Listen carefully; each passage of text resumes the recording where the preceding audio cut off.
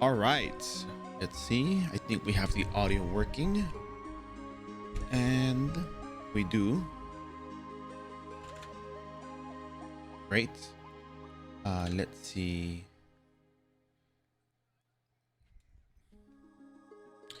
Everything should be good to go. All right, so I'm gonna get notifications up and running, and we're gonna get started shortly. So let's see notifications. We gotta get a bear out.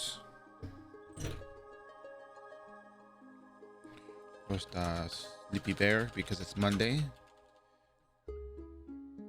We all know that it's hard to wake up on a Monday.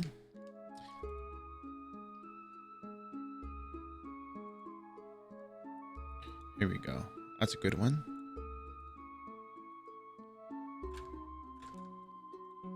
And let's see. We got this right here. We got this right here.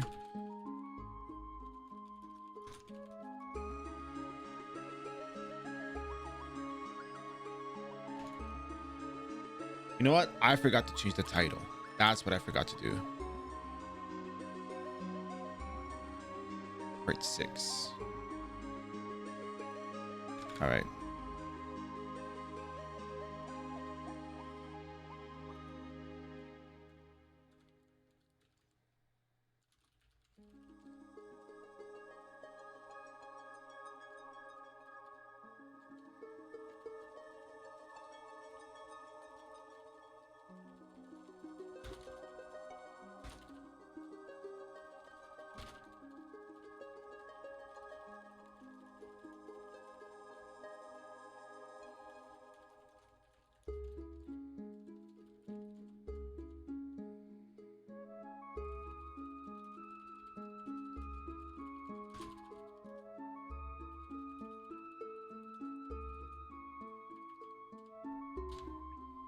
All right. So we got one notification out, and we'll get the rest up and running.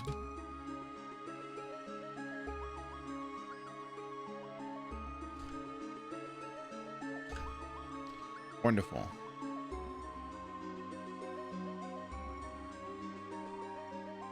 All right, so that said, I think I should log on and probably open up with the stuff we always open up with, because,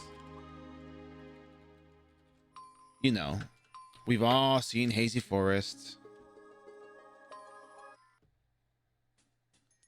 We've all seen... Oh, yeah, by the way, before I forget,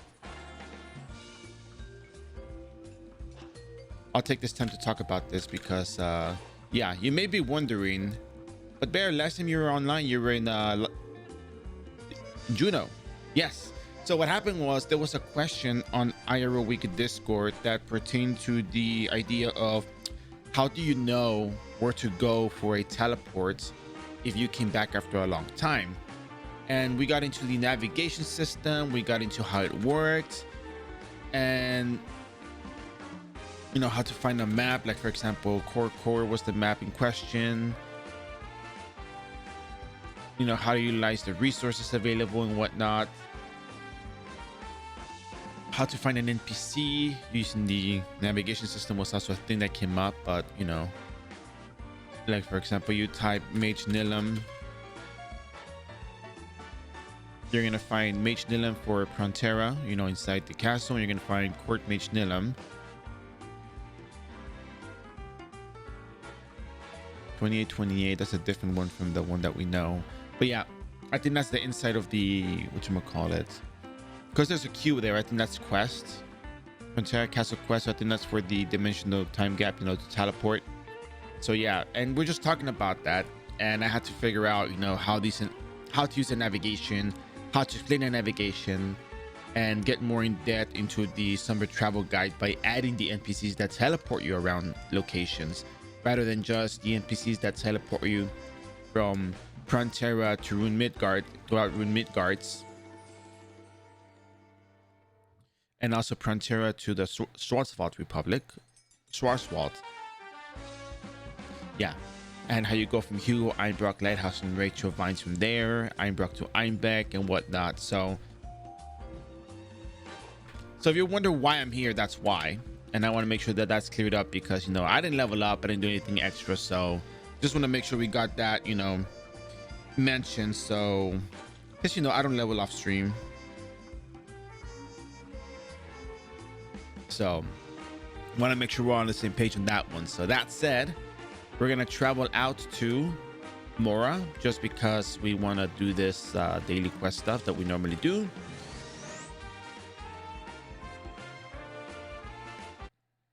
For the Mora coins, we're getting close to level 175, which will make the leveling process a bit easier by adding a couple more quests to our list. So, you know, that's good because the faster we get to 180, the better it is. Because, you know, the point will be, not that the point will be proven, but we have shown a thorough free-to-play approach for Rune Knights, and I think that's, you know, it goes a long way because I really think that Rune Knight is probably one of the easiest classes to go off of.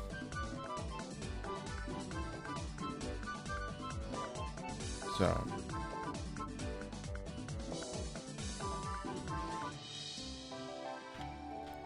that said, we're gonna pick up these quests and we're gonna head on over to Hazy Forest just to do the dragon and whatever kill quest we got. Mantises, okay, that's cool.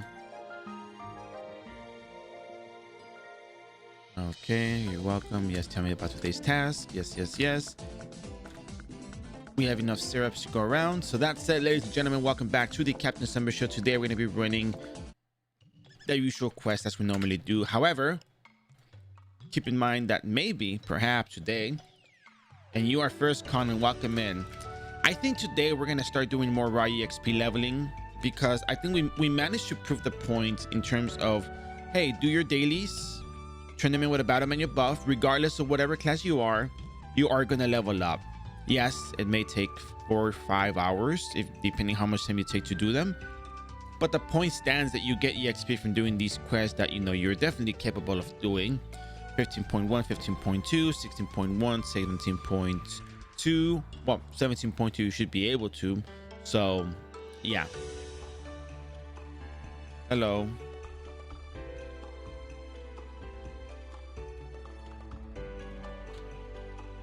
Time to get lost in the forest.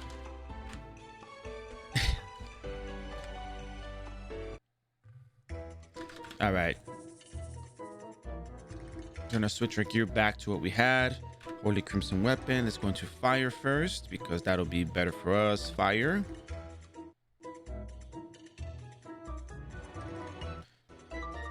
And out, in, out. We gotta kill some mantises while we're at it.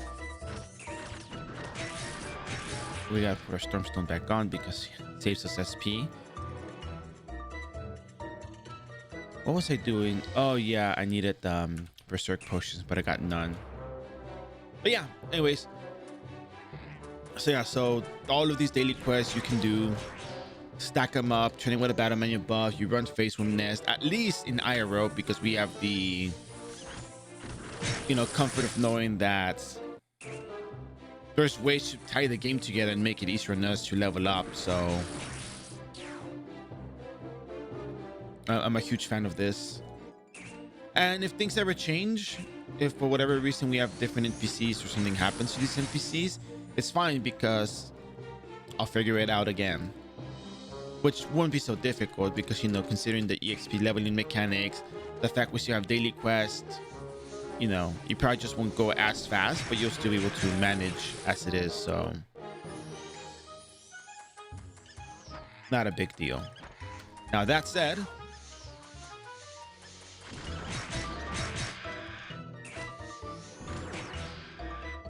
let's keep moving forward because we got some quests to finish. You know what? I forgot who I was even supposed to find.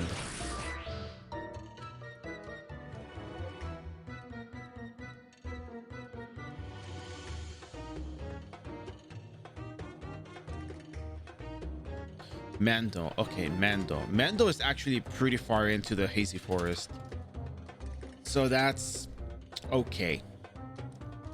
if you look at this map and you go look at the green spots, you'll see Mendo's all the way at the end of the hazy forest.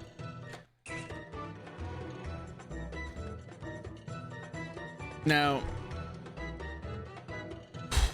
there's a chart that tells you how many coins you get from going to that location. If you go scroll down to the soul guide, you'll see Mendo's at the bottom of the list.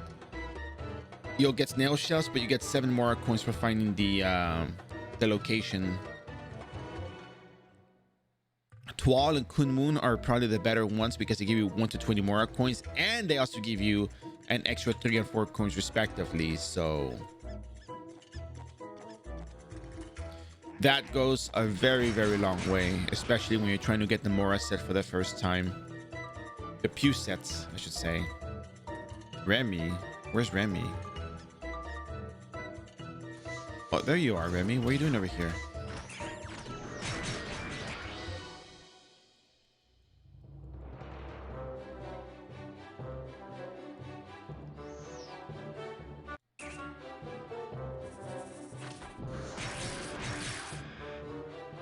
I gotta go back in here. It's Monday. It's Monday. I know I had to go back in there. It's Monday. All right, let's go in here.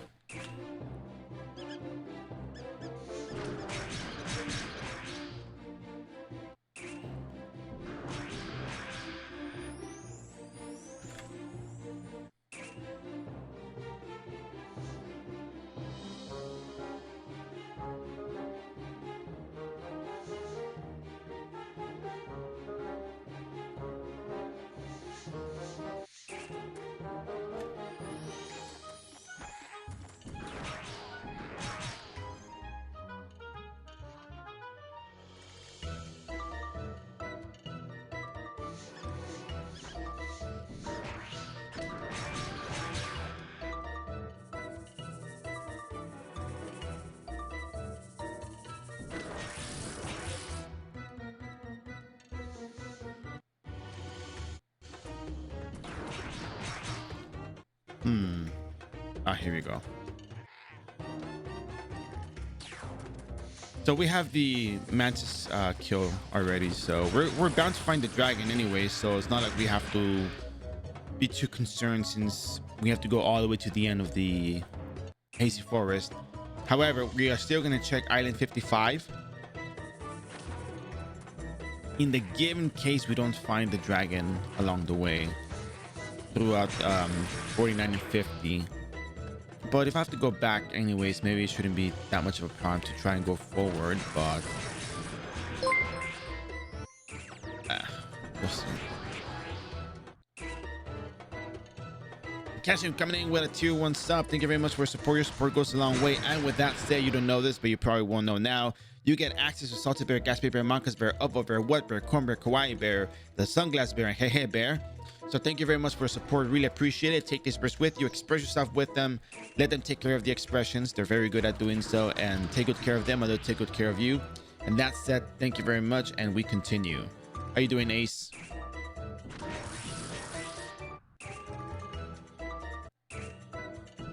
So I'm still in it for the OCAs. Because 900,000 Zenny, it may not sound like it's a lot, but if you sell 3 of them, that's 2.7 million Zenny, which still is probably not a lot to you guys, but for me, that's a lot of syrups. I'm not saying I have an addiction to syrups. It's just that I just really like the syrups, you know. It's like if I can just, you know, chug them, I just chug them. But hey, not because I'm addicted to them, but because I like them. No, I'm just joking. Syrups is a really good healing item. By all means, it's probably one of the best healing items. I know that you will say, hey, but what about the red syrup? You can spam them faster. Yeah, but I'm kind of broke. Kinda. And I don't know if I'm going to spend that much on the red syrup. So there's like 1,000 and they don't heal as much as the white syrup. So yeah.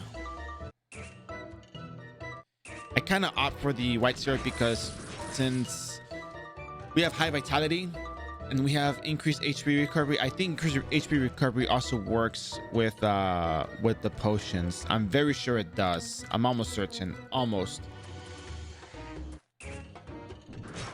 By bear loot dropping. Wait, what?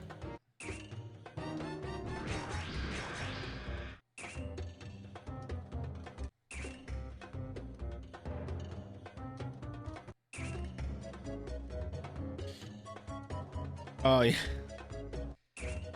So, yeah, level 180, we get new syrups, golden syrups. I think those are made with honey, right? Not like actual honey, I'm just saying because of the they look golden.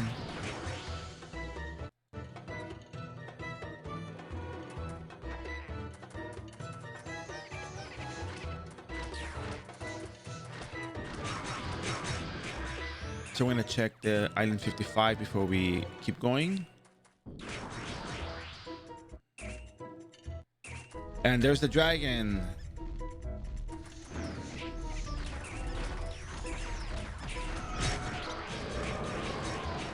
Old purple box.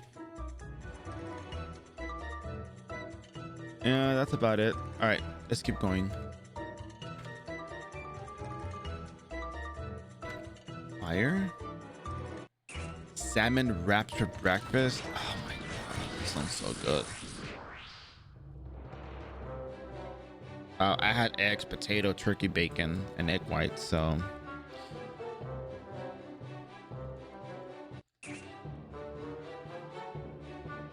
you got it good, man.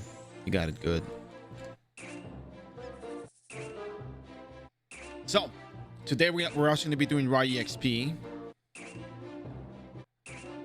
I think it's time we kind of speed this up a little bit. I think the point has been made where you do the daily stack them, turn them in. I don't think there's any argument against that, except for the fact that it may take long.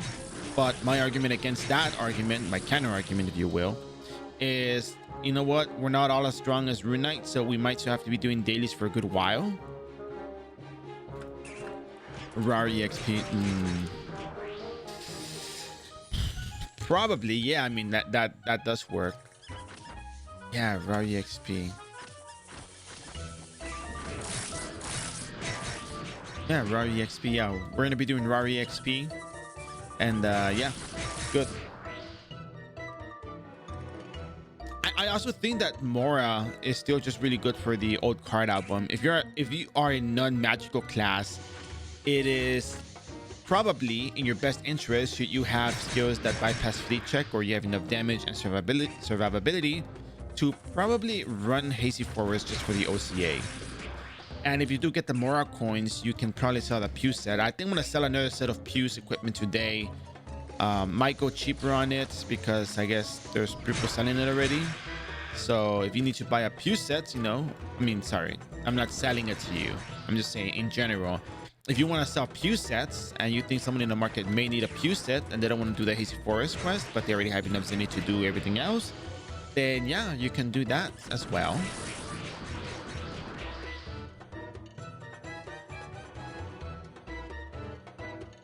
Do the flipper, okay.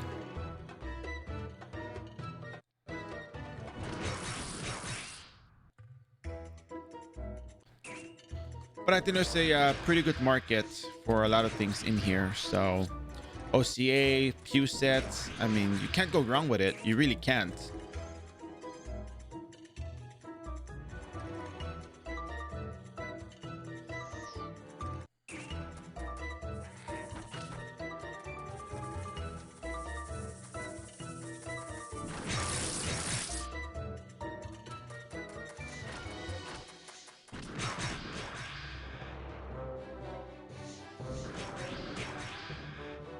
I have to go back over here for Diligent Pumbaa.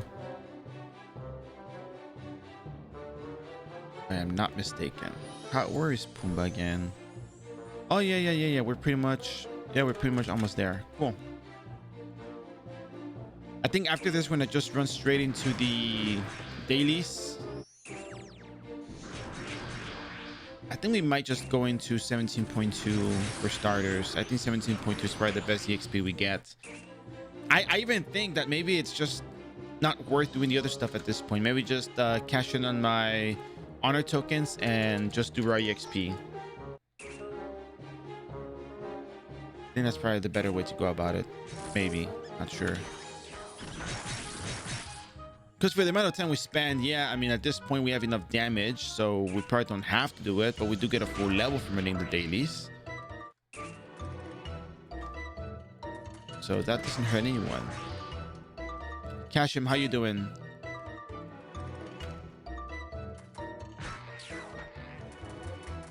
And I think Mendel is in this little island right here.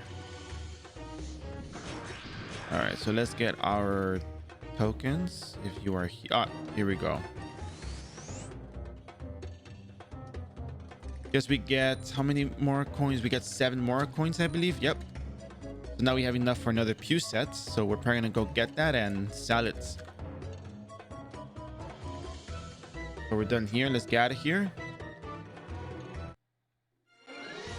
Let's go check the market real quick to see if we should probably go over there now or hold off on it for a bit. I think we have enough runes to get us by for a while as well, so we should probably look into that.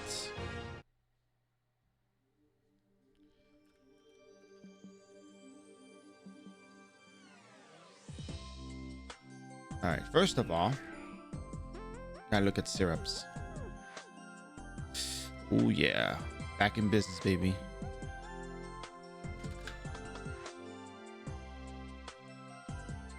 $675 HP, which you can spam, but I don't have to spam. I defeat the monsters fast enough to not have to do that, so yeah. Right.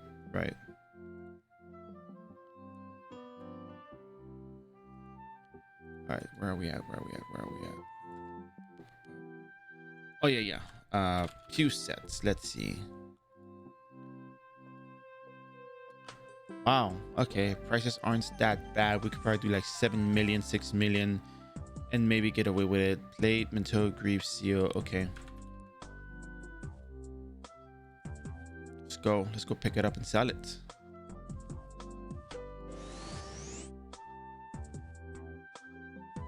Now stay on white syrups forever to level 200. Oh, of course not. Yeah, no, golden syrups are really good. Those are worth the price. Those are definitely worth the price. No arguing that.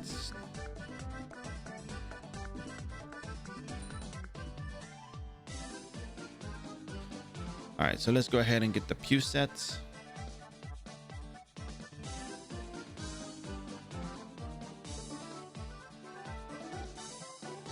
Fuse Greaves.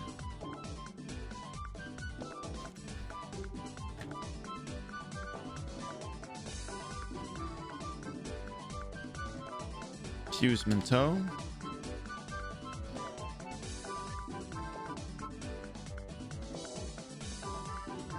Fuse Seal.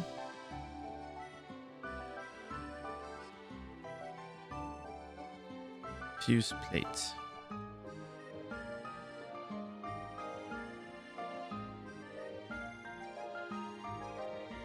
Right, got another set. Let's go to town and sell it.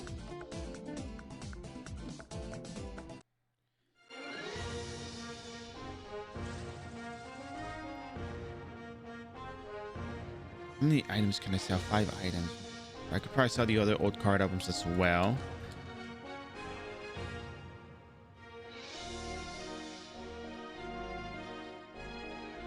Cool. I probably could, but there's somebody selling for 9 million Zenny, and they're selling the other ones as well. I want to give them an excuse to buy my whole thing. I don't want to be left with a, you know, I don't want to be left with any of these things. I'd rather go like 7, not get undercut as fast. I'm pretty sure people will undercut that, no problem.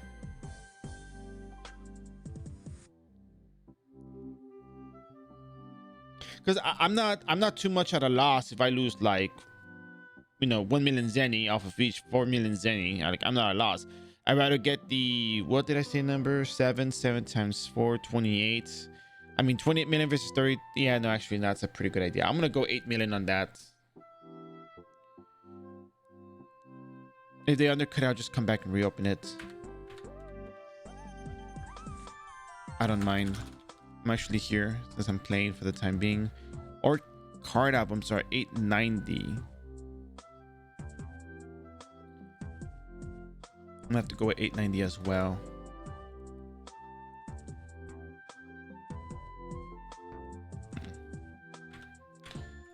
All right.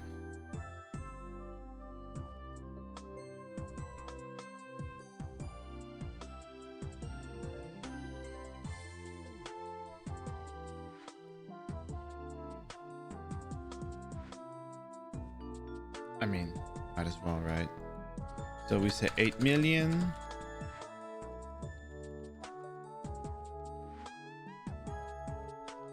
I mean, few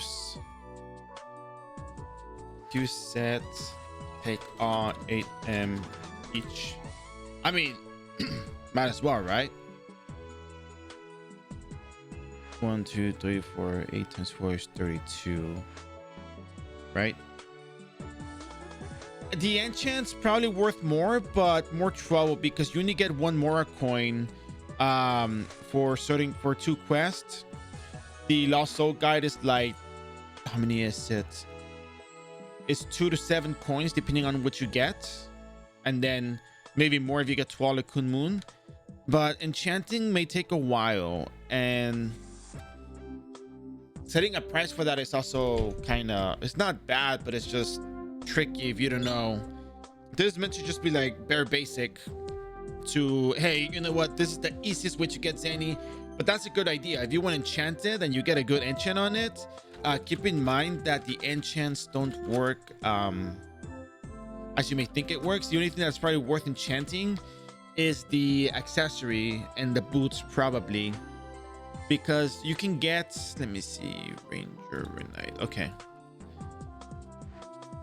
you can get SP enchants on the accessories, on the accessory, but the other stuff has to be refined to +9 to get the strength enchant for the greaves, or strength enchant on the mantle has to be +9.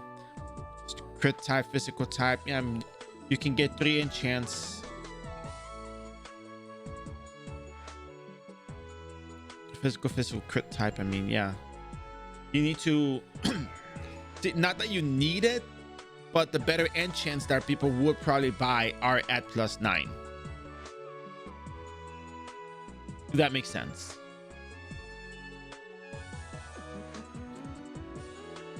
It's probably not worth the trouble as well. It's just better to just sell it and get over with.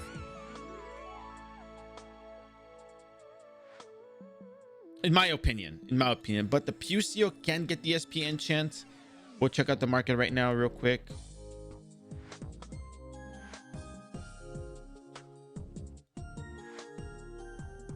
Oh yeah.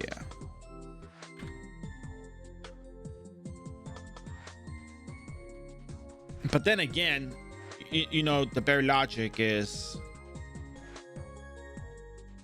okay, that's mine. I was like, 8 million Zenny for this? I was like, hold on a second, that's mine. 9 million Zenny, no enchants. 12 million Zenny, no enchants. 12 million Zenny with a, I mean, 12 million SP for, I mean, 12 million SP. 12 million Zenny for 100 SP versus just getting it without the SP. I mean, 100 SP, yes, I know when you got both Black Ribbon and the other thing, it's more, you know, more wind cutters that you can pull off, but I don't know. It's a bit of a it's a lot of RNG. Like, for example, this one's selling for 100 million Zenny. It's got both SP 100 and SP 150, which I think are the good ones. This one has SP 100, SP 150 for 36 million Zenny. Like, would I pay this much Zenny for this? Honestly, probably not. Again, it's not against the seller, it's not against anyone. I want to make sure it's established. My personal opinion is enchants are great and all, but if you have enough damage as it is, spending this much Zenny for that much of a, you know, marginal boost is probably not worth the Zenny, whereas you can probably do better with, I don't know, syrups.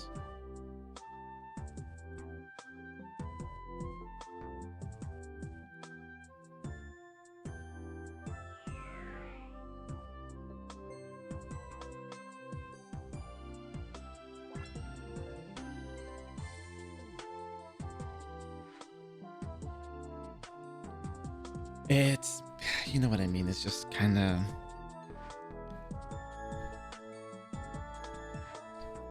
you get so much more SP from the syrups with that Zenny than the, you know, than the enchant. But, big bear but, there are people who do pay for that kind of stuff. It's a bit of a gamble. You could sell the deal for it, the seal for 8 million Zenny, then buy one with the SP enchant for 4 million Zenny extra. You could buy this seal. You could buy the seal for 8 million Zenny, then buy the one with the SP enchant for 4 million extra. I mean, yeah, you could, but 4 million Zenny worth of syrups. I know. You know what I mean.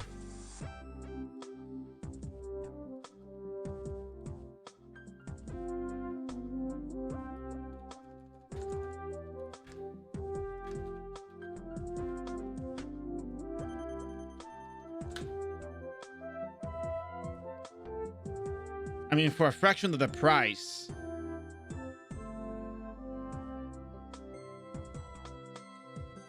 You know, like, again, it's just my perspective on the Zenny spent. You could sell this deal for with 4 million Zenny. Yeah. If you have 12 million Zenny, for example, then you could just buy, you know, 3 times the amount. Now, unless the SP increase your damage, then that's a bit of a different story. Then you have to like kind of gauge, you know, what you want out of it. So, which I think is the most exciting part about iRO. It's just not, there's just no one way to go about it.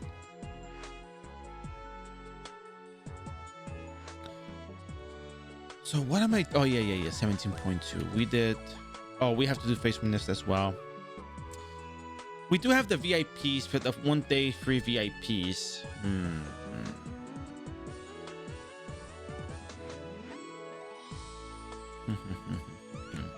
Let's go do 17.2 first before we do anything else, just to get the ball rolling. Not get too distracted. But yeah, I mean, that's just my take. With that one, Zenny syrups are probably just the better choice for me.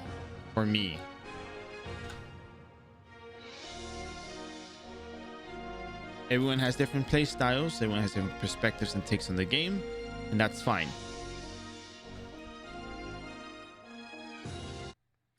Whatever gets me leveled is all I want. So stats, we have a lot of stats pending. We're 9 levels away from doing the Einbeck dungeon dailies.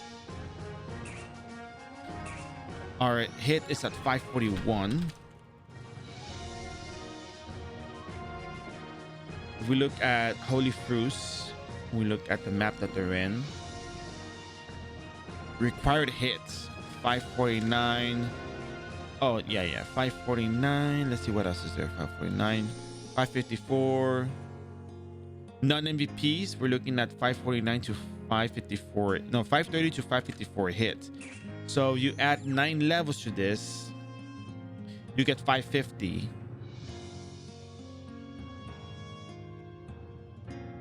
Yeah, you add 9 levels to this, you get 550. You'll still be off by 4. So we're gonna add 4 more hits. 1, 2, 3, 4. Cool. Now, by the time we get to level 180, we have enough hit for the monsters in Odin dungeon. Which, will it be sufficient? I don't know. That is just a hit. Yeah, I'm talking Odin 4.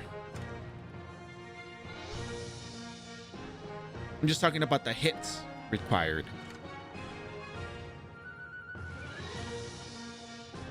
I can't get holy armor because I mean I could probably get holy armor, but I need to see how it's gonna go first. I think the one way to go about this would probably very likely be Hunterfly cards in the Crimson Weapon Shadow. Or at least Crimson Weapon, not Crimson. You could probably get a I know, don't tell me, I know. Hypocrisy Edge with Hunterfly. And sufficient as HP Leech would probably get the job done. Because what they do is they do the critical wounds. There's also another, actually I do have an idea for what to do versus the holy element damage, but I don't know if it's gonna work the way I want it to. It should, but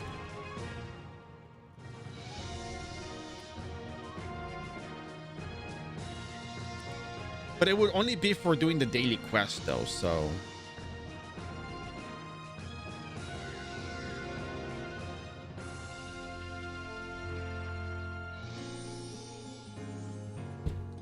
man, this is gonna be so good. It's gonna be really, really good.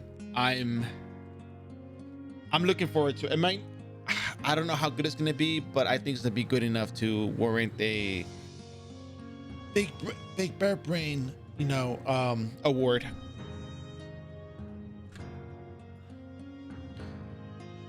I think if you have 100 luck, you don't get cursed. Why doesn't the armor have a slot? It doesn't have a slot. It does not.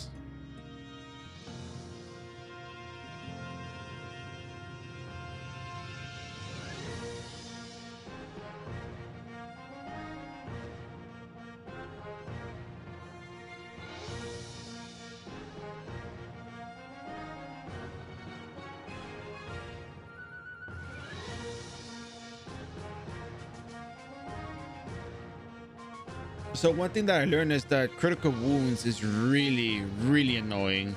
And the better way to go about it is getting percent heal items, not like syrups.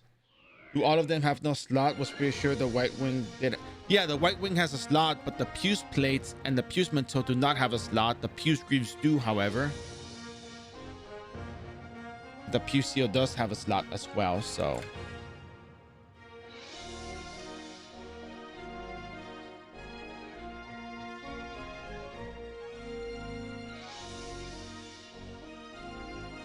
So it doesn't have a slot, but there's a way. There's a way because the big bear brain waves are. The neurons are firing right now, and let me tell you, if it works the way I think it works, you're gonna love this. Which, yeah, I mean, some people may argue, well, you know what, that's a bit much, Bear, but at the same time, it's a solution.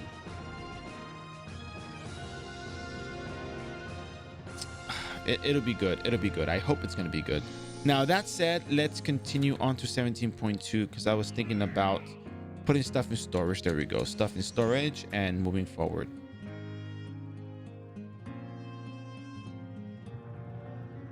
I still have to finish that quest for the more research tools. I never finished it.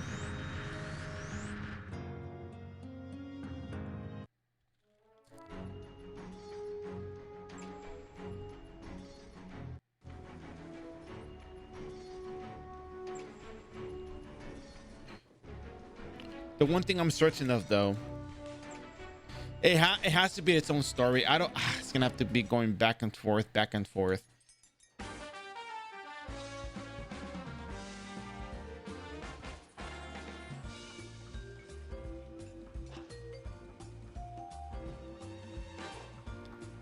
I guess if I went in all on luck from here on forward, it wouldn't be bad.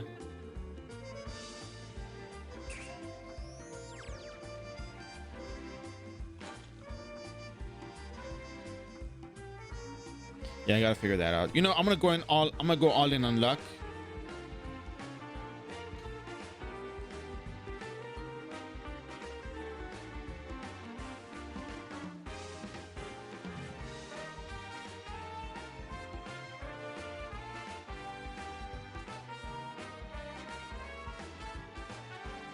Every point of luck provides -1% chance of curse being inflicted. So we're gonna go with that. I think it's the most logical choice.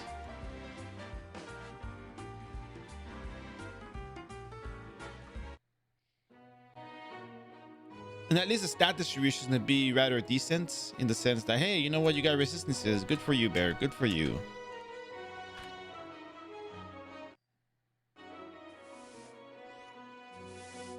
Hello, familia.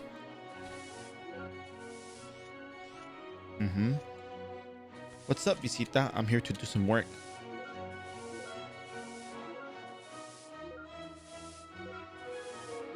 Oh, you know what? I remember now. I remember the costume goggles.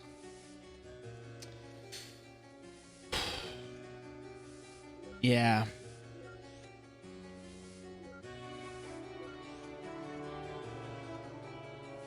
After 17.2. We're already here. No harm in, you know, sticking to the task at hand.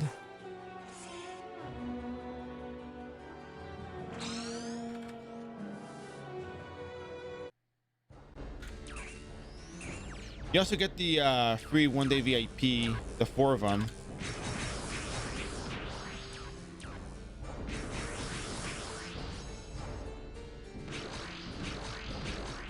So don't forget you have that if you want to use it.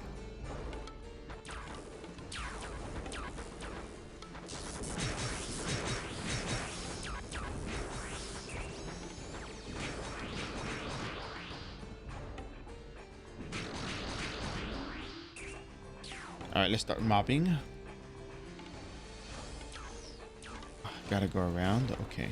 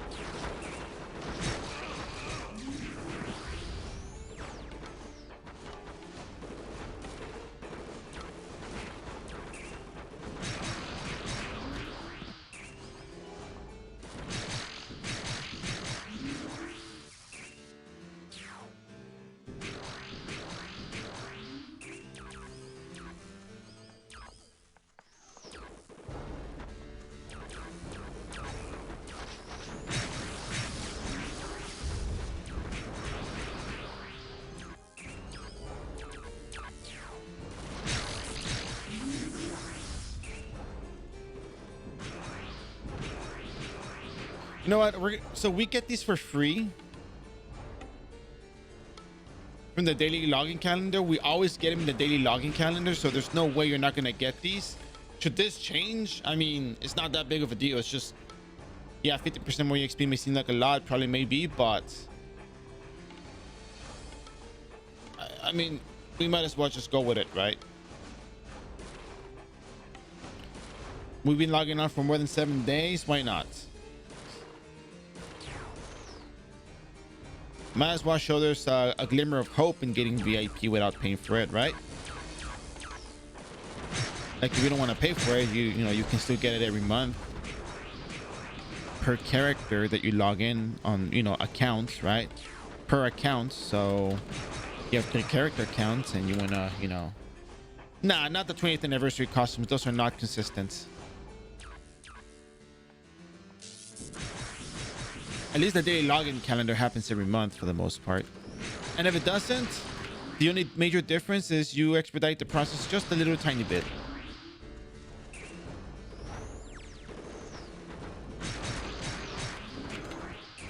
But you can use it. Like if you have the 20th anniversary costume, you use it.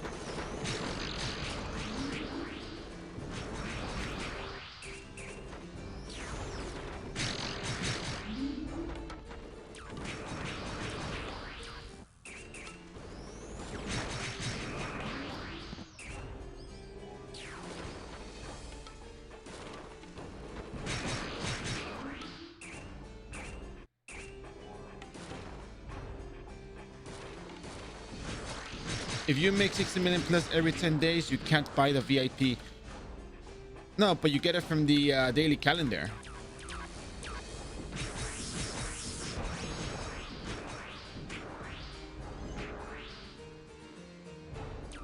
Oh, I think you said can't. I'm like, huh, but wait, like even if you can't buy, you get it from the calendar. Yeah. And besides, 10 days, if you get a good card drop early on and you get VIP, that's probably the better thing you can buy besides syrups.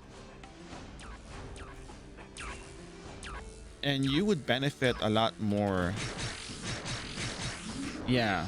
Because the VIP also gives you the token of Siegfried and the plus 7 all stats from pre-mod buffer, which you guys know my take on, you know, the plus 7 all stats. Like, it's not that big of a deal. It helps a little bit, but it's not like make or break on the character. It's just help, assistance, a little bit of assistance. So if you can get it, by all means, go get it. But just don't think that you have to have VIP to, you know, do these things.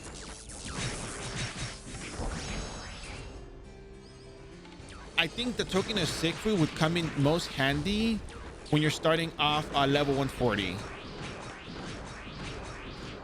The face from Nest. I think it's account specific. So we got the daily login here, right?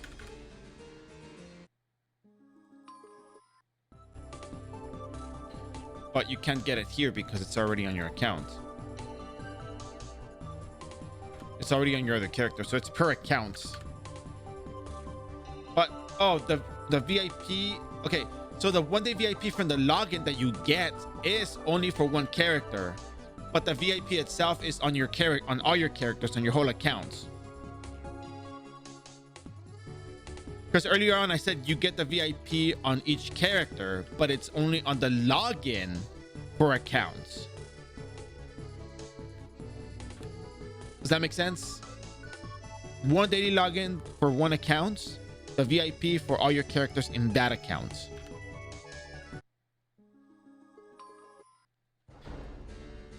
Okay, cool.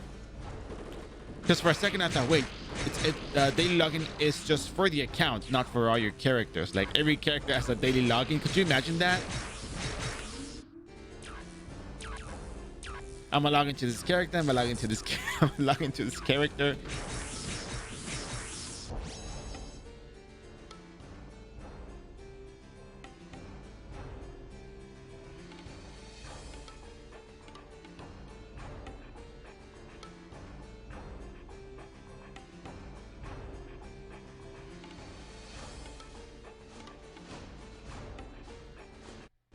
Yeah, I think it's fine that you can't trade them. I think it's fine because could you imagine people making multiple accounts just to sell them? I mean, that would be a bit much, no?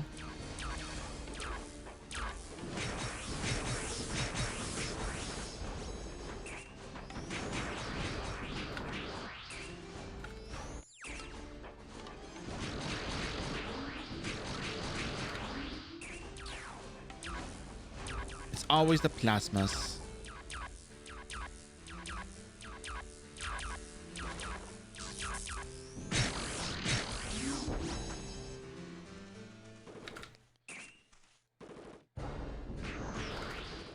Man, I really can't wait to get to level 180. I think we're gonna just grind it out today.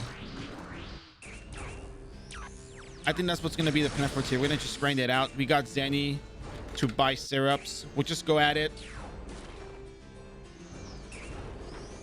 Because, man, the thing I'm about to show you later on. Omu, thanks for the follow. Hope you're enjoying the stream. The thing I'm going to show you later on is a certified bear classic.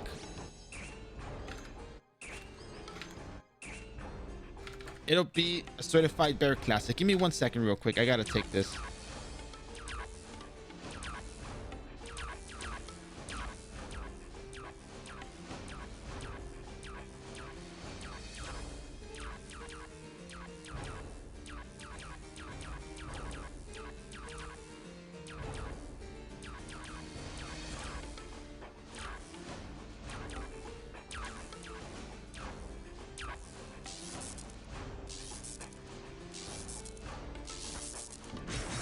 I'm gonna keep teleporting while I am. Make me. Oh, that's wonderful.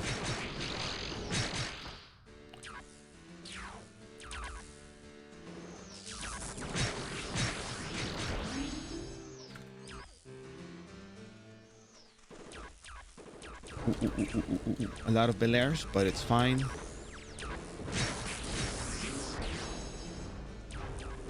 Put them up. There we go. Easy. Made you download it again. So you used to play a long time ago, I take it?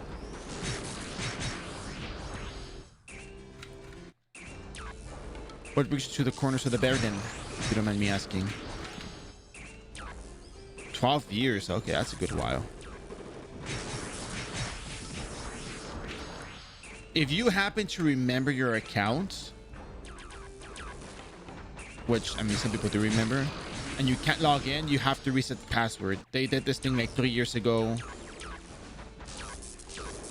So you gotta reset your password in case you can't log in. All right, Unleash Plasma complete. Let's get out of here. Let's move on to the next location. Put a little quick check. We got Belairs here. We got the Pain Mana Dicta Dolor. Yeah, all complete. Let's switch to Holy Crimson right here. Try to remember. All right, cool.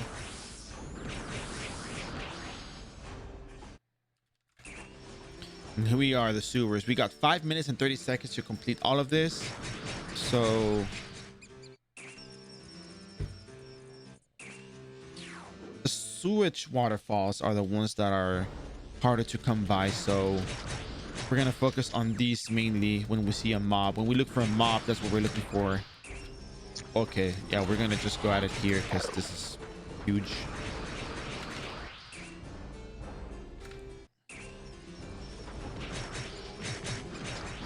Oh, weapon. We got a Qatar. I think that's the Sin weapon, right?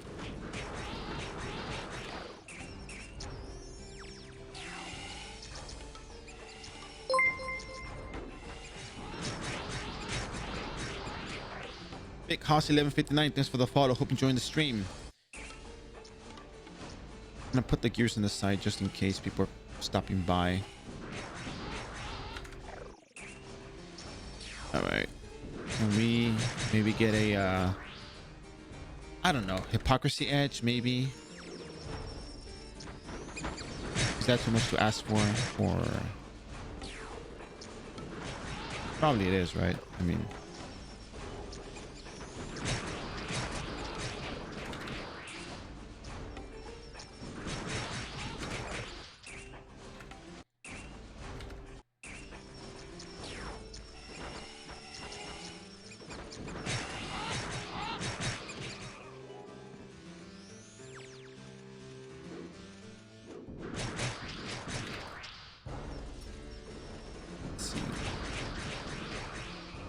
oh, and of course, if you know, you download, I don't know where you're downloading from. If you're gonna download, be sure to download it from the Warp Portal website, not the Steam clients. People have had multiple issues with the Steam clients, and if you happen to have problems with the download, the client when you open it or whatever, let me know. We can get you some help to solve the problem.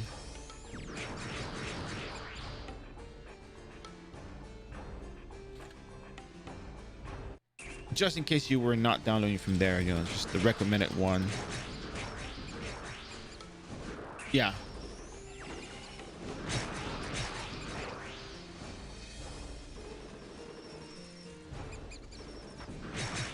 And of course, and I say this to everyone who stops by, starts new, if you have questions, comments, concerns, leveling, feel free to ask.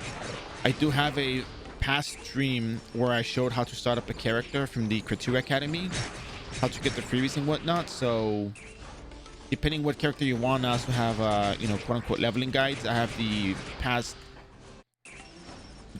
booster leveling videos, which the only main difference is that you are just going to be doing eating group equipment quests for armors and weapons, and you'll probably need to, you know, make a little bit of zenny for your syrups just for using your skills, but it's not a problem. You make enough raw loot zenny to buy syrups anyway, so make sure we get all of this stuff done, because our goal is always to complete power plant and sewer within 15 minutes, both of them. And it would suck to have to use another rune, which we won't. Yeah. In fact,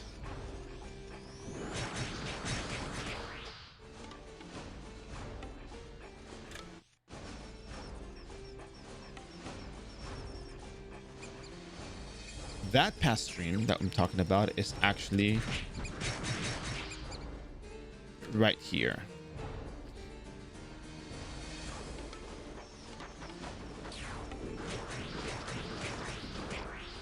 $35 out of 44. 1 minute and 9 seconds left. I left one alive by accident because it came up after I attacked the other one.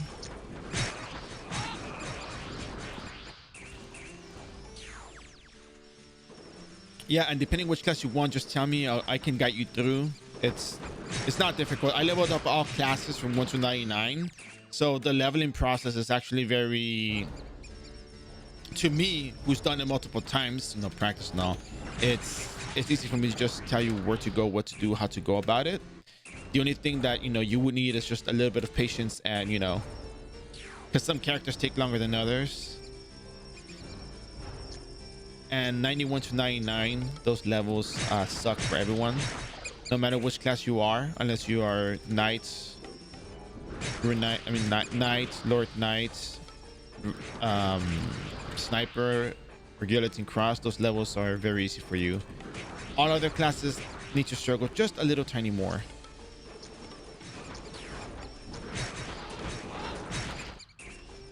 Still didn't finish the switch venoms.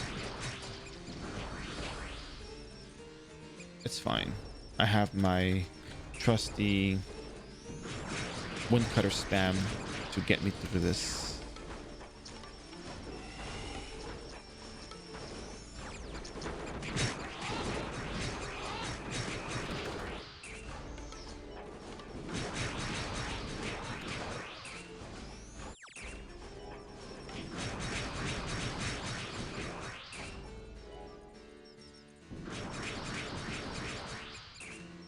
Unfortunately, silence is from you.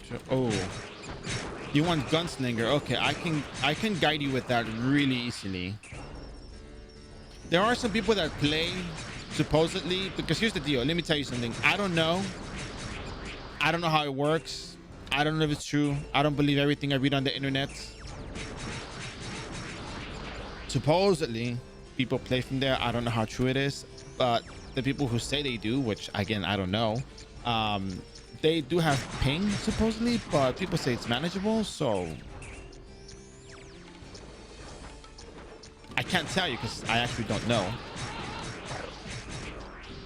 I'm just telling you the stuff that I read on chat, and you know.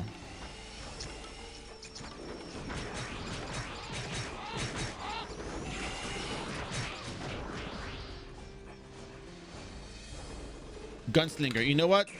The Gunslinger job change quest is a bit different. You don't do it at the academy, but I got you covered because I also happen to have the quest shown in completion. The only thing that you need to take from this video, by the way, the one that I just posted, the only thing you got to take from that is how to do the academy to get the freebies. The job change, I'll explain to you in just a bit. It's actually really, really easy. As long as you get the freebies from the Couture Academy and the Eating Group, you're going to be set. It'll be so easy for you to level up. Gunslinger also has it easy right after night because you don't have to rebirth. There will be a bit of a drawback.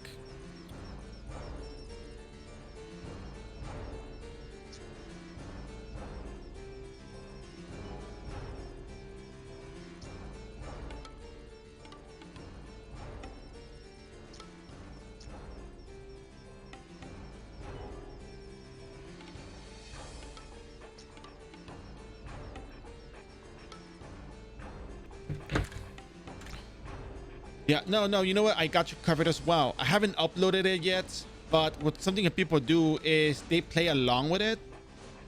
Not, you know what? I'll do you this one. just because Gunslinger is one and it's not so difficult to. Let me go into my dashboard over here real quick. Not log out. I don't say VIP doing this, but I don't want to die there. Highlights, series finale, booster rogue, blacksmith, sage, mechanic, priest, ninja, taekwondo master. Oh, my absolute favorites. Rebellion in 7 hours. Yes. Exports.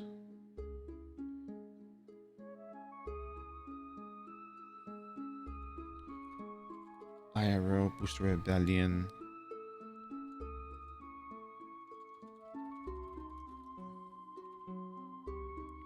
Booster guide.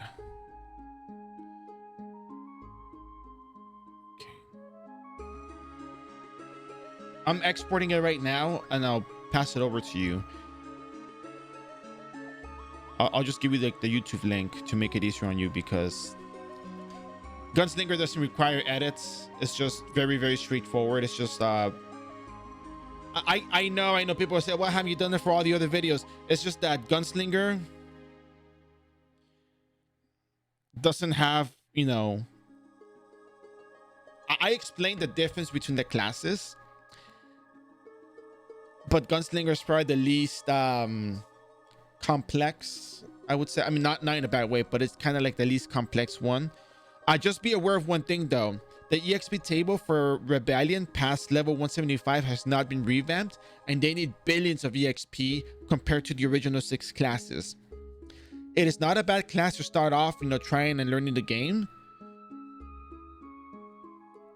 Round trip does not scale with your base level. Wait, wait, hold on a second. Let me make sure I get that. Let me make sure I make that statement correct. Round trip. Yeah, it's only one. It's only okay. Cool. It doesn't scale with your base level, so that's one thing to consider. While others other character skills do, but you can definitely get to 100. You can definitely farm up a little bit. You can definitely cover the episodic content. So I think you'll be fine. I think you'll definitely be fine. So anyways, let me go over here real quick.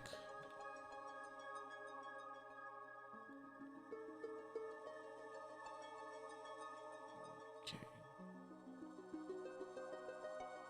Oh, that's right. I am not.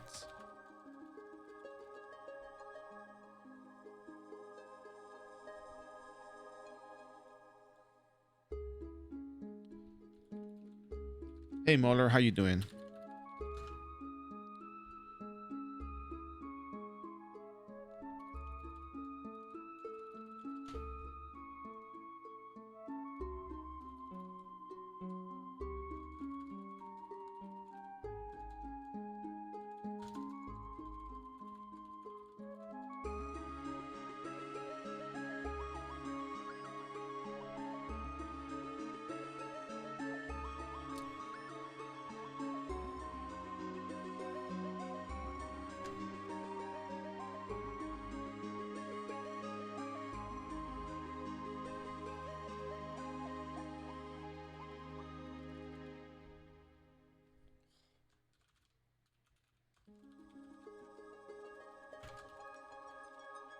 I do not know, actually.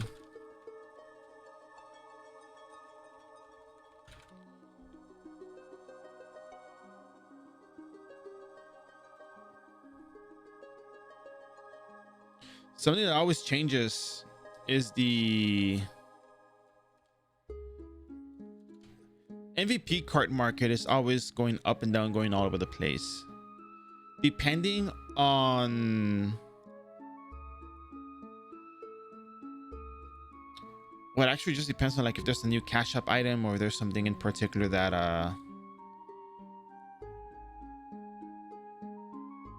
okay, it's still processing. Okay, cool. Gunslinger video still processing, so but yeah.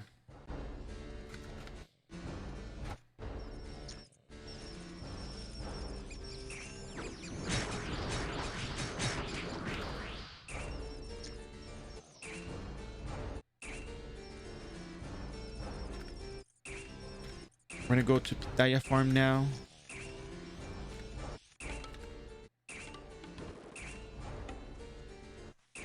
If we can just get a teleport over here on the left side. Okay, that's good enough.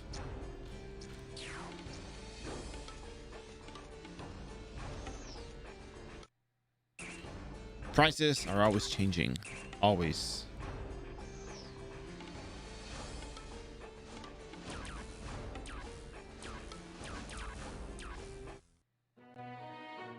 All right, so we're done with these quests. We're out of here. Let's go to the library now because we can.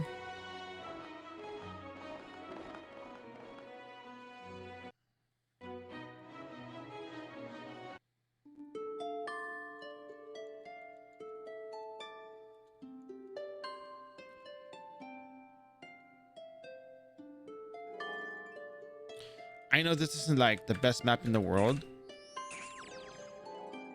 but I really like the design either way. I mean, it's an amazing map. Don't get me wrong. What I'm saying is, I know we only come here for like 2 quests and we're done with it, but and I know it kind of looks like it feels like the Thanatos tower map as well, but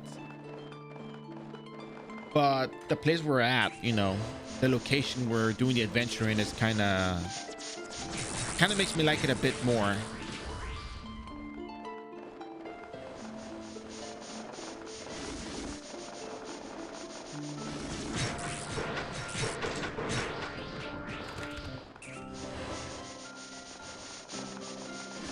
We're gonna do this without runes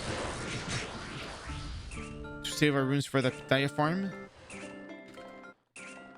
I don't think we need runes for the bathhouse at this point. The bathhouse is not exactly the greatest EXP now that we're, you know, this high of a level.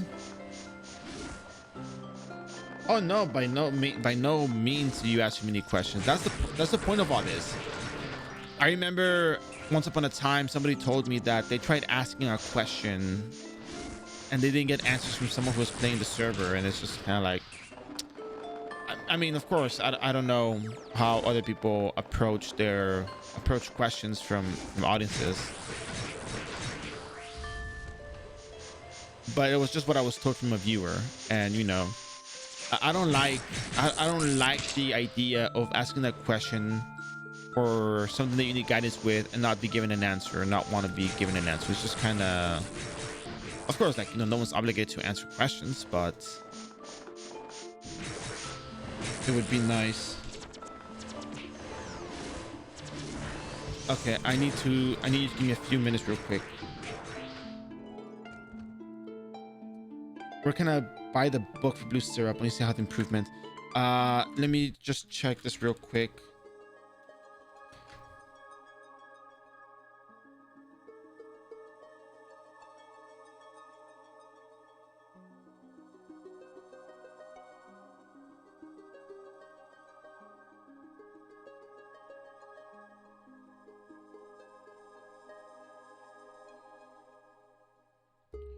Let me see, blue syrup. The blue syrup.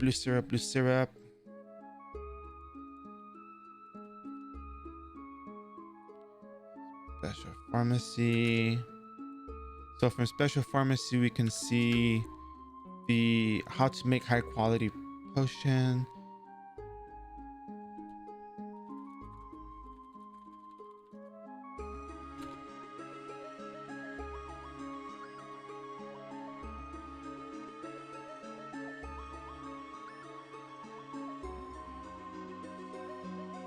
You go to the Alchemist Union, I think. It's gotta be at the Alchemist Union.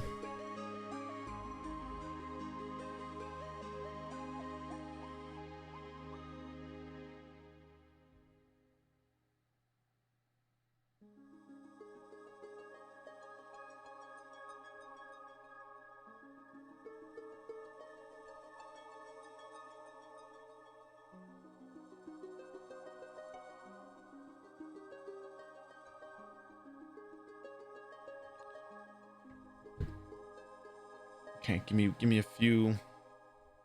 But the name doesn't match. Do the contents of the book match? 1 second, please. .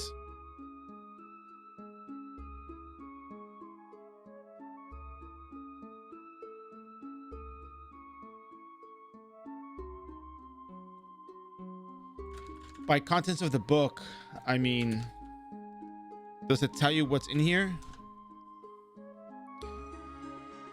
Oh, I can do both. I can do both. Okay, that was... No, it doesn't tell me. Okay, that's interesting. All right, give me a few minutes.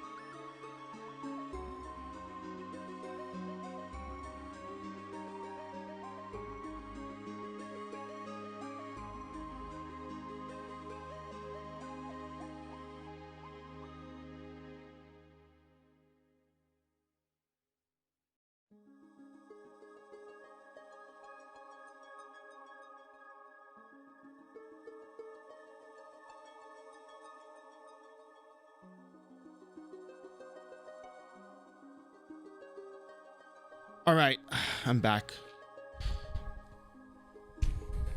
The swipe to play. I mean, swipe to play is still going to be the same thing as, you know, the free to play approach.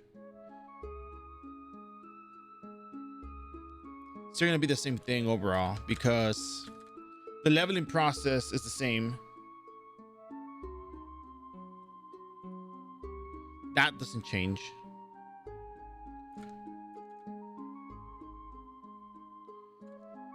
So yeah, you go a bit faster, but it's not really.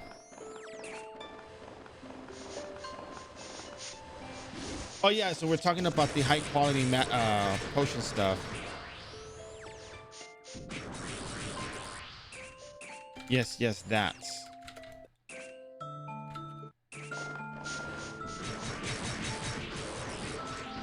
I think I got both kill counts, right? All right.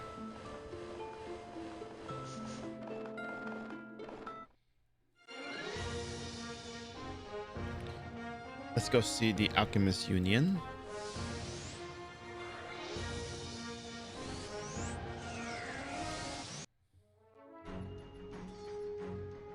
Oh, right, because because I'm on VIP now for the 1 day.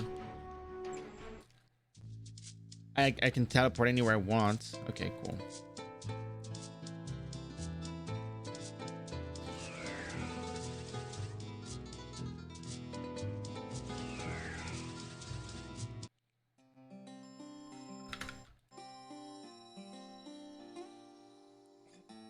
I'm invested in figuring this out.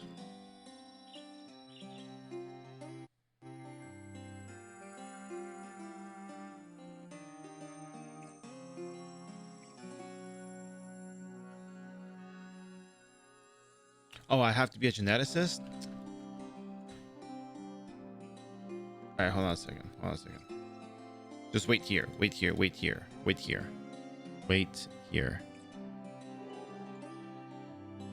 Just wait. Gravity error? I thought the WAC X9 was supposed to solve our problems.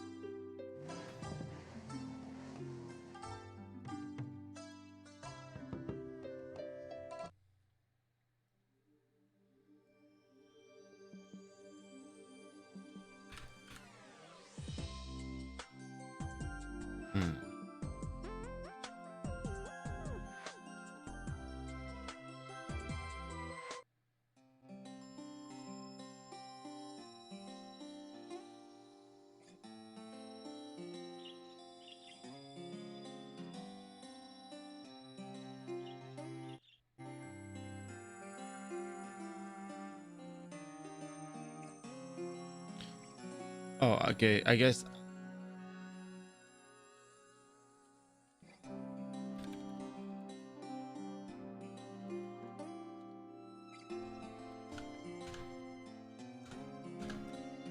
Yep, there we go. How to make superior craft potions. Blue herb activator and reach blue potion server. There you go. Are you you're Dylan? Okay, here you go.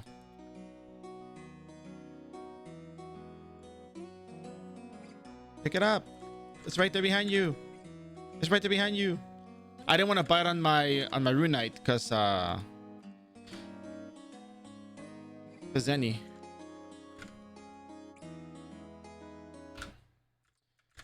But yeah, there we go. Now you know which one it is as well.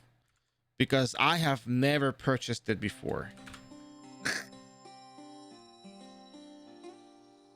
All right, I'm out of here. Peace out.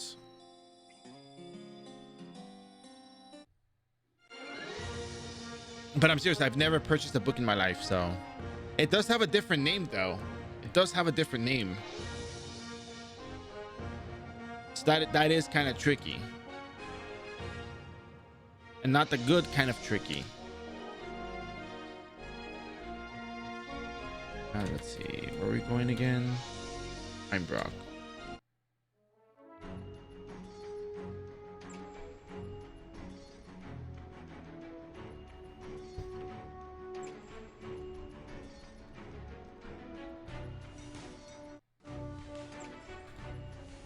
All right, this was Bear. I'm out. So yeah, we're gonna just continue doing the daily quest. We're probably gonna going for the raw exp today because we got the VIP from the 7-day login, which I think is worth showing, that even if you don't have the VIP, you're still gonna be doing the same thing regardless. So it's not like oh my goodness, Bear. No.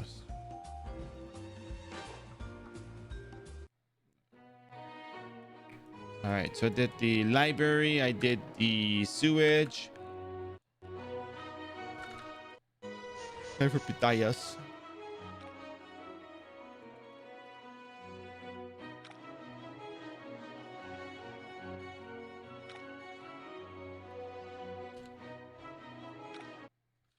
You're welcome. You're welcome. All right, so we had a thing going on over here. Let me just make sure where are we at with this right here. Processing to HD, 14 hours left. To make external links clickable, not lickable. Oh my god. To make external links clickable, you have to complete a one-time verification. I tried doing that verification on YouTube. It didn't let me. I was like, yes, I am Bear, and yeah, it didn't work out. So let me see. Please. Processing video. I guess we have 7 hours left. Oh my god, no wonder they didn't do it. Yeah, video's still being processed. So you know what, let me just give you the VOD. Omu, I think it was.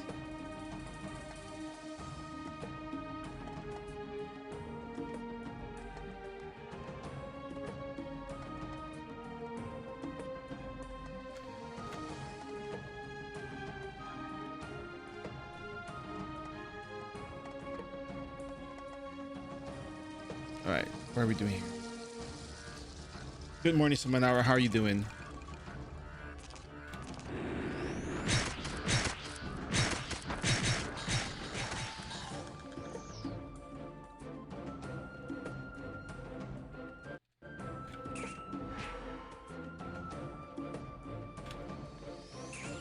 I'm doing fine.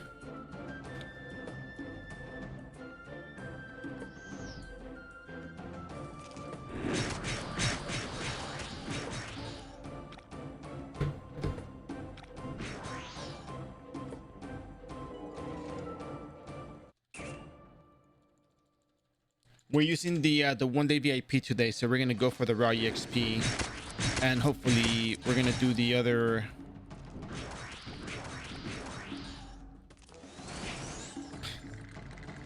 We're gonna be doing the other. Whatchamacallit? If we get to 175, we can do the other daily quest as well. So that's good for us.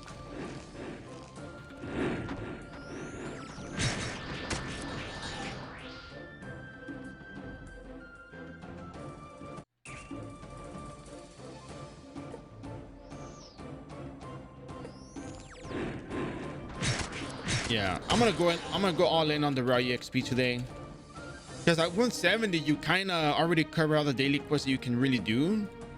So it's just a matter of just like you are gonna repeat them, or if you have there's any made from cards or whatever, you can just go do raw EXP with only the Stormstone, not needing the black ribbon. If you do happen to have the black ribbon, then yeah, you can use it if you like.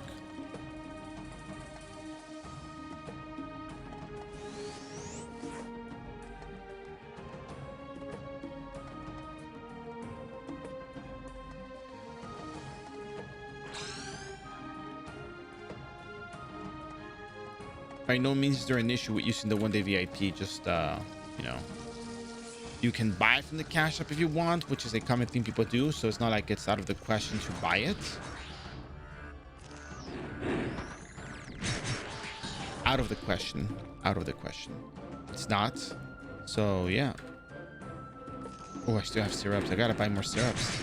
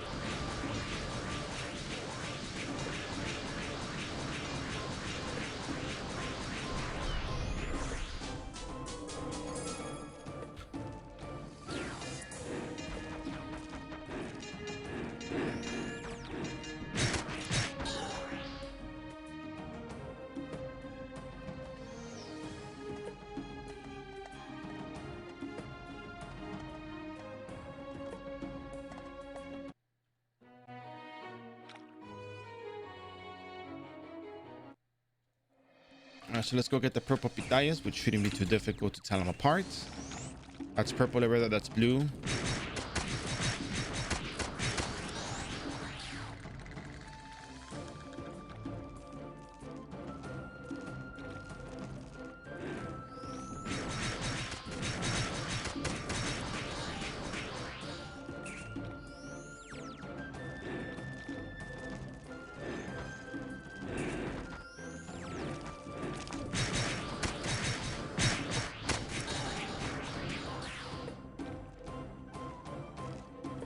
How's everyone doing today?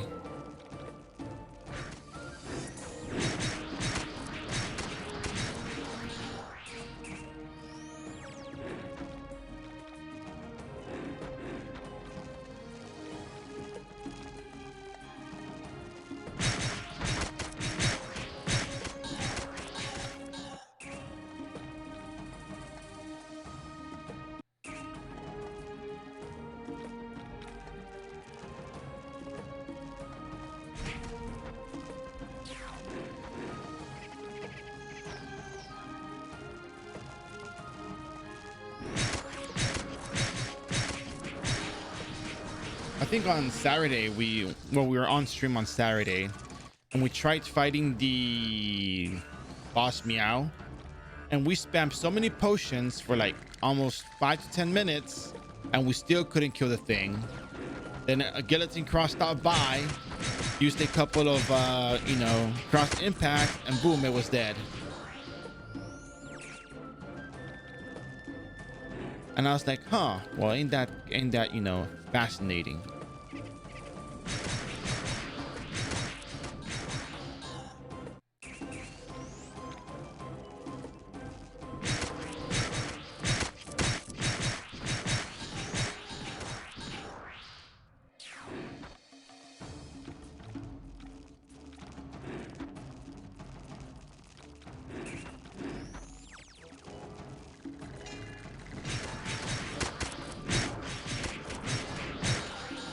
Whoa, whoa, whoa, whoa, whoa, whoa, whoa, whoa, whoa. I had 73 HP left. I don't know who saw that, but I just looked at the video on my laptop and it said 73 HP.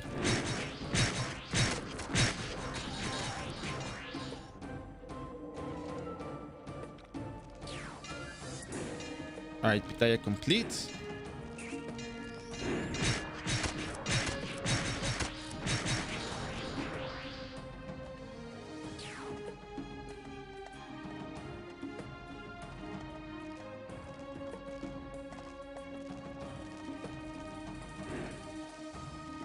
Let's go to all of the other places we have left and we can move on.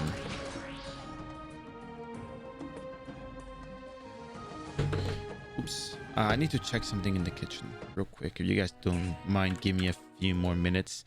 BRB. Super fast. Thank you.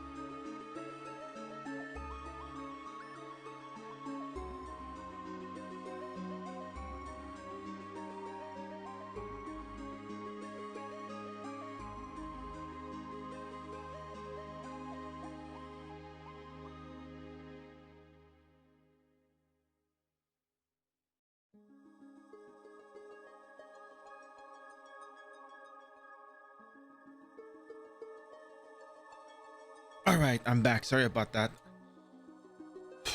Yeah, so Omu, it's hard to navigate through the VOD, but once it's up on YouTube, I'll ping you. I think it doesn't always take 7 hours. I think it might take less, but once it's done, I'll let you know. I got stuck in dialogue doing the question yesterday. I was getting attacked by a robot, had to force quit art to not die, came back. I had something like 34 HP. Wow.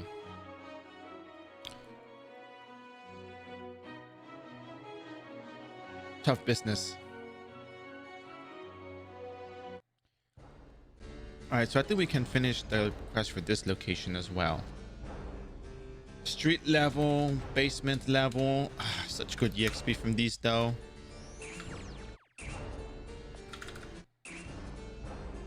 I can't emphasize how good the EXP gets when you do these quests.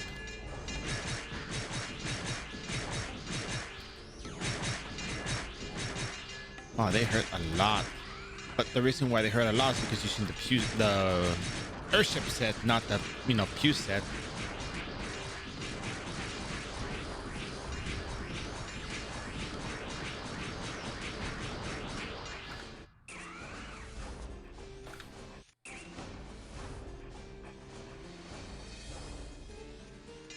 Ooh, 3 or 4 of them. Nice.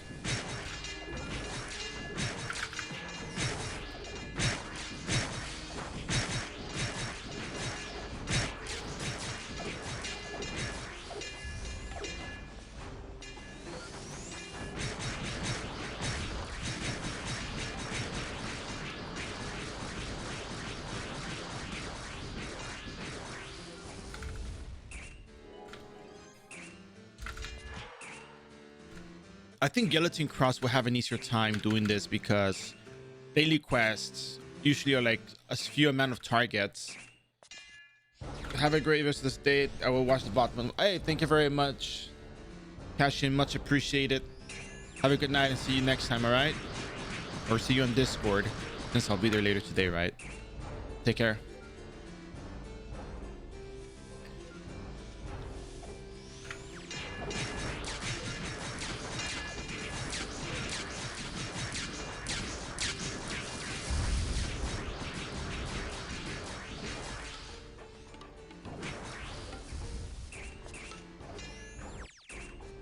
I shouldn't get too distracted by the robots. I should just get the mobs that I'm here for and move on.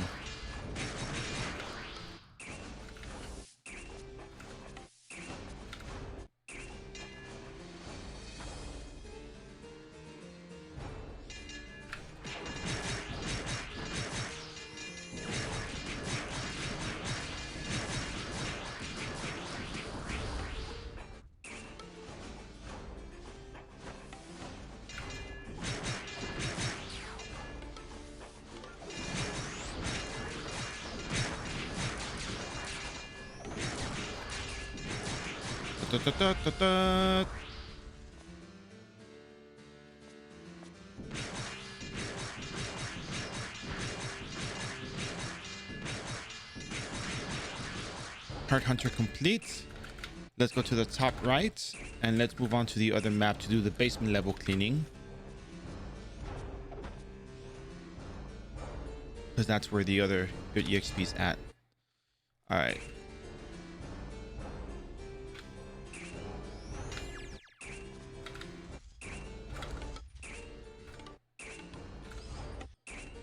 Beta item keeper.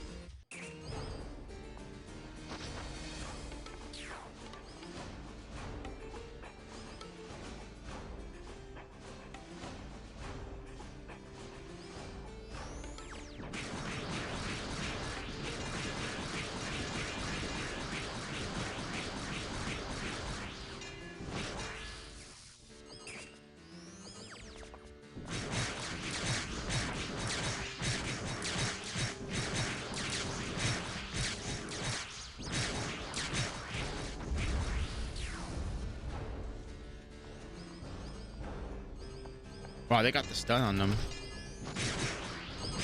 Hurts.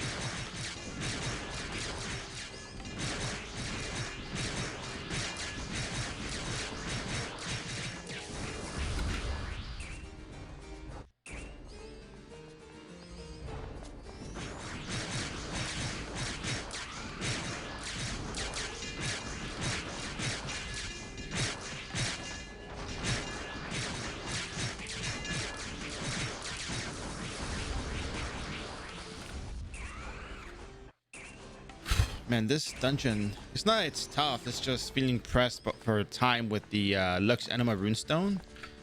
Oh, great. I gotta get it. I think I'm gonna die here. I'm gonna risk it for the biscuit, but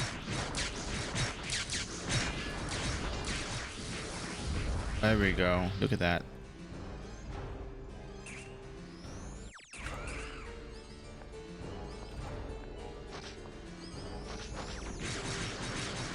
I think Hunterfly cards may be my item of choice, my card of choice for the Hypocrisy Edge. I'm almost convinced it's going to be one of the better cards. I think just because of the... What is that place called again? Odin Temple.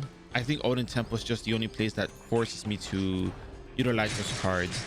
Probably don't have to, but I think it works really well because of the debuff you get over there with the critical wounds.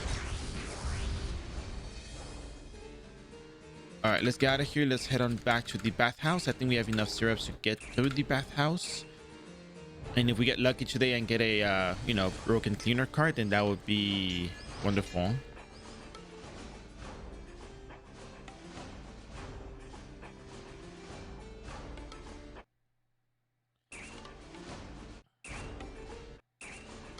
Here we go. Gotta go up here and back to the front.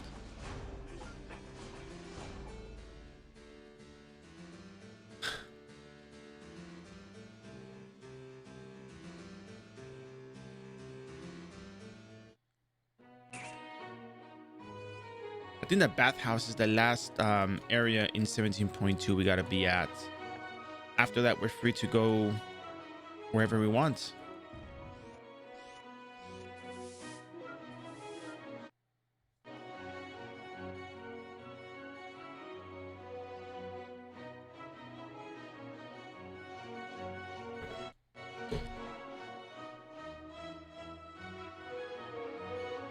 One minute and whatever seconds left we got.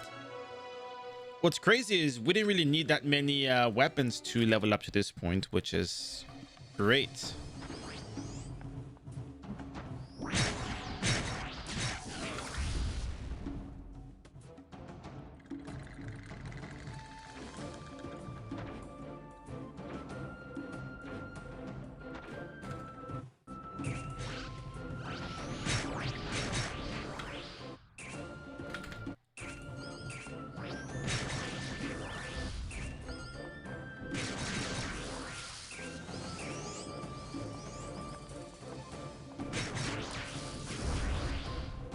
But like I said, I mean, it's just this daily is not really all that much for the EXP more than it is for the cards. If you get a card, wonderful.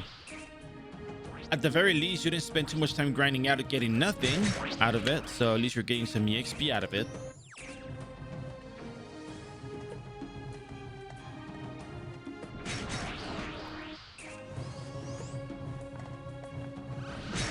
But again, if you got the card, it would be so much better, right?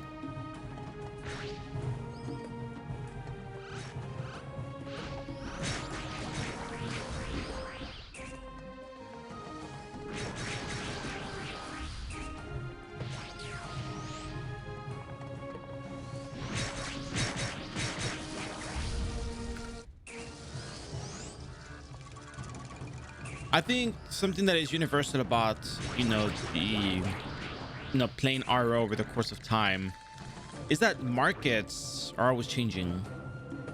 There's not always just one market all the time. It changes.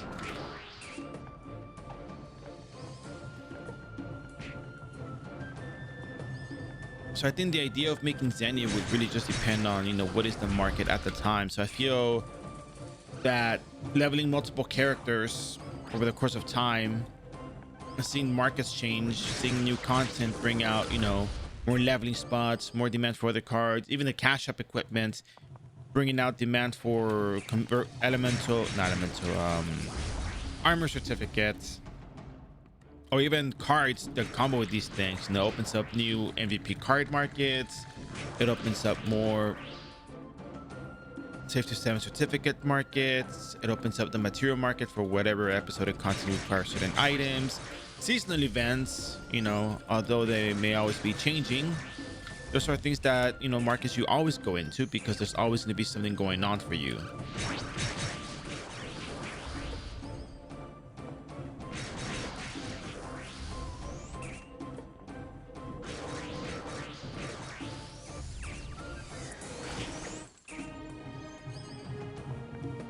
So it's worth noting that although I may tap into certain markets for leveling up my character at the time, the leveling spots do not change. The leveling spots remain constant for the time. But should there be new content, like say a Paradise Group quest, then you do the Paradise Group quest. You can also do the episodic content. Do note, I don't just emphasize my leveling on certain monsters through bounty boards. It's not just bounty boards and leveling location for REXP. It's covering episodic content. It's covering the illusion dungeons. So in a way, that continues to be, in a broad sense, still continues to be relevant. It continues to be universal. And we're done with 17.2. We don't have to go to the farm. I mean, to the the Papilla farm.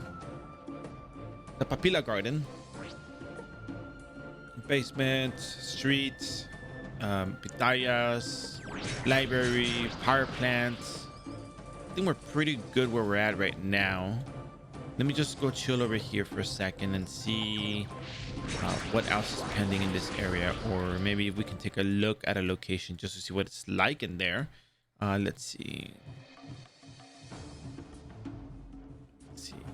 What does the power plant look like? The second level power plant.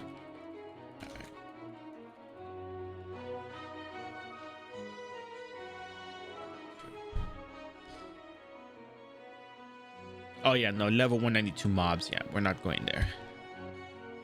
That's crazy.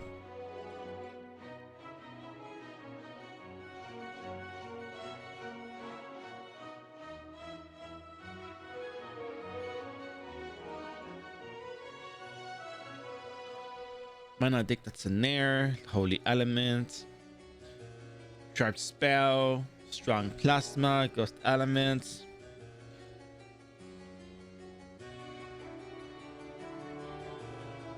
Why you gotta make my life difficult? 569 hits.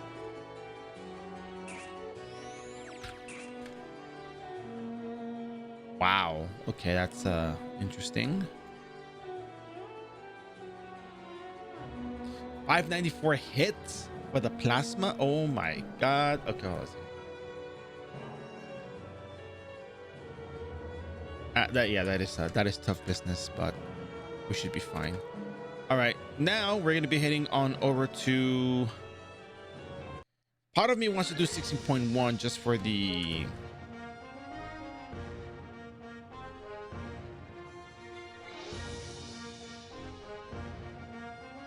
$10.29. Oh, we're due for Hazy Forest. Let's go.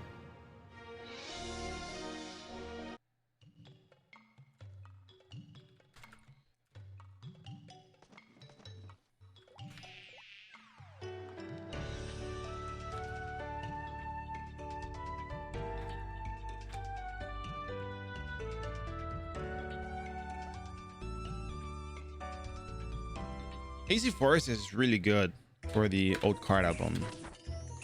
I think that's become one of my favorite dungeons now, instances to run on the daily.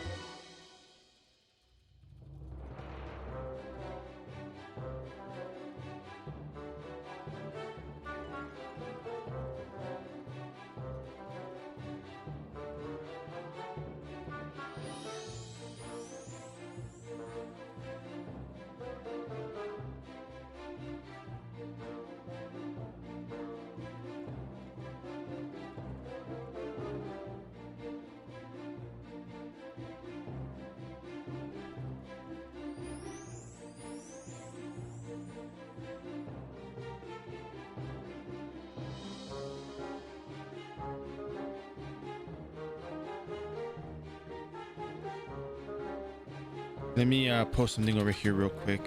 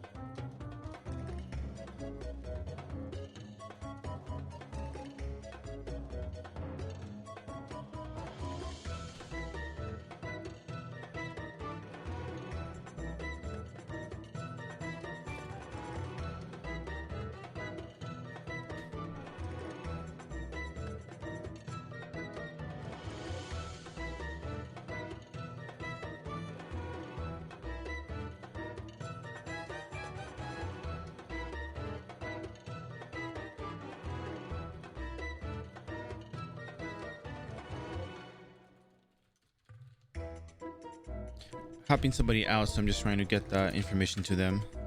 Just give me 1 second.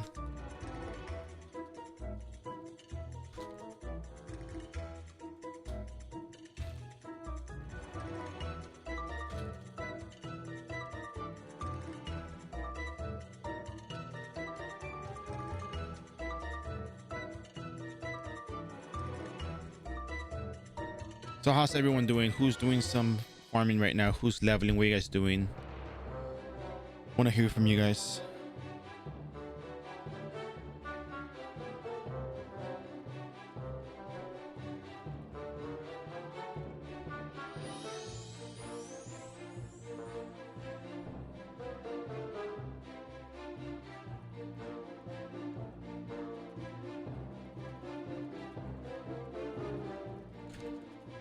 About to start work. Ooh.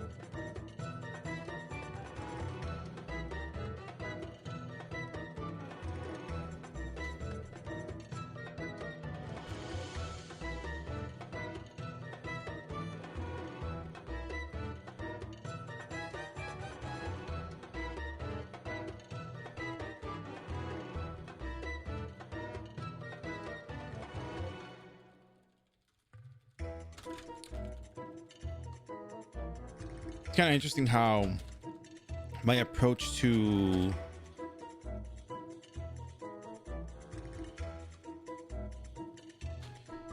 leveling revolves around the episodic content, and you know, just like a very easy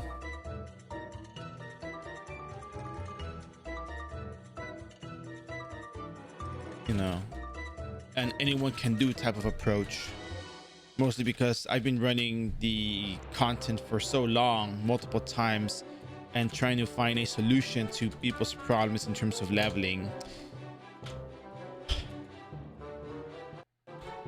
All because, you know, people say like, oh, it's impossible to do something like that, but I'm like, yeah, it can't be impossible, it can't be that bad.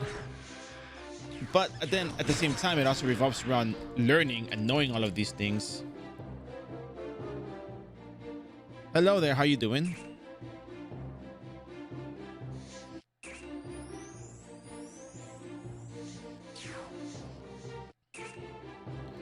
But at the end of the day, the process is meant to be easy for everyone, easy to replicate. Probably because, you know, my background in my chemistry studies probably, you know, reflect on my approach to the game. So I've been watching for a bit while doing some card farming. Oh, that's nice. What card are you farming, if you don't mind me asking?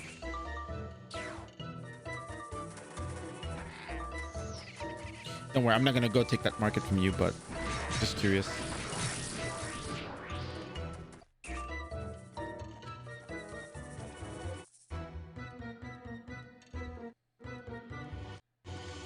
Hi, Saber. How do you know where to go in this instance?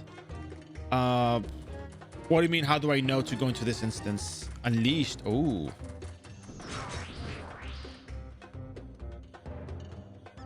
Can you word it a little bit different? Because the way I'm understanding it is, how do you know the existence of these quests without like having any prior knowledge of the game?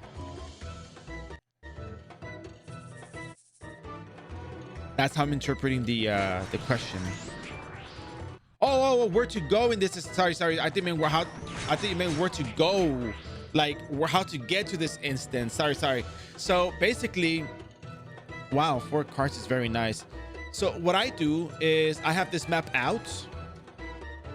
I misinterpreted that. My bad. To 920.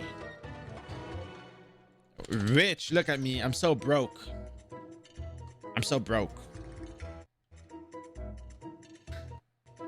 In 10 hours. Oh my god, that is such a good market. Okay, I'm not even gonna say anything. I did not read that. I don't even know where those cards are, but good for you. Wherever that stuff is, which I don't know where it is, good for you.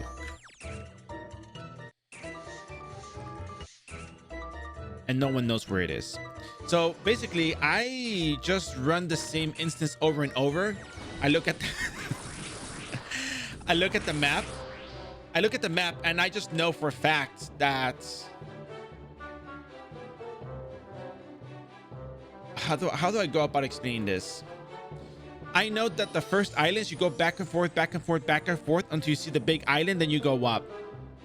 And then you go inside the next island, you go up, and then you go to the next one, you take out the tomb button, you go up. Then you got the lily pads. Once you get to the lily pads, you go in and out until you find the large island. Then you go to the exit to the top. Then you go in and out until you find a big island. Then you go up to the island. And after Rem's Garden, I know that island number 26 to 27 has a portal that I have to walk across through. And then after that, it's back and forth, big island, back and forth, big island. You get to the lily pads, back and forth, big island. Mona's Garden. At that Mona's Garden, I know that Namon is next. I know it's 49 and 50 where there's a dragon. If I don't see one in 49 and 50, I go back to the Namon and I just go in, go up, go into Neuron's Garden, you know, go find Neuron in Island 55, kill him, and come back. And then I just keep going in and out until I find Large Island, go to the top, lily pad, go across, go up, in and out, big island, go up, in and out, find Tito, kill Tito. Next 165, going to the top. Oh, it's Pumbaa's Garden. I gotta go back to the other portal. And then in and out. Oh, there's Pumbaa, kill Pumbaa, go back. go to the top where it was on the Island 65 for Pumbaa's Garden, and then in and out, in and out, in and out. It's just, I know, it's crazy, but the way I'm saying it is the way I go about it. So let me just make it easier. It's practice.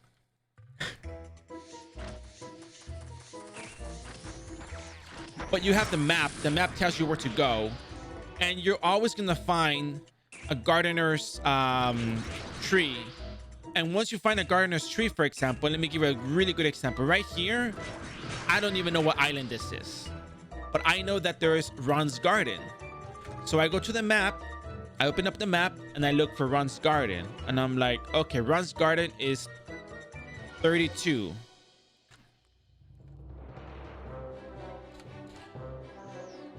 So I know I have to go in. Yeah, that's it. Yeah, I just know. I just go find which island I'm at. I'm at Rover the Strutter. I look at the mini map. Okay, Rover the Strutter. And the star is where Rover is. Question: do you know which spot for Reverse Demon Mask is? I don't know if I can use it with my new Ring of Storm. Good question.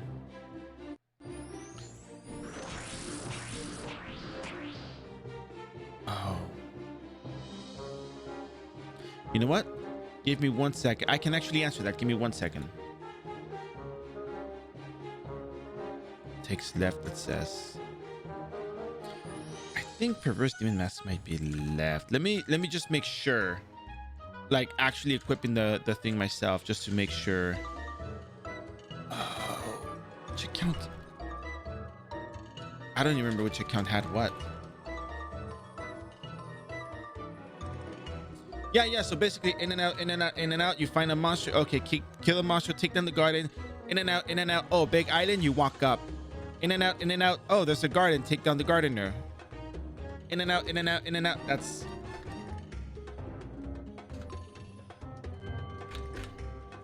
easy.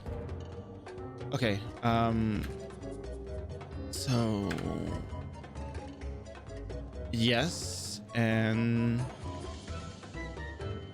Okay, I have my Perverse Demon Mask here. Okay, cool. All right, so the next scene has nothing to do with the leveling approach for my character. This is just my main account, my Rune account. Don't worry about the items. This is, you guys have seen this on the series before, so.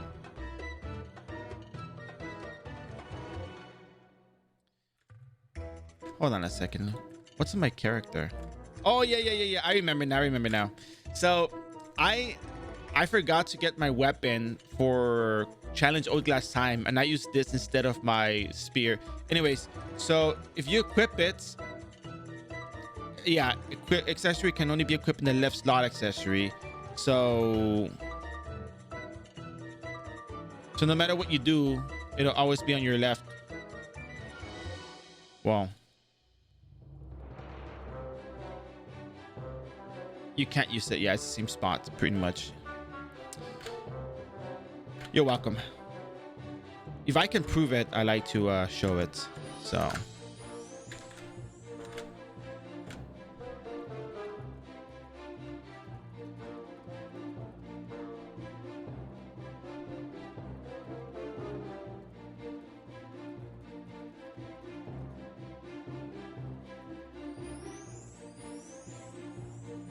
we're back to regularly scheduled programming.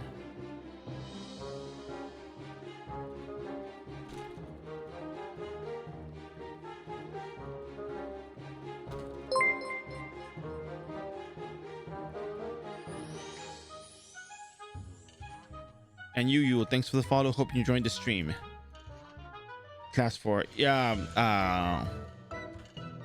Oh, wait.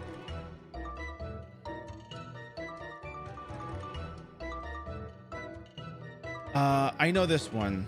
I know this one.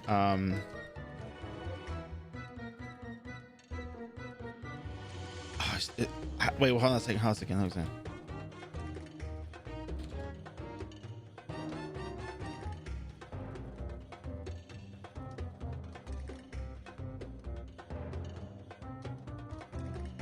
Ah, yeah, yeah, the Toblerone.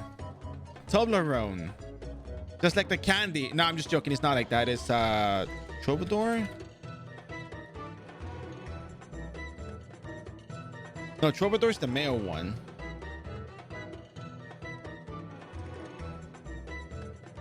Trovier, I think, right? Trovier, yeah. Yeah, I've been watching you most days while playing. I saw you a few times in game. Oh, that's nice. How you ran into the stream, by the way, if you don't mind me asking. I like to get an idea of like how people find the stream. See, Rover the Strutter. So now we're gonna go find Rover. Where's Rover? Oh, here's Rover. Easy.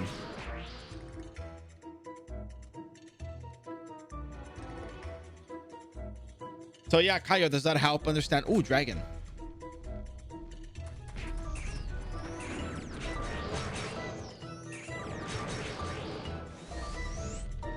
Huh? I'm stone cursed.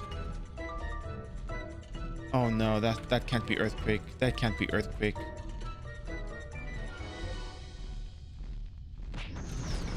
No! War. In war, nobody wins. There are no winners.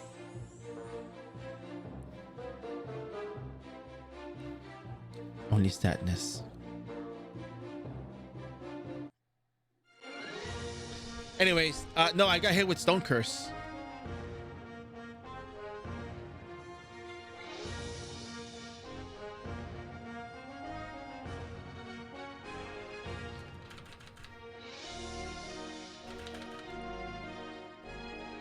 It's Stone Curse, and then that was it. There's no escape from that, so.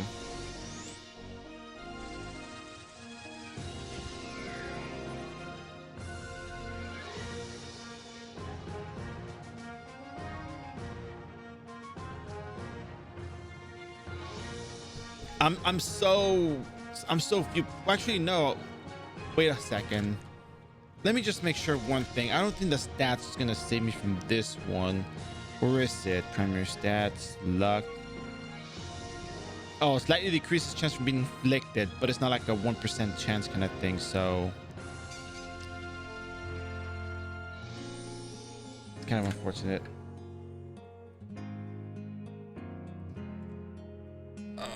Well, you can't win them all, but there's the ones that we can, we do enjoy.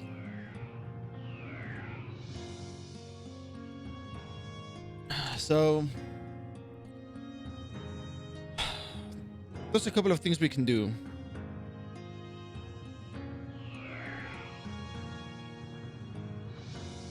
I feel like Vera City is not so bad. It's just we do need to buy more syrups though, but still.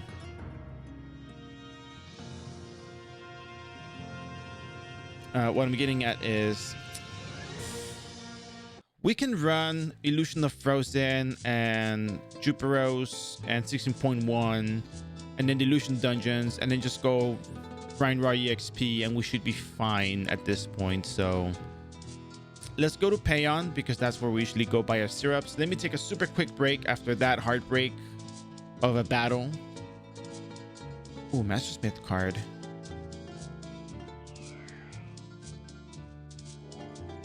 Payon. So I kind of need to play. I want to play. Okay, came back after 15 years trying to. Okay, that's cool. Do you know when they usually do booster event? It's always one. Well, it's not always, but usually once a year we see the event happen.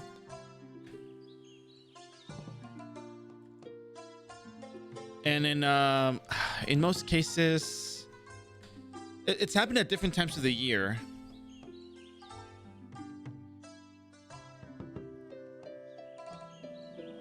But we do see it at least maybe once a year, maybe.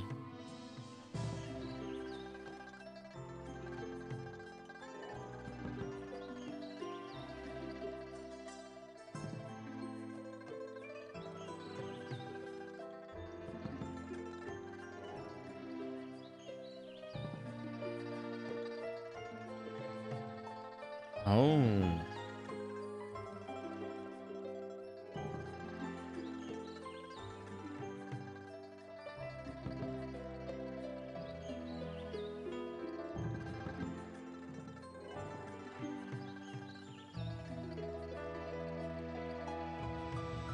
Oh, okay. You know, if they want to try, they can still go to the, you know, the knight approach. Knight is the tried and true, you know. At least for me, it's the tried and true because it works almost every time. So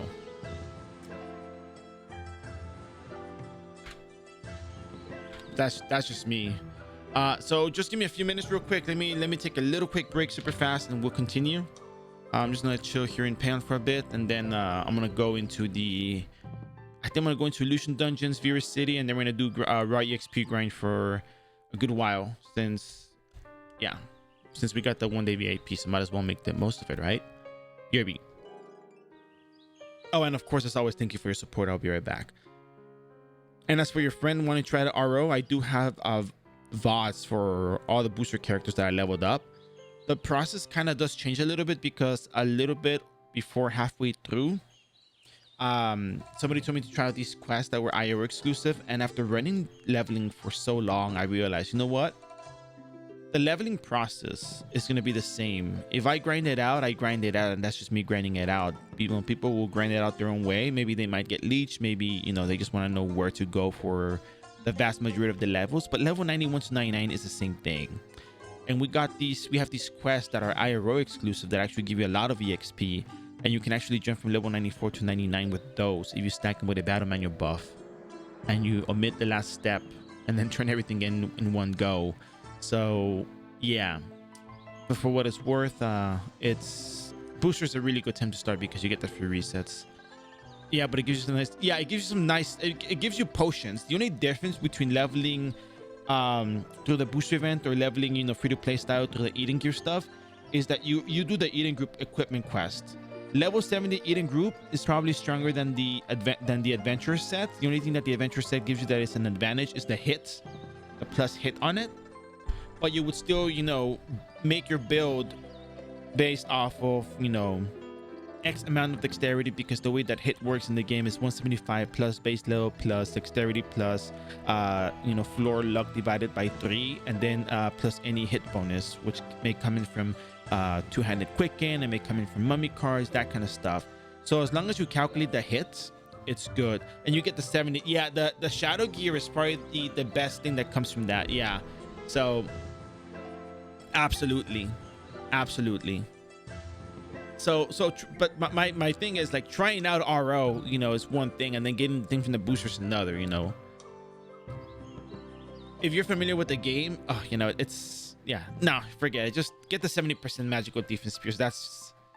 It's too good to pass up on. And besides, it's character bound as well, so it's very strong. Yeah, it's very strong. It's actually pretty nice. All right, now I'm gonna go take a super quick break. I'll be back. All right, thank you for your support, and we'll continue this after I'm back.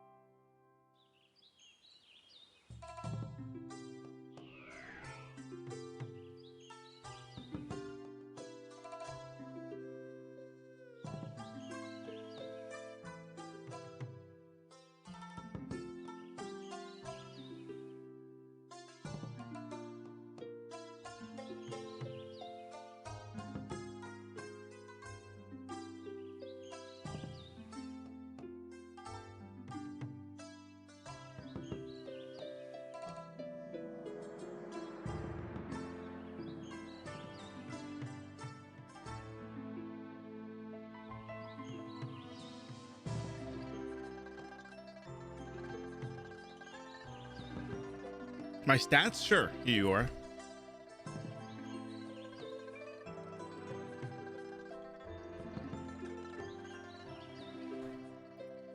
Let's see. We need to get our Biolo. Thank you very much. So I have returned.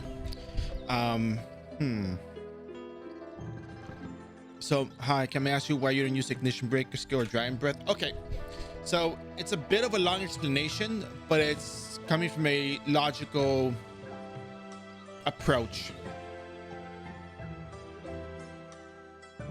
Maybe a bit more analytical. And let me just log into my geneticist first before I can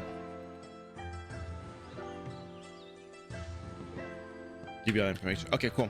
So the reason why I chose Wind Cutter over Ignition Break and Dragon Breath is a few factors. Considering how Ignition Break utilizes crits, it uses base level.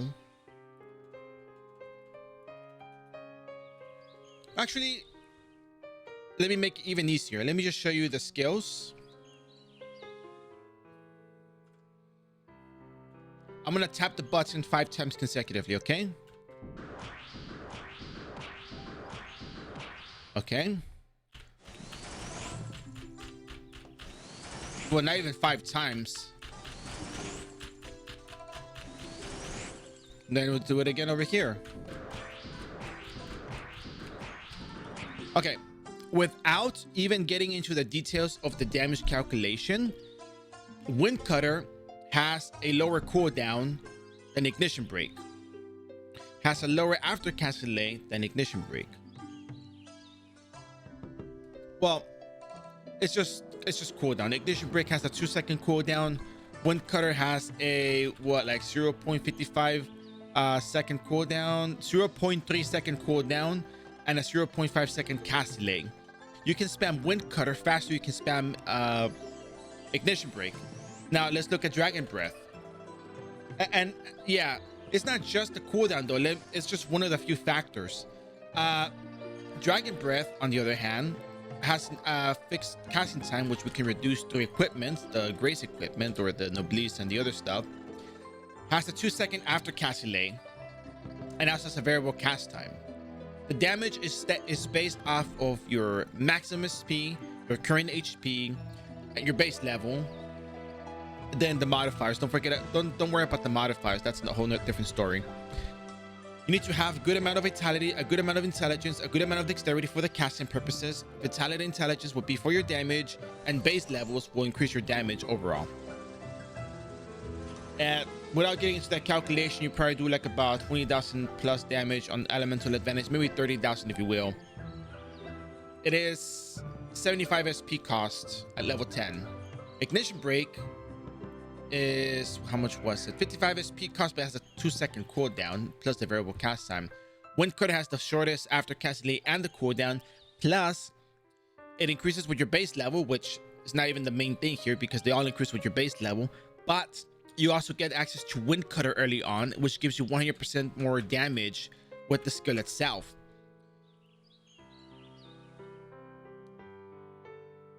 Now, Ignition. Now, talking about stats, we said Dragon Breath requires intelligence, vitality, dexterity. Wind Cutter is your physical strength, agility, dexterity build. The intelligence is for better SP recovery with syrups.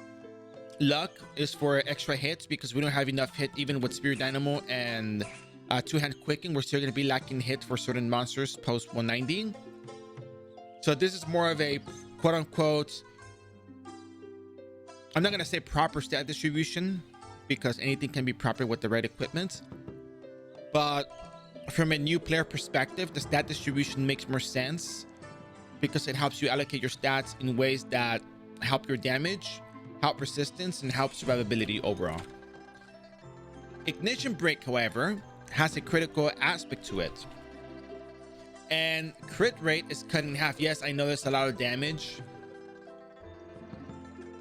But if I'm leveling up from level 100 and I can do 40,000 damage with Wind Cutter level 110, level 115, and I can do that attack every half second, I think I'm gonna be opting for the 40,000 every half second damage, as monsters in the 100 to 120 level range have about 20,000 12,000 to 20,000 HP maximum. The monsters in the 120 to 140 range have about 27 to 37,000 HP in that particular range.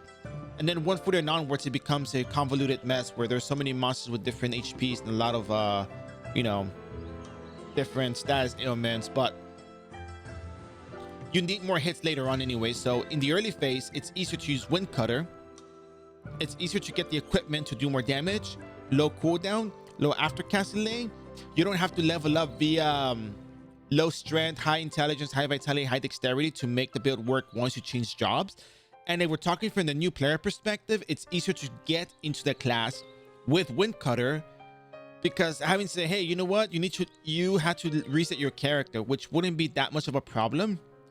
But if a brand new player is trying to figure out how to reset and they don't know how to get merit badges, you know, it's more difficult. It's the path of least resistance. And I started this character from literally nothing. I started from 0 on this character. Almost, because I did have some pocket change, but I pretty much got my Noblesse equipment. I got an NPC weapon, then I got the Eden weapon, then I got the Pew set, and I leveled up with the Pew set. I made the +7 Crimson weapons, and I just leveled up like that. And the purpose is to show that you can level up the character past 150, not with minimum equipment requirement, but more on the how do you level up the character if you're in this particular situation. And if you want to level up a brand new character in iRO, this is the way. If you are a more established player and you don't have the zenith for the equipment that reduces the cooldown on Ignition Break, if you don't have the stats for the crit on Ignition Break, which by the way, the critical rates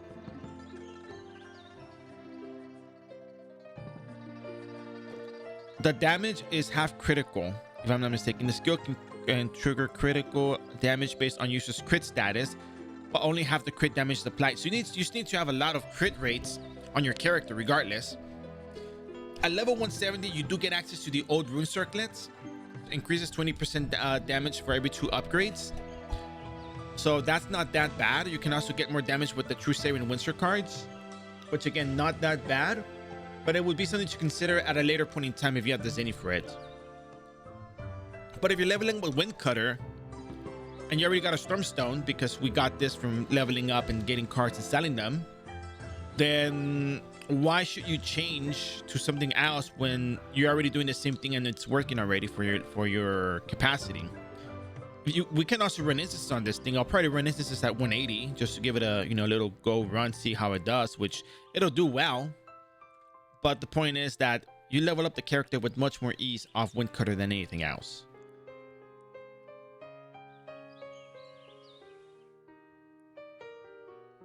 And because you don't have to like switch your stats from strength to intelligence, and it's weird. And then a lot of new players, and it's not on them, it's understandable because the game is very convoluted and very complicated. A problem that keeps happening is people are not familiar with the way the game works, and they think that because Dragon Breath is ranged, your attack is going to affect it, or that certain equipment is going to affect it, certain cash gear. And people buy certain cash gear thinking that's going to affect the Dragon Breath damage, and it's more on understanding the fundamentals of how the skill works. And I would like that to be easier on new players, so they don't have to spend money and think, oh, this is going to work on a character, but then it doesn't. So it's better to ease a player into a character and understand the game bit by bit. Like, oh, there's a skill called Dragon Breath. How does it work? What's it do? And if you, for example, you asked me why Ignition Break over Wind Cutter, anybody else could have asked me that same question, and it still would have gotten the same whole analytical breakdown of everything. Yeah, and even if you're an established player and you get the Stormstone and the Black Ribbon and the Hypocrisy Edge, it's so easy to level up to 180. Get Demon's Familiar. I mean, if you're an established player, right? And let me see, Demon Familiar. If you are an established player, you get this equipment.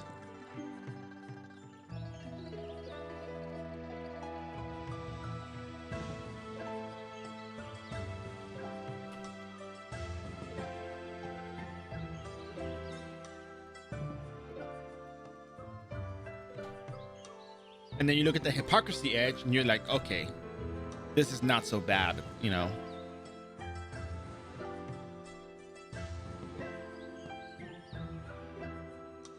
I will say that, so is your daily quest go to level?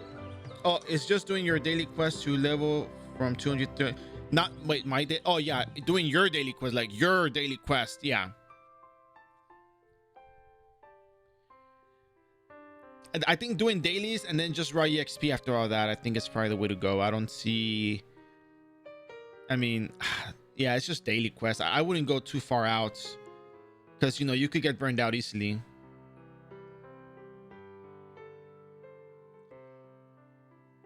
Not, no, general you, not you specifically. Get it, you, not you specifically, but general you. And then just by doing dailies, you do the daily quest and log out. Like, you don't have to force yourself into I gotta grind this out. Level 180, let's go, baby. Because then you're gonna be spending all these consumables. You're gonna be getting burned out. You're gonna be losing your zenny from, like, you know, early on. I'm talking about early on, not 200.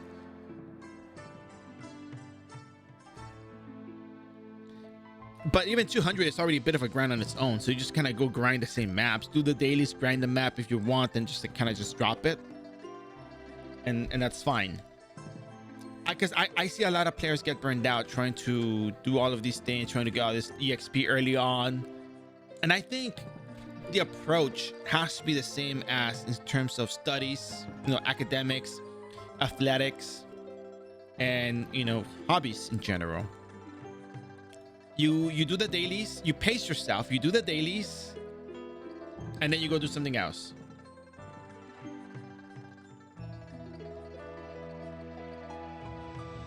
But you have the right idea on what to do. That's good.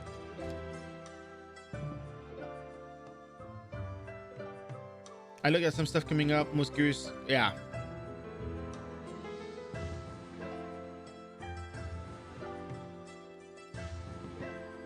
Still gotta level up my Rune Knights, man. I got these 15 Dragon Birth Rune Knights that need leveling, and oh, goodness, it's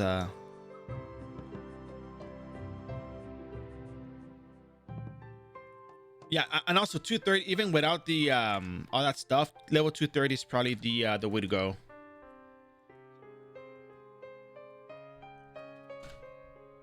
$342,000 every time. We're gonna be just trading 342 at a time. 342, 1, 2, 3. And I think the free-to-play approach, I think, is probably okay. I know there's a lot of free-to-play approach. Like, it's not like, oh well, it's not like you invented. Like, of course I didn't.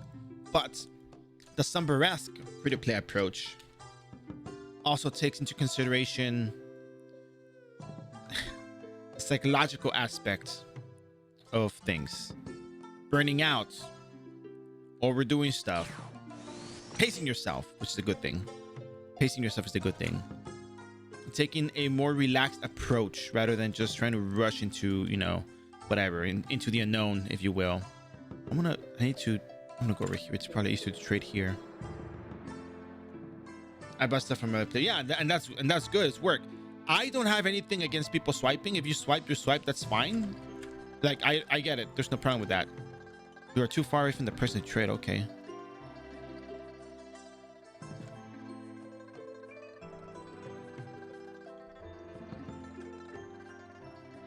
For me, like, you know, a lot of times I just say, hey, you don't have to swipe.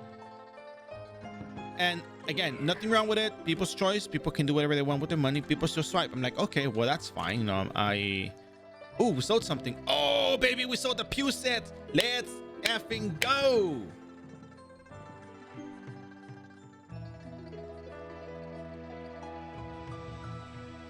Money, money, money. But yeah, I mean, that's yeah,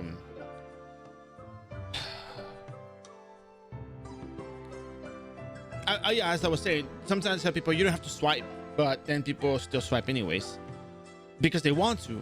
I respect that. I understand. That's perfectly fine. People are free to choose what they want to do with their money, and that's fine. Nobody should have a say, unless they ask you what should I get from the cash shop. Then that's a different story, right? But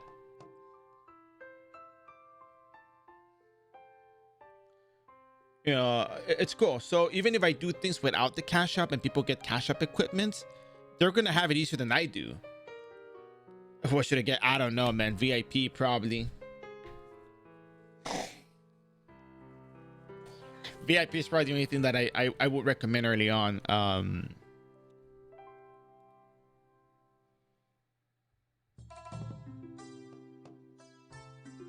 But still, point is, you know, if I can do this without cash up equipment and I explain how to pace yourself, you know, how to go about it, and people have it easy as well. They can just level up. They can get whatever they want from the cash, or they can get whatever cash gears. They'll level up faster, but at least they will know where to go and what to do rather than just be lost, which is a whole different story.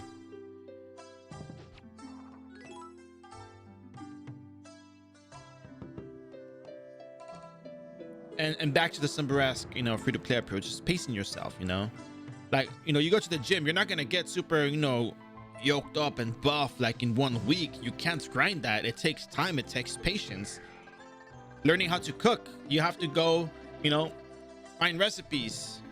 I mean, personally, I compare recipes and I see what is the difference between all of these recipes for the same dish. And it's sometimes just the quantities, but the amount and the spices are usually all the same, right? Because it's already tried and true. It's already established. You're just learning how to do it. The same way with RO. You go in there, somebody can tutor you on it. For example, me, like, you know, quote unquote tutor and consultation services, like Summer on stream, you ask questions, you get answers, right? That's the consultation joke. And you learn, you get told, hey, read this, check this out, try this, try that, and you get the hang of it, you learn.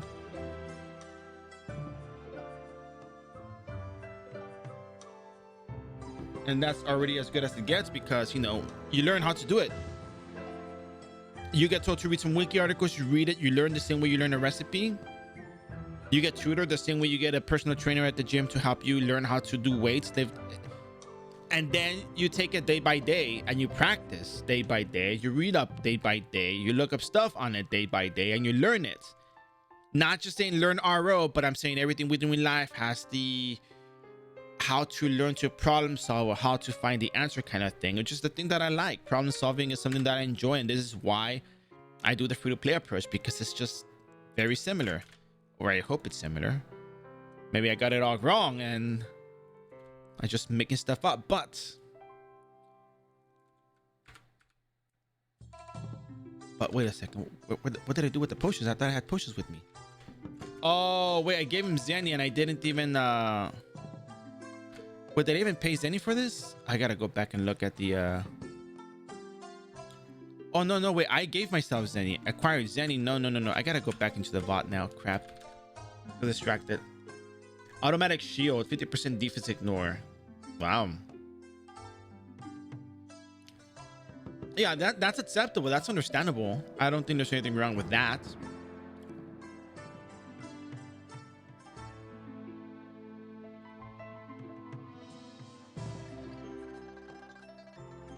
People can choose to do what they want with their money.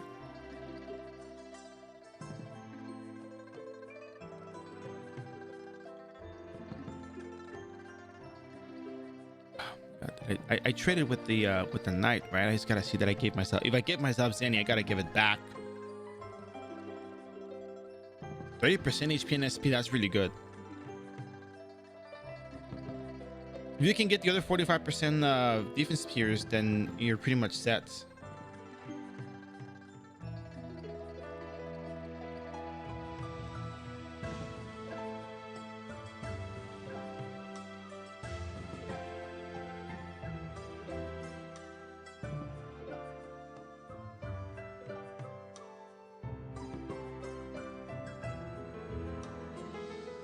Okay, so what happened here was that...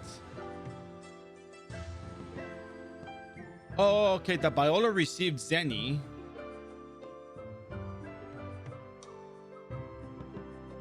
Yeah. The Biola received Zenny, but didn't give him the potions. So, yeah, we're good. Okay, we're good now. We're good. I'm back on it. Shadow says 50%. Then there you go. You're pretty much set. And that was tedious.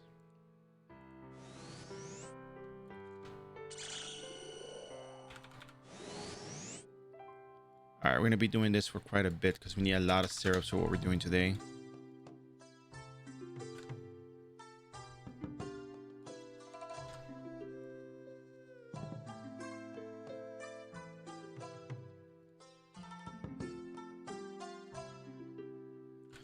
So I'm at 963. Okay, cool.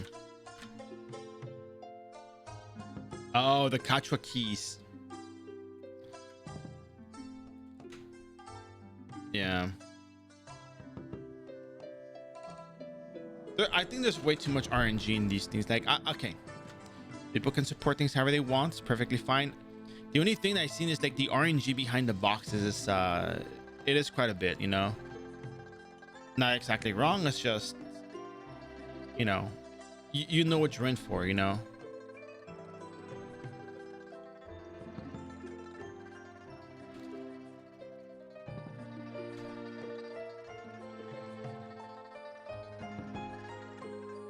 Let me make it easy for you.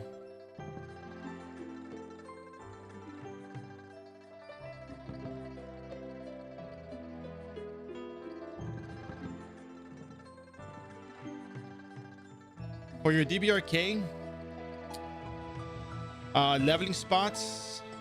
I don't know what equipment you have. I'm just gonna give you the spots that people go to.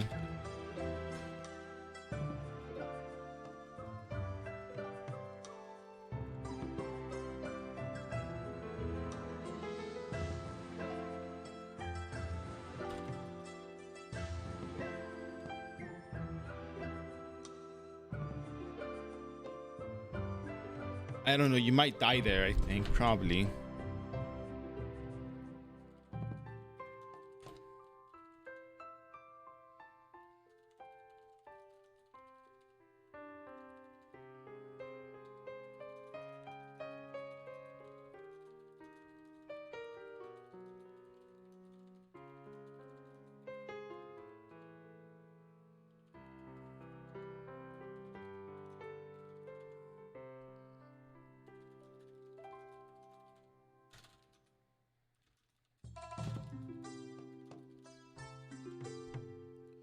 That's a good way to go about it. You can try that.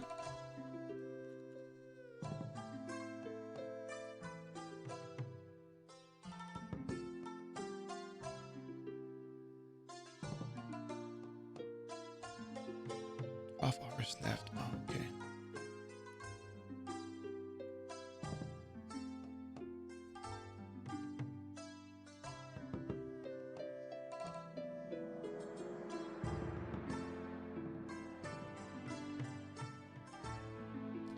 All right. That's pretty good, Zenny.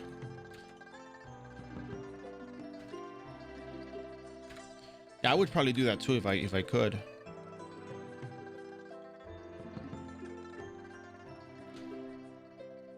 Get 42 at a time.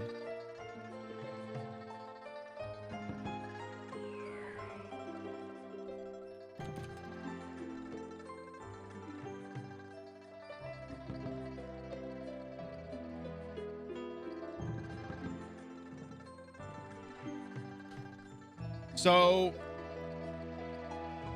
let me see. Fire. I think it was fire.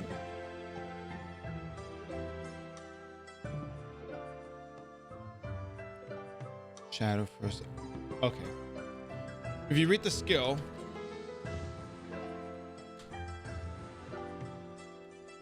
there's a mention of the element changing to holy or shadow depending on the rune that you use.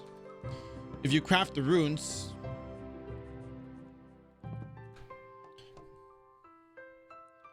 and you use them, you get elemental change on your dragon breath.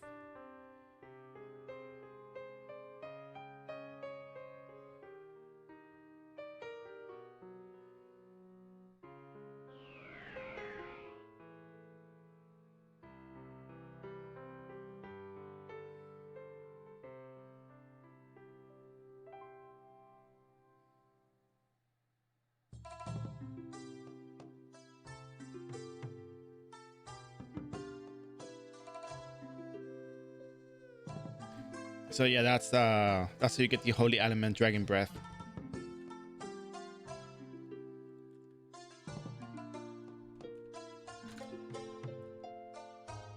Actually, I don't think I can carry that. Nope, can't carry that. So anyways, for those of you who missed it, we sold the Pew sets for 8 million Zenny a piece.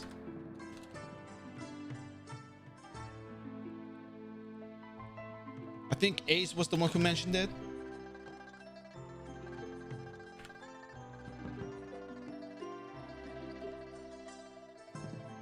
Who mentioned it?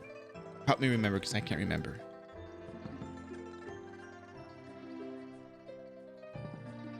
Oh, when is it best used Gum while farming cards?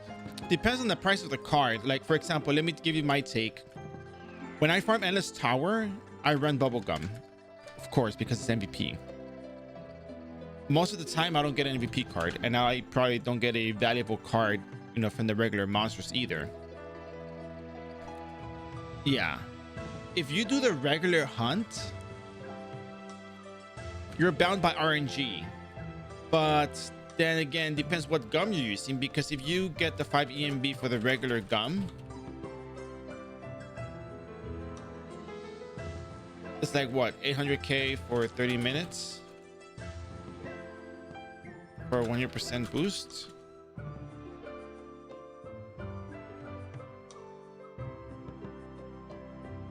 Which is not bad. I mean, for 30 minutes, 800,000 for 30 minutes for the amount of Zenny you could make.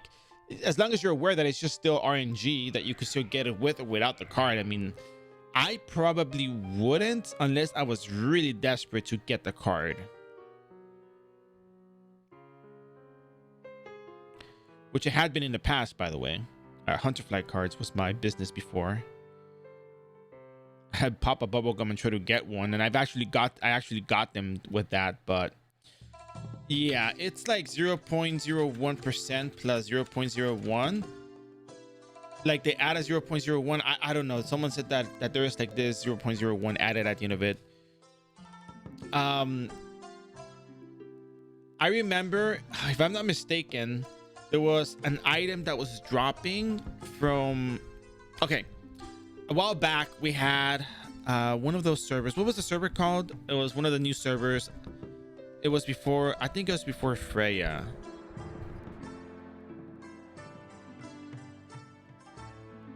And I think they had added I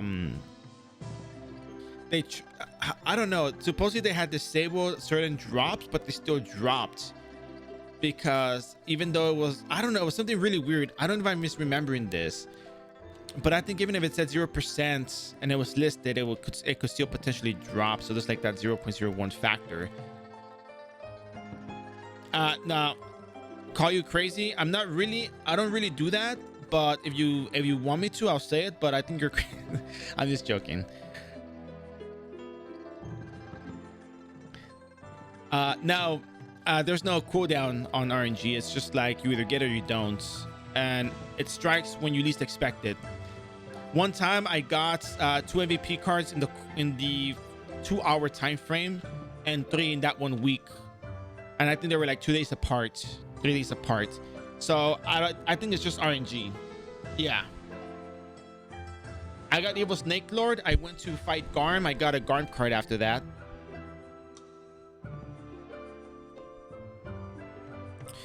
What if I told you I didn't have HE Gun Buffs when I got all my MVP cards? Well, you know what? I would call you a liar, because there's no way you would get an MVP card without Bubblegum. We all know you gotta stack Bubblegum, you gotta stack server rates, you gotta stack the constellations, you gotta stack the lucky stars, and you have to get Bubblegum to get an MVP card, because we know it's impossible to get it without Bubblegum. I'm just joking. That's pretty cool. That is actually pretty good. I'd be surprised. Like, wow, very lucky you. When I use gum, I get nothing. Wow. I got an Evil Snake Lord and Doppelganger in the same ET run. Look at that RNG, man. Those are really good cards.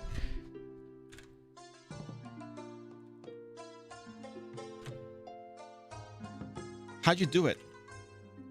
Which You know, which stars line? What would you do? Do you do like a backflip IRL and like, you know, Rosebud or something, and then you got an MVP card, or what? Rosebud is a Sims reference, by the way, just so you guys know. If you don't know, then that's fine, but yeah, I saw the ESL back in for 4 billion. Oh yeah, that's very nice. I was not to make any in this game without card farm. You know, it's because there's a the iRO economy is very weird. I spend more time talking than leveling, but it's fine. The iRO economy is very weird because the Zen is so inflated that there's different. No. It's me. It's not you. It's me. I'm just joking, but it is me though. I like this conversation. It's a really good topic. I think it's more valuable than leveling because we are not going to just grind your XP anyways. But still, the interesting about iRO is that we have such high inflation due to, you know, 20 years and other things, other history. But that's not the point. What matters is how the economy works and why it does work. People buy materials all the time, and this is what I call basic Zenny. Basic Zenny. Very basic Zenny. Basic Zenny, basic Zenny, basic Zenny, right? Oh, I don't have my Rune Knight out, but you guys, oh wait, that I wasn't even showing the window. Wait, did I show you guys the window that I sold my thing?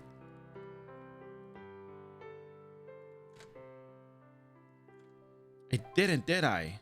Oh god.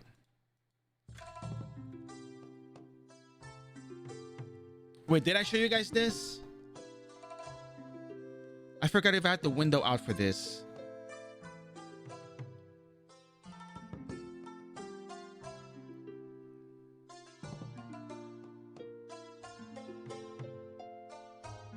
Anyway, so yeah, I sold the Pew set. So selling the Pew sets is decent Zenny.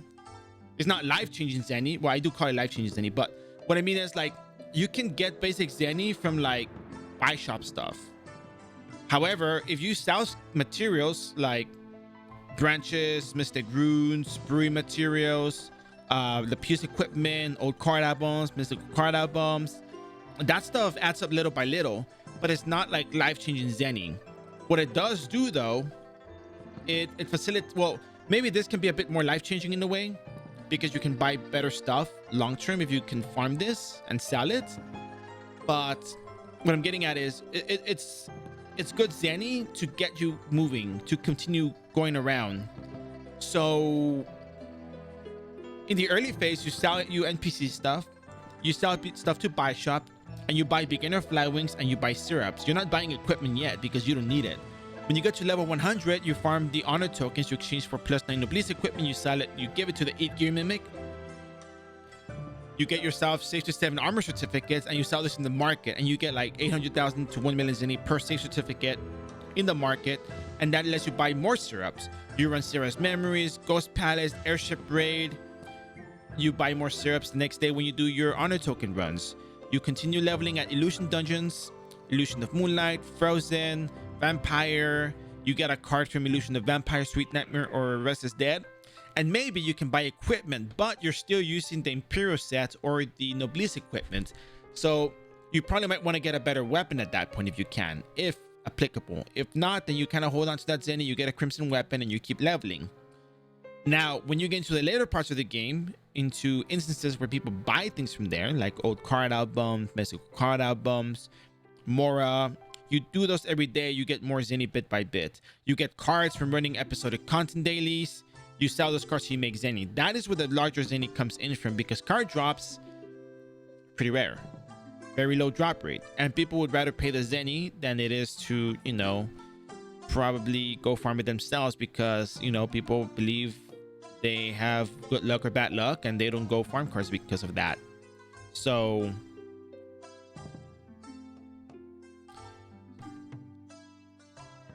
card farming is not a bad thing. It actually works. If you were to farm instants and get MVP cards and sell them, it would be the same thing as farming cards. If the difference is there's more of that mob that you're farming than there are of the MVPs that you want that sell well.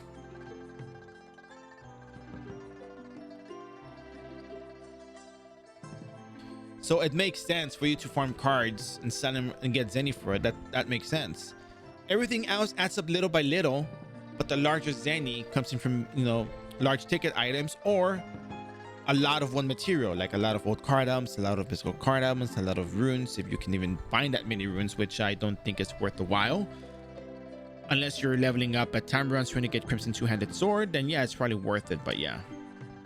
Yeah, and that makes perfect sense. I'm making my Zenny off of selling the Pew stuff. You know, let me go post it on Discord because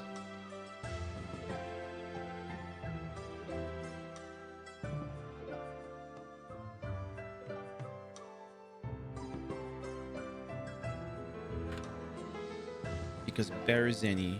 Oh yeah.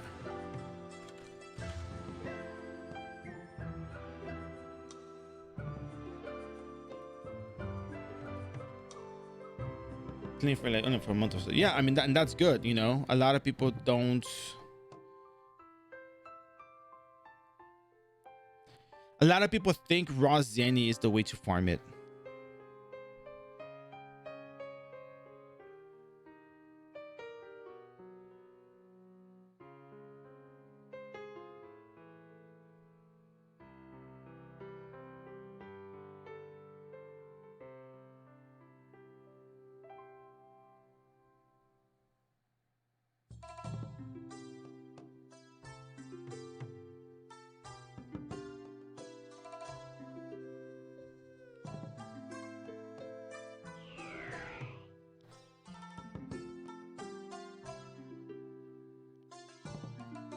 A lot of your damage also just comes in from base levels. A lot of damage just comes from skill percent attack damage modifiers. Brace equipment, some Zenny for a weapon, Bio 5 headgear if applicable. Easy. If you can level make Zenny, why not both? Easily, yeah, absolutely. And see, that is the beauty about RO. You don't just have one single way to play the game.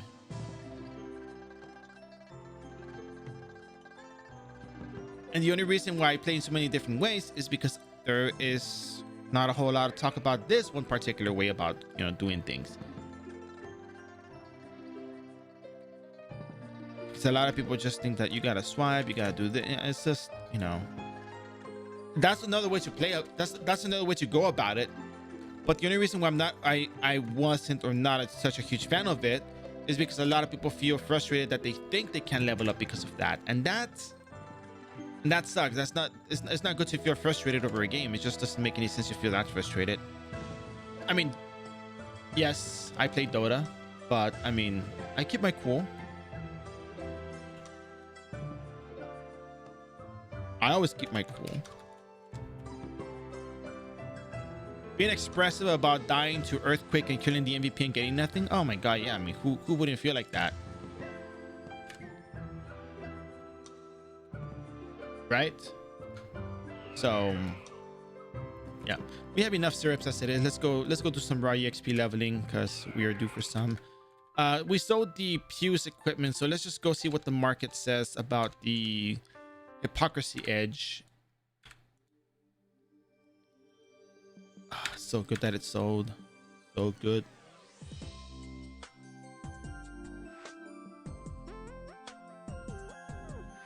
That's very sweet, Molar. Yeah, the rates are usually like 150% and 125% drops, like 150 EXP, 125 drops. So it's really not that bad.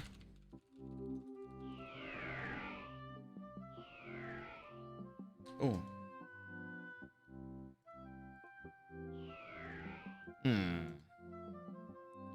I mean, I don't want to pay for this.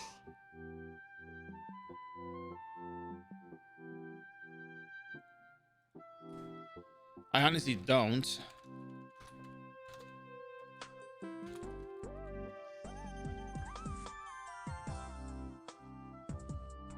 But I think it would really help out, just, you know, speed up the leveling process.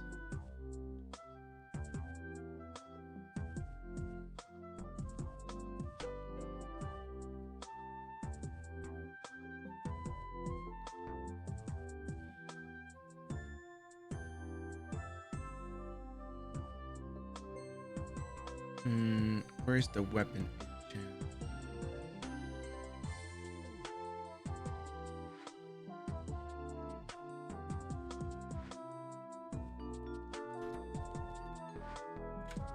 I already finished my dailies. That's the thing. I already finished my dailies.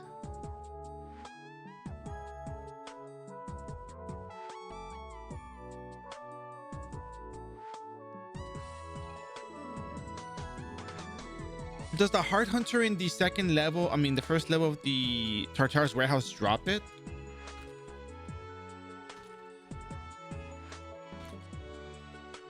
It does, right? I want to play an R when it's pity play my little pre-seal bombing stuff to level. Aww. Heart Hunter skirmisher. Yeah, he does. It does drop the hypocrisy edge. 1.2 million HP. I guess I'm gonna go level there. I guess I'm gonna go back there. All right. Okay. Well, just out of curiosity, how much is it? 159. Yeah. I mean, I could.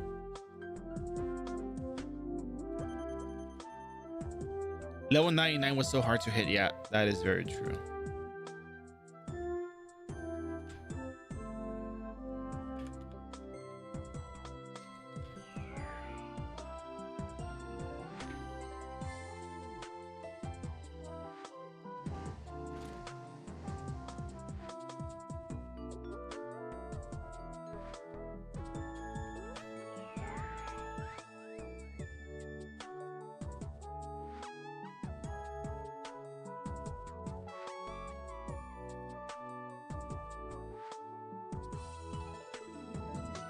Do not mind me. I'm just trying something.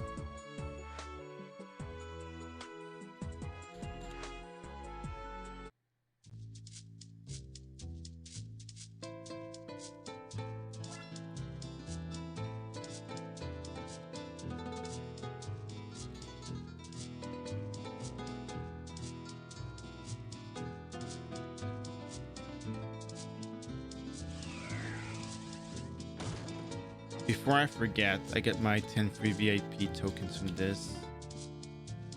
There you go. Nice.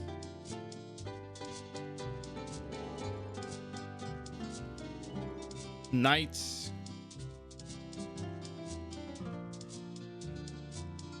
I think I played almost everything, actually.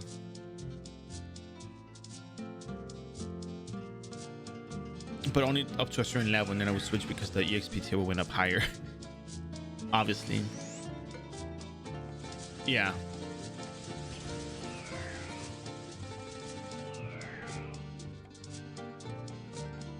Five EMB for battle menu buff. And then 5 EMB for bubblegum buff. Alright, let's go to the Tartarus warehouse. Not like we got anywhere else to be. I think 70 was kind of like as far as I went on most characters.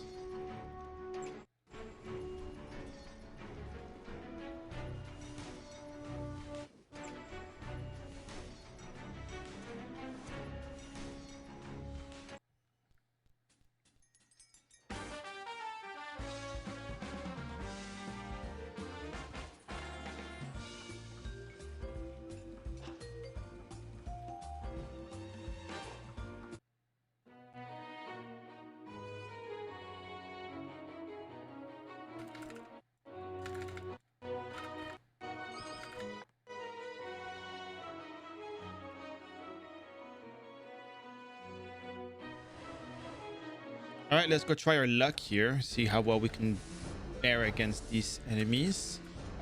And if we can even get ourselves anything of remote value.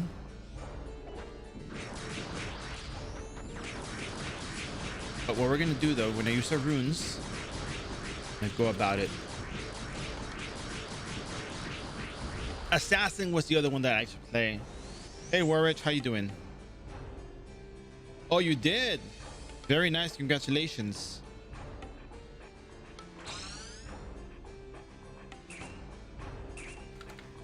All right, let's go farm some Heart Hunters and whatever else we got here.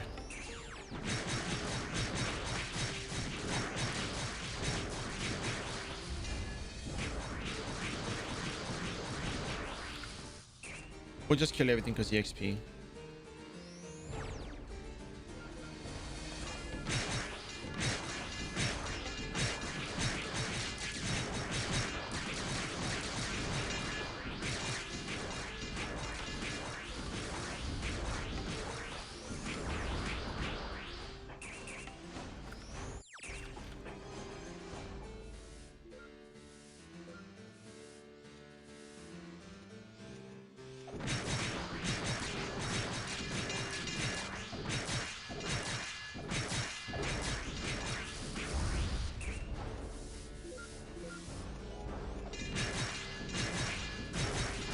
Yeah, I can feel the stop with the parry.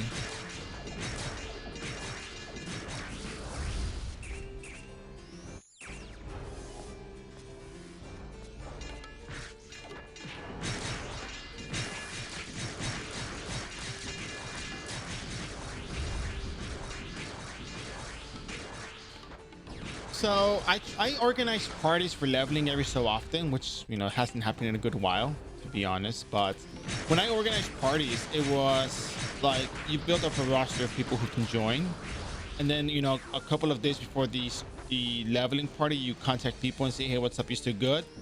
And then the day of, you contact people like a couple of hours before just to make sure you have enough people for the party. And then yeah, people back then, people had more time on their hands to play RO. You know, it's very time consuming, very grindy.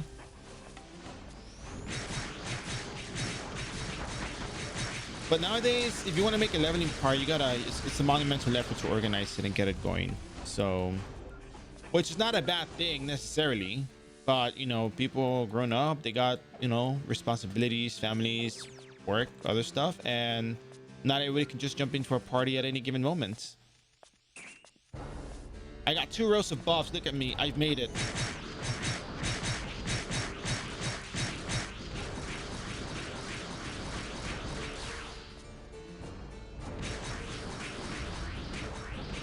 Yeah, the only parties you find are the level 200 parties. That's true.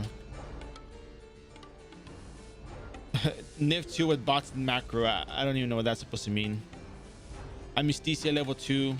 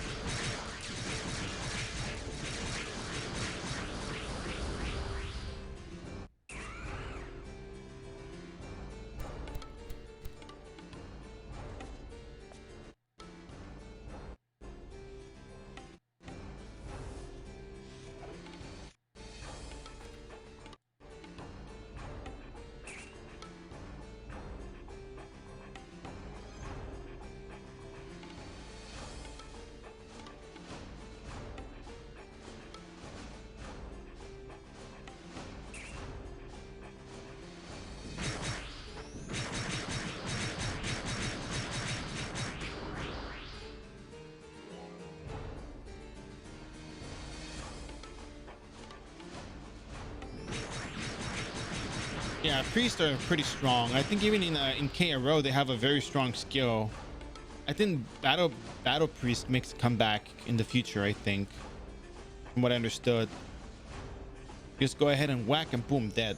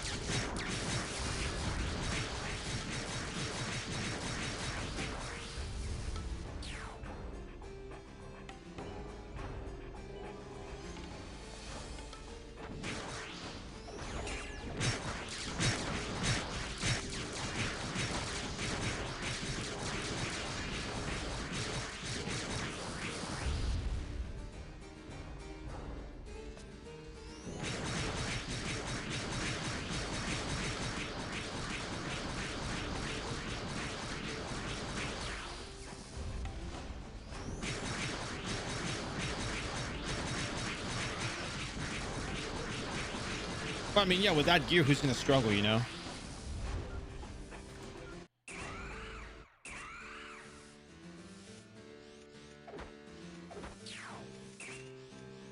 I guess they're still higher level than me that I don't get the immunity to curse. Are they? Is that the deal? Is that why?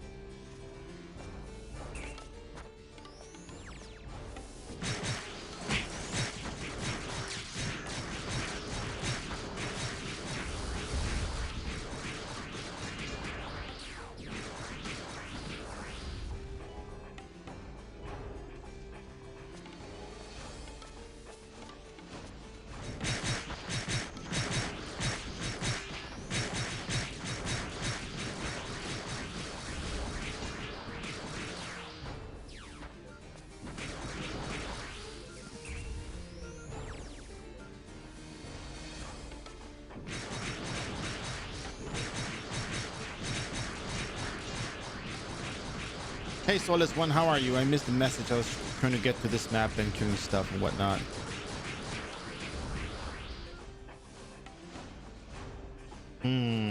Well, good thing is the internet and we don't believe everything we read.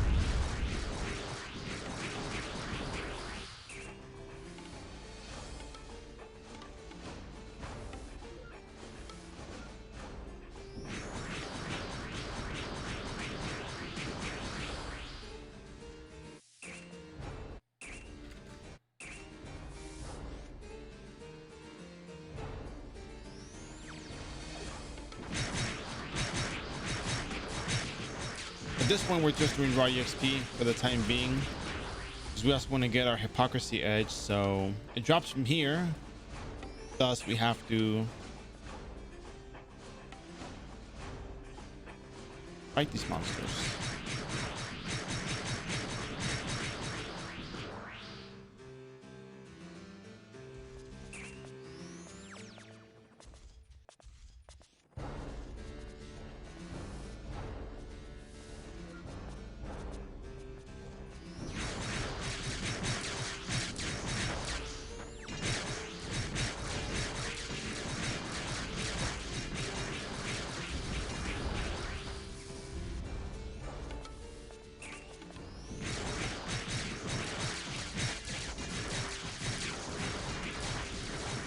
Yeah, we're barely getting the updates for, like, you know, level 200 plus.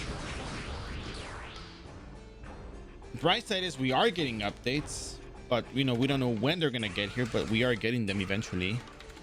We've been getting a lot of stuff lately, which has been rather impressive, because, you know, before then we didn't really get all that much very frequently. So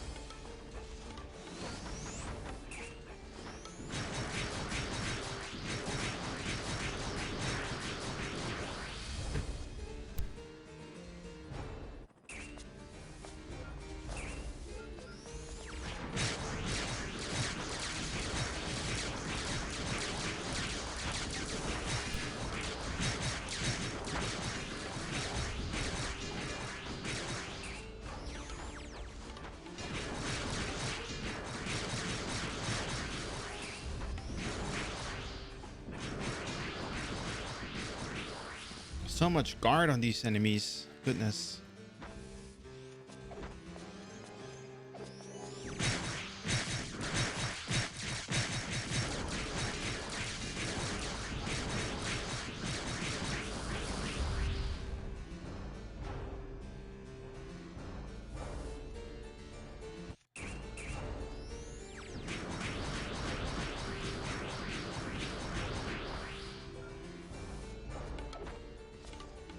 Honestly, the one update I'm looking forward to is the Paradise Group update. For two things. I want to see what they're going to do with the NPCs that we have in there.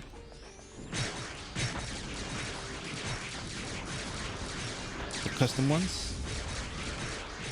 Because... And again, this is not scaring anyone. This is just what I'm observing.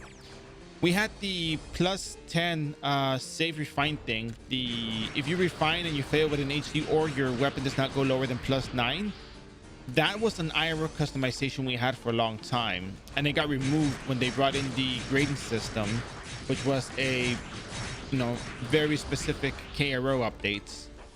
It's KRO stuff. It's not like, oh, we're getting grading, like it's KRO stuff. And we got the update directly from KRO, which just replaced the current refining system.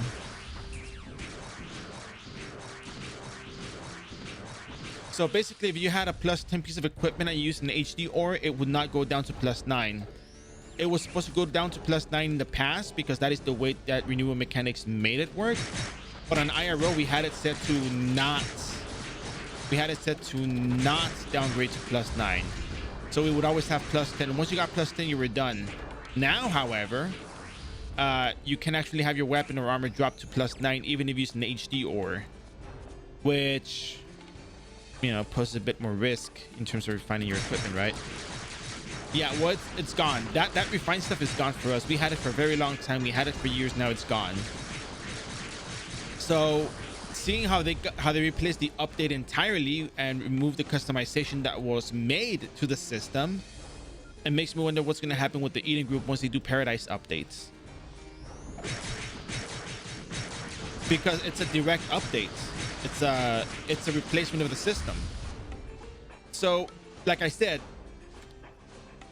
the system was modified for iRO. So if you had a plus 10 piece of equipment, it wouldn't drop down to plus 9. That was an iRO exclusive customization, as far as I know.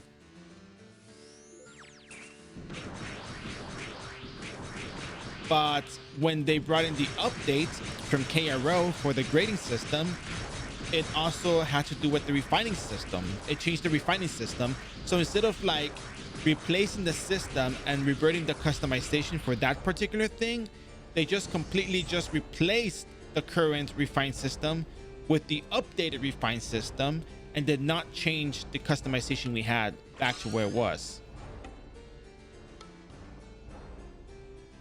No.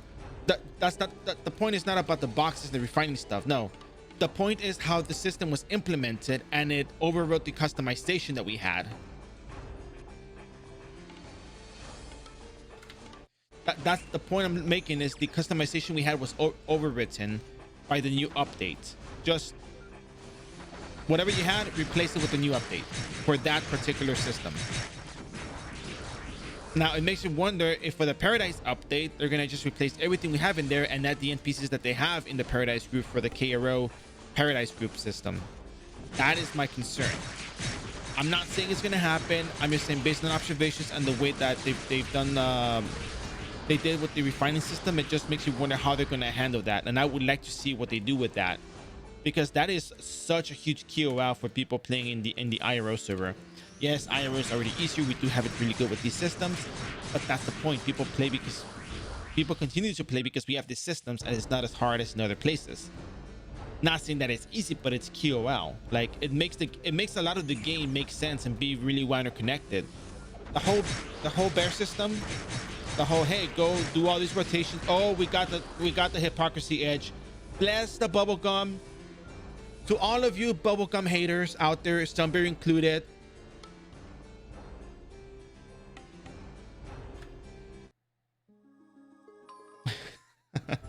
I don't hate Vogue. I'm just messing around. I think that's a two-handed sword because... Oh, wait. No, it's not a two-handed sword, is it? Because they drop a one-handed sword as well. They drop the Hypocrisy Machine, and that's a sword. No. Please. Let it be what I think it is, please. I beg of you. It's not the one I want, right? It's not the one I want. Warridge, don't do that to me, man. Don't do that to me. I'm very sensitive right now. No! Not what I wanted. Anyways, if you guys want to make a super novice, here it is.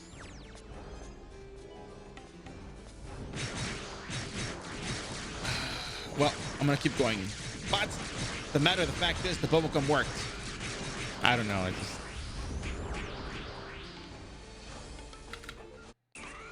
Oh wait, you got the kill card in Freya?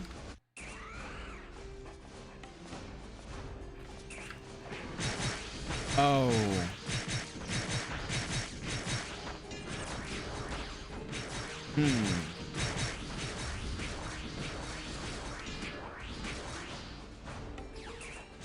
Well, it doesn't have the same economy we have.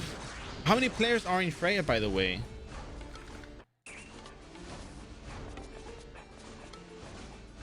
It's a one-handed sword. I should have just kept my mouth shut.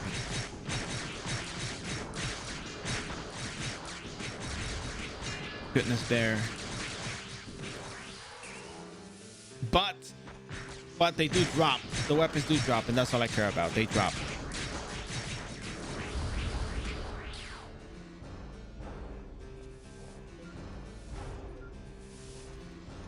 To an extent, yes. I don't know. Everybody has their own preferences on how they want to play the game.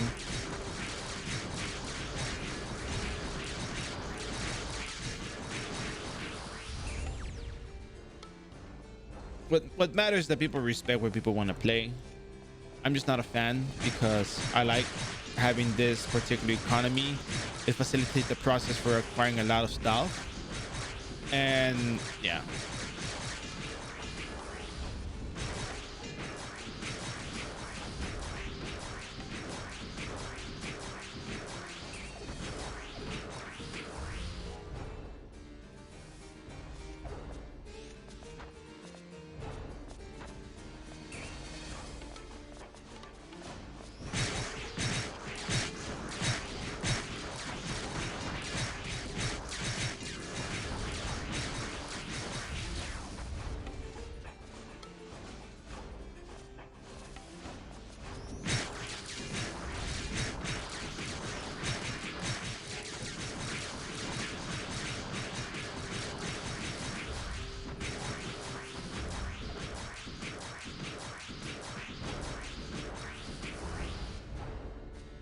I don't know. By the same token, you can technically do the same thing on the Chaos server.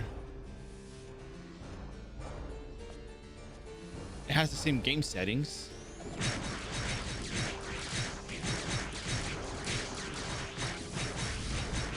No, it can still be just as hard, actually.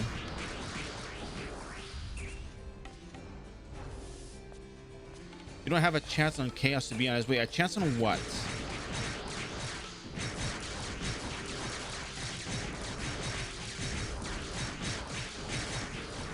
You don't have to buy the cash up items.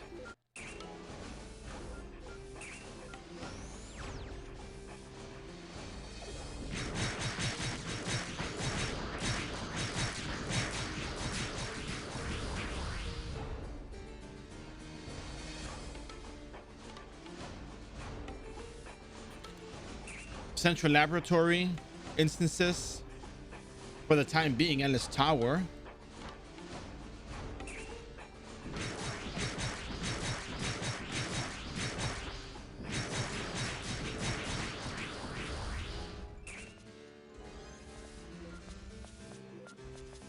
In fact, if you were trying to play with your friends, instances would make a lot more sense.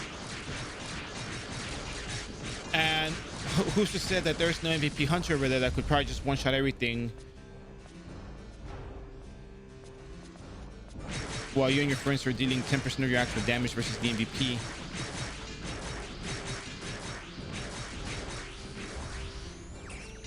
I mean, is the 173 million not a lot to you guys? Or, I mean, probably isn't, right? From like pretty much just leveling, not really like going out of my way to farm. It would be more a fun thing and not try hard. Yeah, but what I'm saying is you can still do the same parameters for the Chaos server. I mean, when I made parties, I told people no cash up equipment, and some people were like, really? Why not? Like, well, because you guys would just be one-shotting everything. It wouldn't be fun.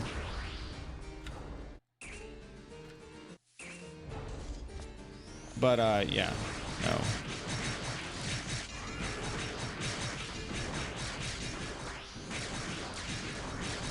My god, guard is so annoying. Wow. 200 million must be hard to get.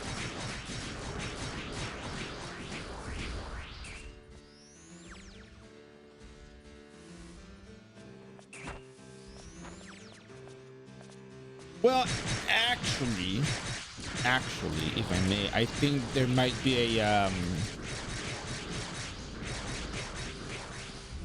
200 million Zenny may not be difficult to get if you farm Gramps.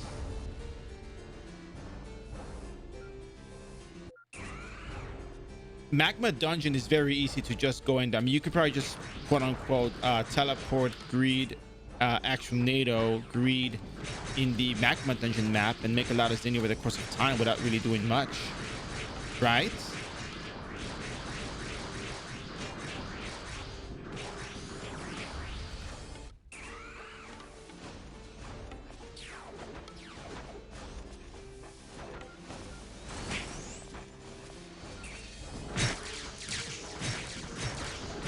Ooh.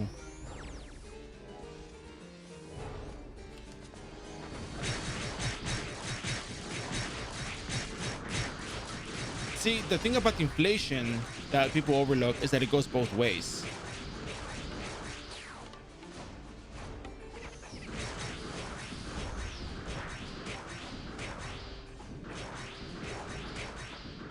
If you're F2P, you have to hope someone buys the item.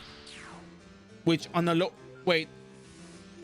Okay. I just want to make something clear. When I ask for the statements, please say in Freya or in Chaos. Because... Okay, on Freya. On Freya, you have to hope there's enough of a population to actually have some sort of market going on to purchase the item you're selling. And then, even on top of that, you know, you're hoping to expect the vast majority of that population has Zenny for starters. Because not everyone has the same amount of Zenny.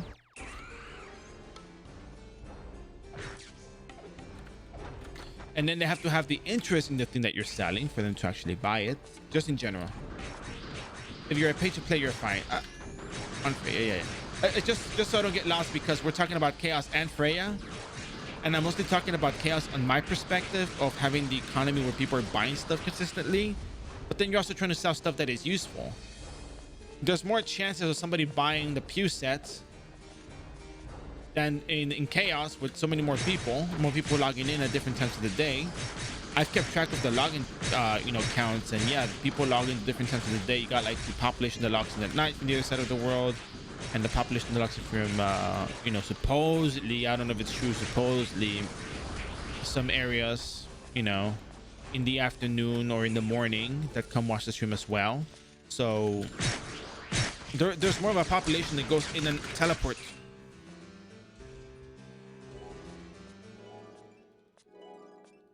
Oh, and by the way, if I say teleport, I don't teleport. It's not like a voice command. It's just me, you know, making myself hit the teleport button instead of thinking I can just tough it through.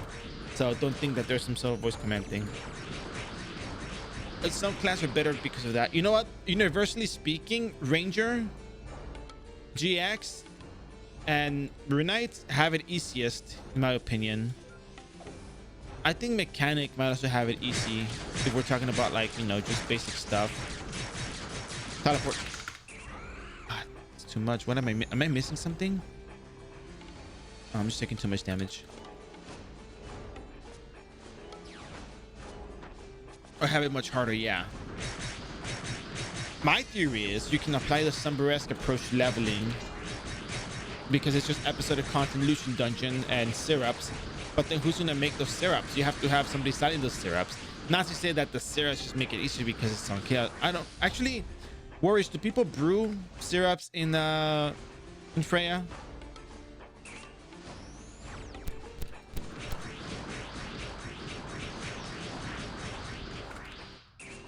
Asking for a friend.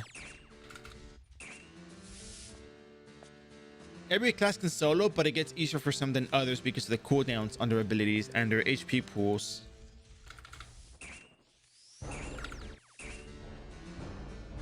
Right. Oh no, no. By no means. Like, it is fun to talk about. That's the whole premise of it.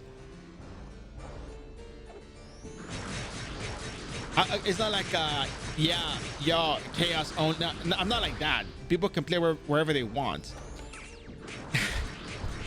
No, of course not. By no means. No, anybody can play where they want. We're just talking about the differences and the markets and that kind of stuff.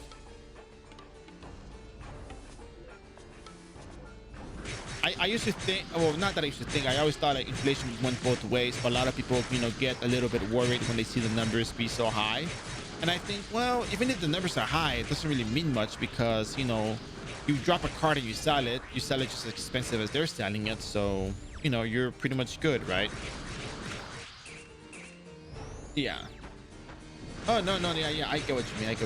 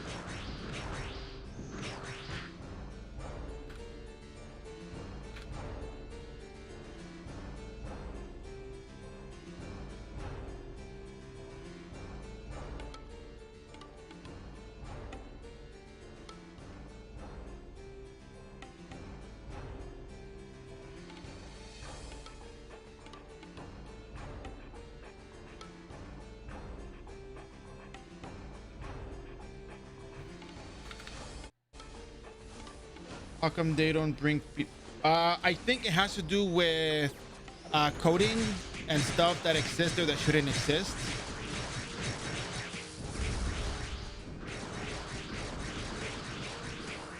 I think they brought them over from PRO a long time ago, and there's items in there that existed only in there, and I think it just doesn't, I don't know, it's just something like that doesn't match the database. So it's just very weird. But the basic thing is it's just coding related. And I think people said that they were like baby baby rebirth classes, I think it was. And those things should not exist, as in, like, there's not like an actual, characters that are made normally. I don't know, something like that. They can't merge. The coding is different. It's just there's different stuff in there that doesn't exist in the regular renewal.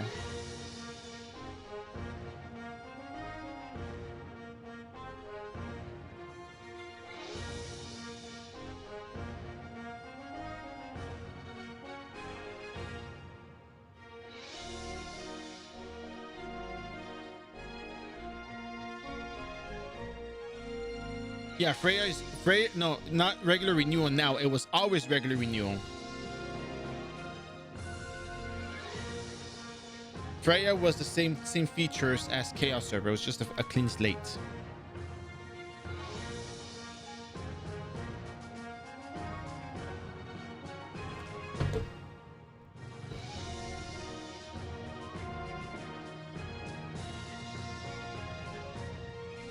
I mean, yeah, you probably meant that it was renewal, like regular renewal, yeah.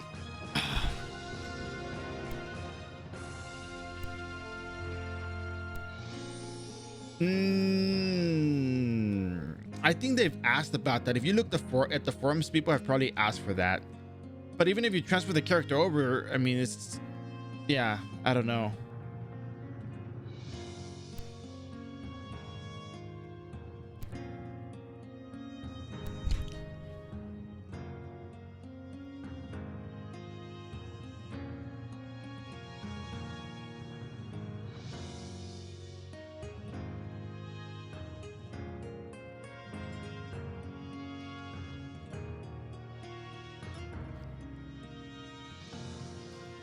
What am I looking at here? Oh yeah, bubblegum buff. Yep. I went into the wrong place.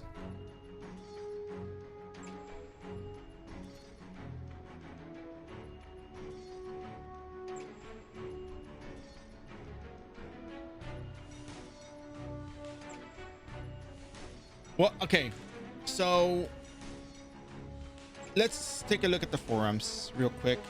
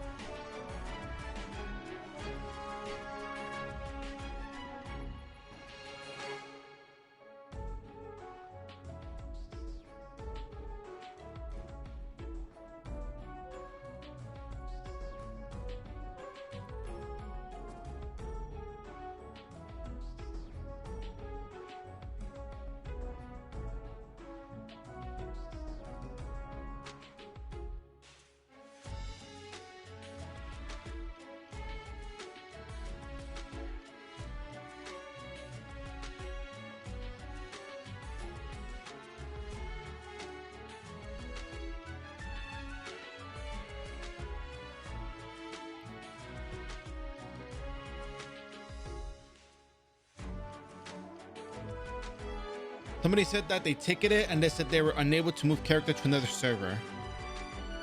I tried ticket and they said unable to move another character to another server. So the last time they actually moved character was from the, I forgot what that server was called that we had a while back.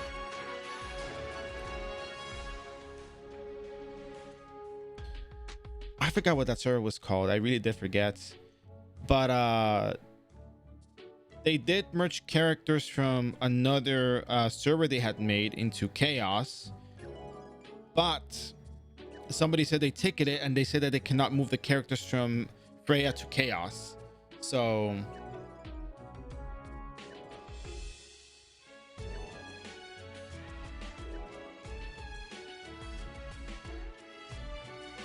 and then there was another post where they're saying let Freya players transfer.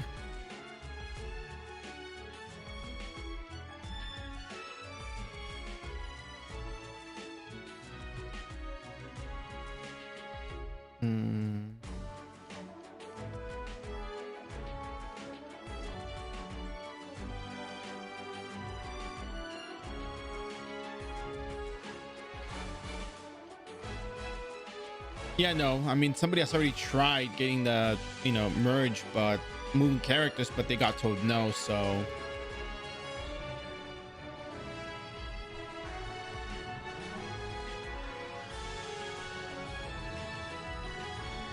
Oh, yeah, I was going to go to Frontera. That's right.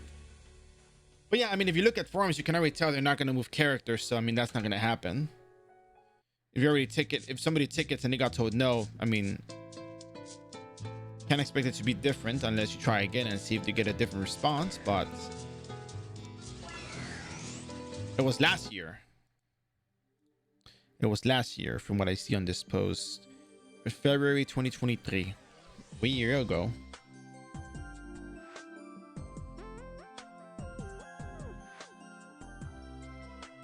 But remember, in the past, they had transferred characters over from that one other server that they made that was like, you started before third classes and then they added third classes and all that stuff.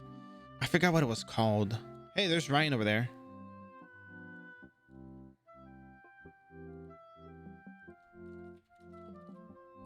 So, and I'm only going based on what's written on there, I'm not like trying to add anything else. It's just what's written.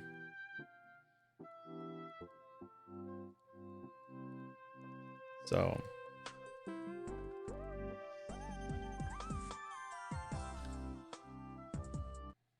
oh.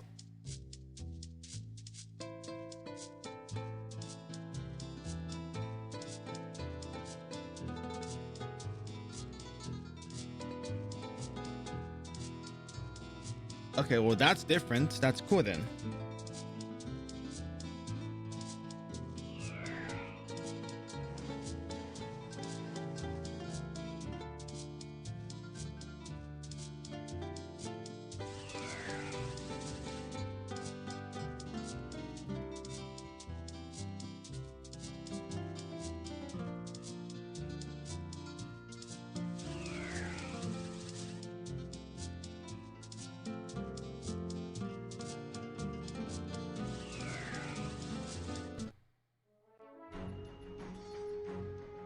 Random question, but do you think we will get episode 18 tomorrow? I heard they're working on it. I would not know.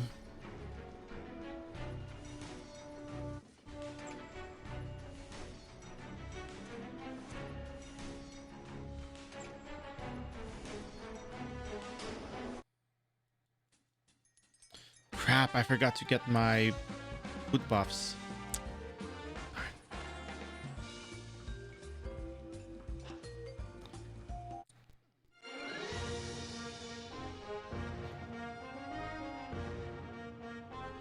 I mean, it would be cool if they would bring in the other content that we're missing before they jump into that. Like infinite space, maybe. Like illusion of labyrinth and illusion of underwater, probably. That would be really cool.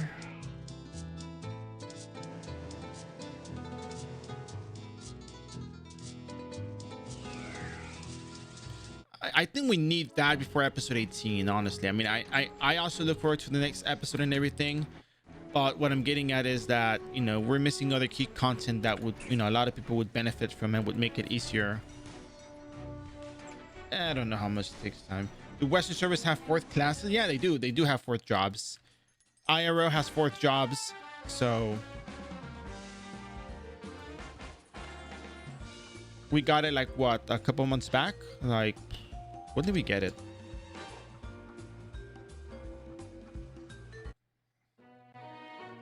Well, they don't, but at the same time, we don't know how they work, how they operate.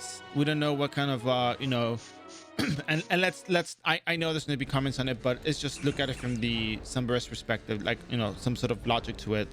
We don't know how they operate. We don't know how they do their reviews, their documentations. I'm pretty sure they do documentation for this kind of thing. I'm only guessing because they always mention QA on the forums, or they used to mention QA or something like that. And then what else is there? Oh yeah, this teleport.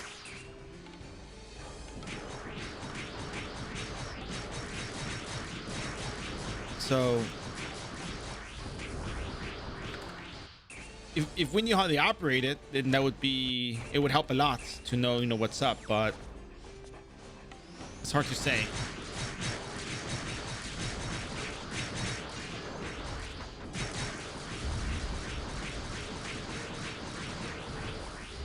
Yeah. And I also understand what you're saying. I also don't think it's that hard to translate those things, because Illusion the Teddy Bear was so short. Illusion the Teddy Bear was like 20 sentences or something like that.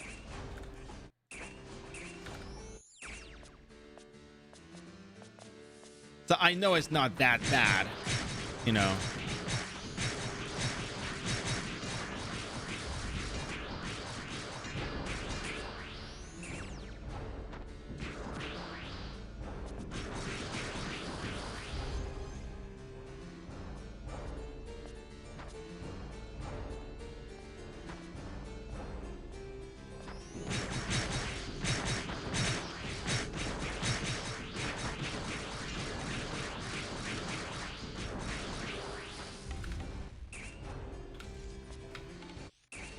Why not both? Exactly. At the same time, it could also probably just be, you know, what iRO gives them to work with. So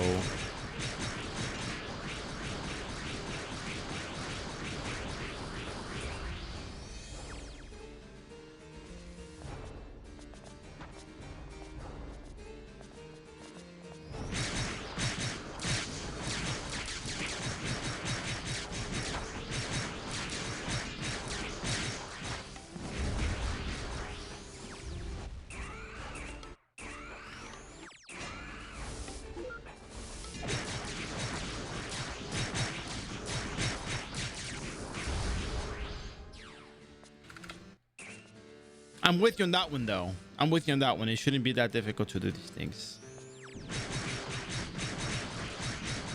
Yeah. Oh, let it be a two-handed sword. Let it be a two-handed sword. Let it be a two-handed sword. And RNG says two-handed sword. There you go, baby. That's what I'm talking about. That's what I'm talking about. Damage humans 10% damage. Poison enemies 20% damage. That is not so bad.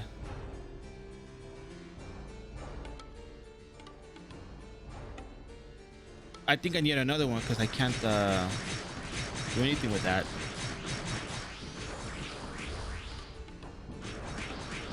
I mean, I can. It's just not gonna drop it. I'm not gonna re-enchant it when it's decent. I could probably sell it.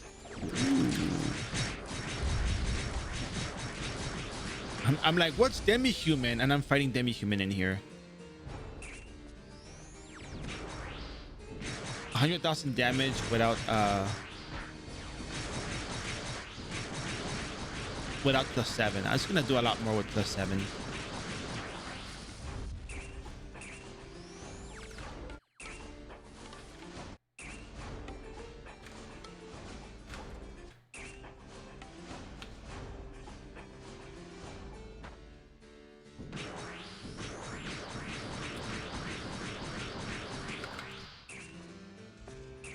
I almost feel like I should add Aspersio to the character, but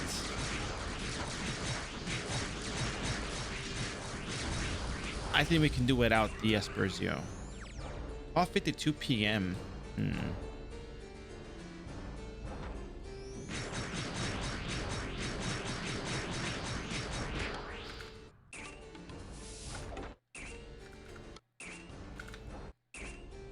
But it's also like 20% damage against poison, so that's like Aramis killer right there. Well, actually, no, Aramis is demon, right? Or is it demi-human in Battle 5? Question, do 4th class have second? No, they don't. They don't.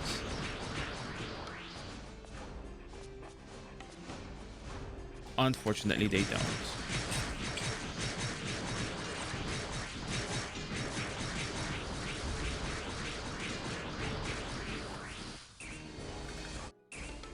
Yeah, I guess only 3rd classes have it, but supposedly in iRO you can just like switch your outfit to like the 2nd classes, so you can be a knight with you know, ignition break and draconic aura or whatever, however you pronounce it. 4th class don't have new skill, but either that. Oh yeah, no, we have like the first updates for the 4th classes, so. Oh yeah, they're supposed to get better over time eventually.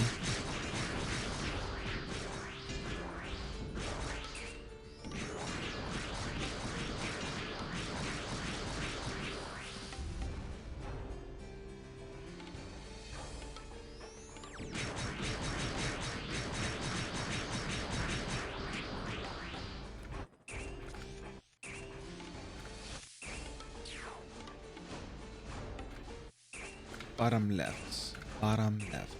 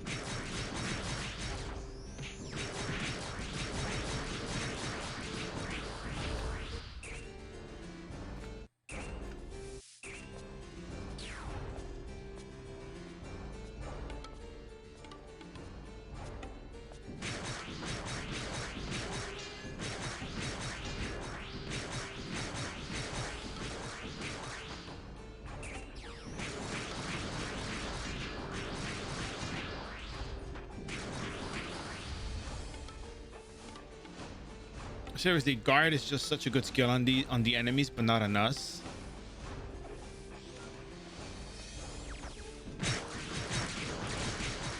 And I think that's what's so heartbreaking, that they get to be the better skill than we do, or they can block hits better than we can.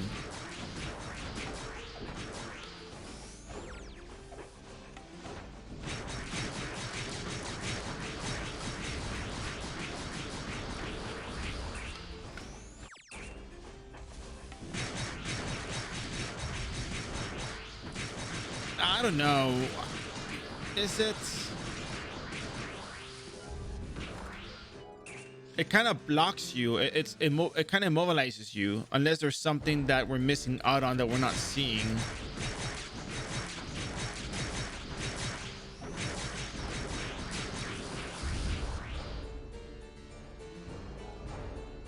I used guard. I used it once, and then I stopped using it.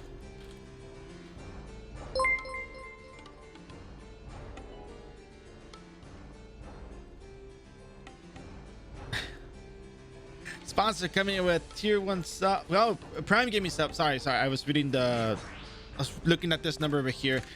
Let me get off the wiki. Sponsor coming out, Prime Gaming stuff. Thank you very much for your support. Your support goes a long way. And with that said, you may know, you may not know it, but I'll tell you again. With that said, you get access to my emotes. Look different. Where's my emotes? Hold on, they're not loading up. Hold on a second. Here we go. Salty bear, gas bear, Monkus bear, upvote bear, what bear, corn bear. Where is it? Kawaii bear, sunglass, hey bear, and yeah. So you get access to these emotes, use them, take good care of them, take good care of the bears, they'll take good care of you. Express yourself with them, take them wherever you go. And with that said, thank you for your support, really appreciate it. Sorry about that, I was kind of distracted with all this stuff here, but Prime Gaming stuff, I read it, don't worry. I read it and I still said, yeah, anyways, thank you. Oh, okay, I mean, yeah, for that particular purpose, it's good.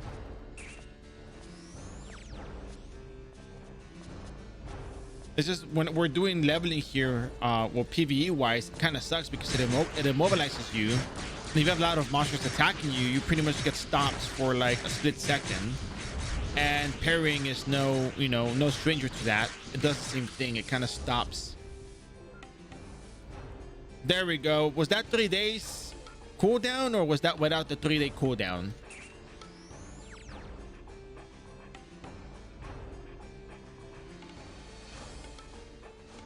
Oh yeah, 193 attack speed. Look at that. We got the 183 attack speed. But plus even our stat buffs, but still same. I got nothing on Sunday. Today is Monday. All right, so it's 2-day cooldown.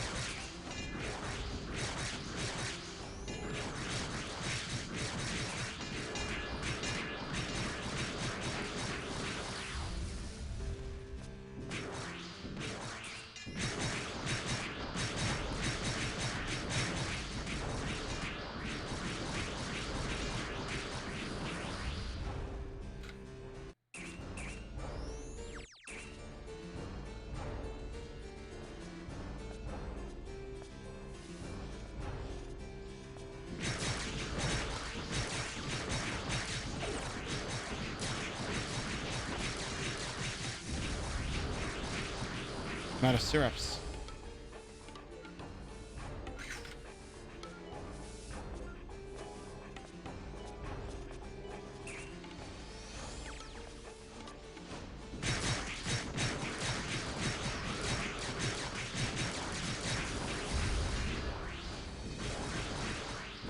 You know what? I've been leveling there or leveled there and I did not get a card there.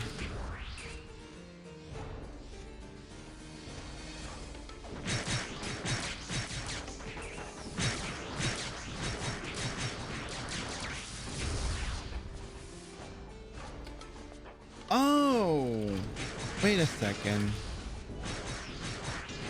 Wait, did I see you? I remember. I feel like you probably did.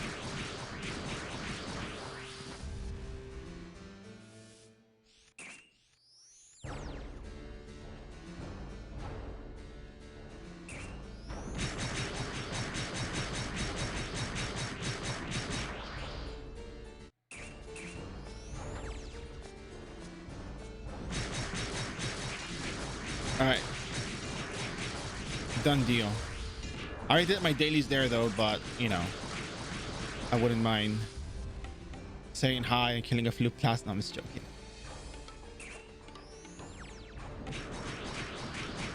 Maybe tomorrow. Yeah, maybe tomorrow. So we're level 173. We have the 17.2 dailies complete. We might be done with Jupiter's dailies. We might be done with the 16.1 dailies. I think the lesson here is that 16.1 is content that is worth running.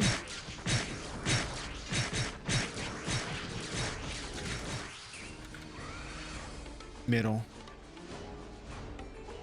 section.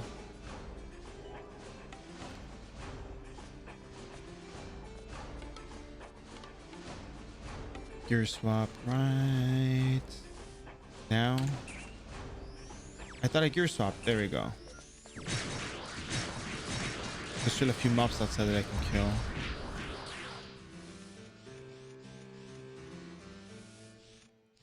You guys need to start you like to farm when you don't care about leveling.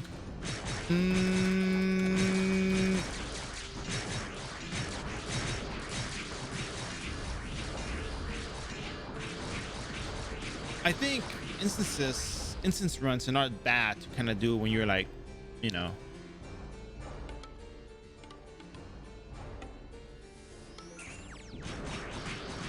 You know what? I farmed a lot of Sweet Nightmare and Restless Death when I did my mechanic series. And I got my cash up equipment on that character just from farming those cards. It was actually pretty cool.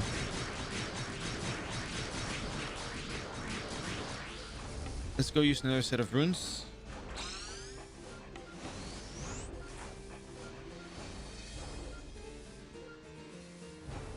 Let's keep it running. We're almost 175, which means we almost have access through, you know, official means into Abyss Glass Time.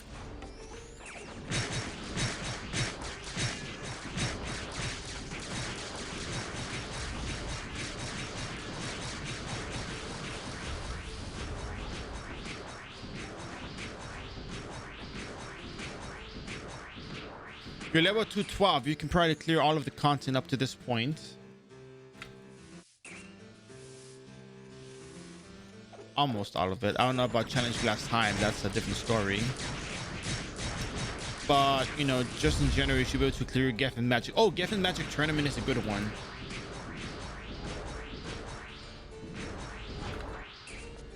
Wow. Then you probably might be able to clear challenge Old Glass Time with the scary Amdarice.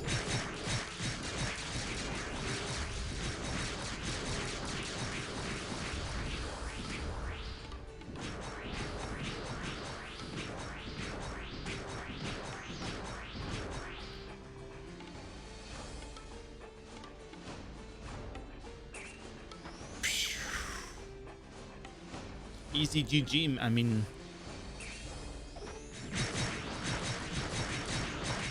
yeah, you can pretty much just clear a lot of things. I wouldn't see why you wouldn't.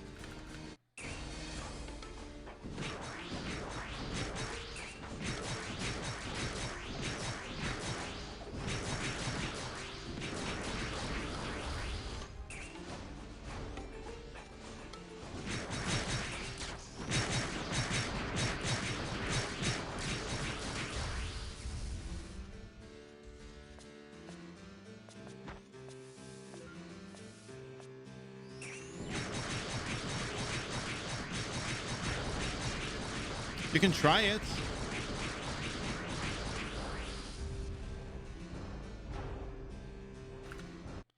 You know, why don't you do like regular Geffen Magic tournament? Why don't you do have you maybe just do like all the instances, just go take a look at them. Go to the dimensional time gap, just do the instances, you know, just take a look around, explore a little. Might be a good idea, you know.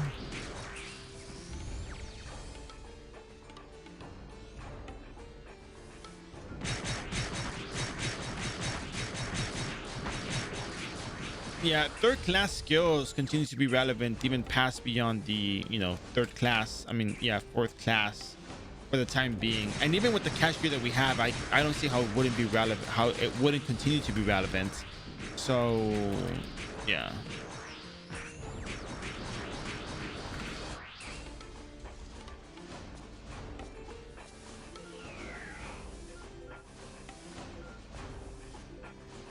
Well, they started releasing stuff that gets graded, so you can expect it to be strong in the near future as well. So yeah.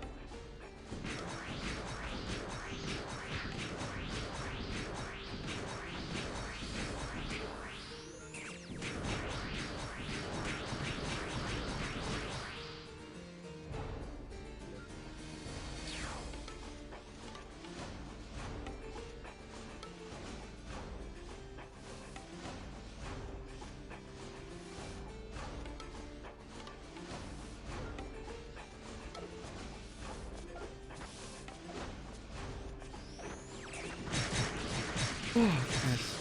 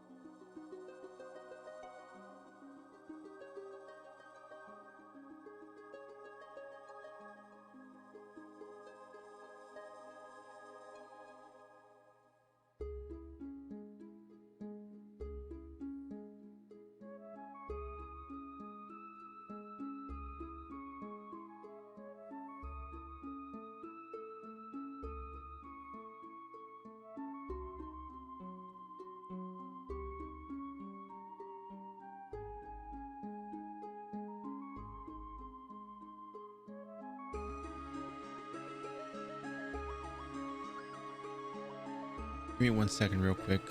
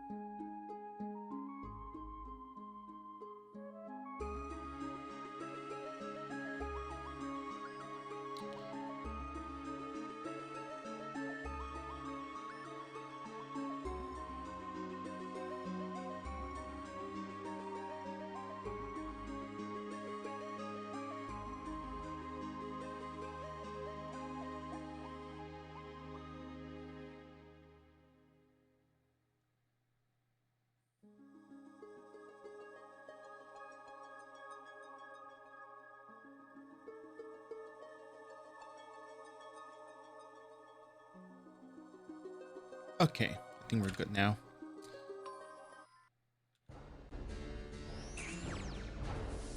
I don't know. I mean, I understand where you're coming from. Like, WoW to me is a foreign concept when it comes to third class WoW. So, I mean, even now with fourth class, it's just, you know, for me, it's probably more confusing.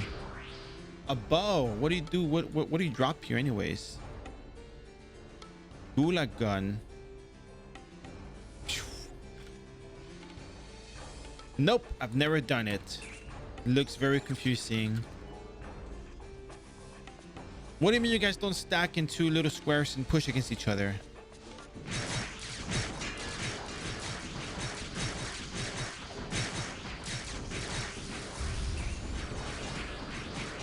Oh, you know what? You can it's probably easier to watch a WoW video to get an idea of what happens in there. I'm probably gonna die here. Or not. Yeah, I did die. Well, not much you can do about it.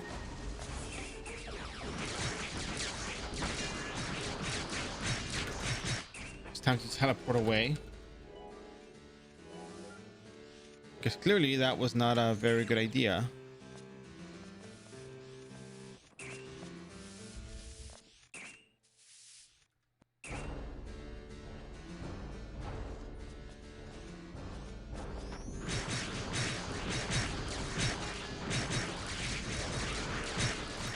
Oh, you know what? I know what my mistake was.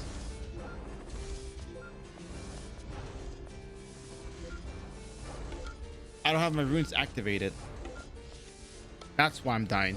So what do I do? What do I do? I got 5 minutes on these. Maybe I should just stick around with the regular buff. Oh my god, I lost the one right there. Okay, I need to do it in a clear space. There we go. Maybe that'll be better. Easy to overlook.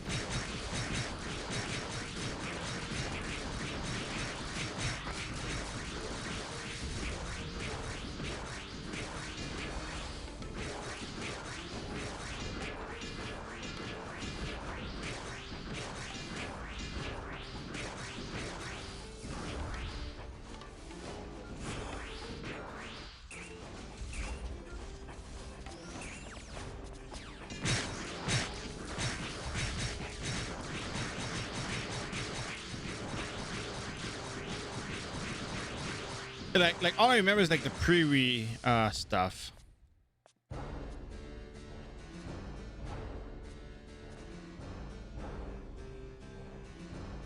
Like that's all I've seen.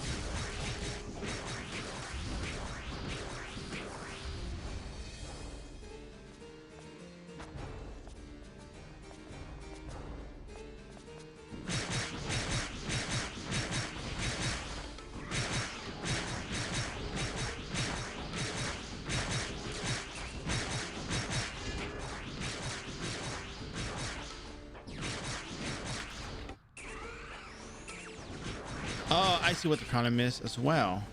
Out of syrups.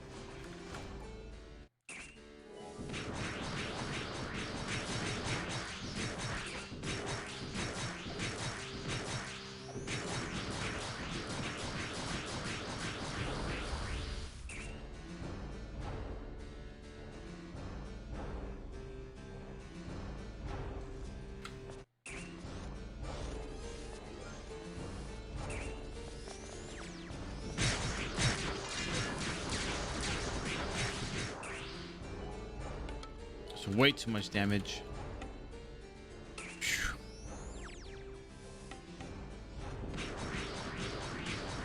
Yeah, I'm almost convinced. I need another Hypocrisy Edge that I can enchant with damage against Holy Element monsters.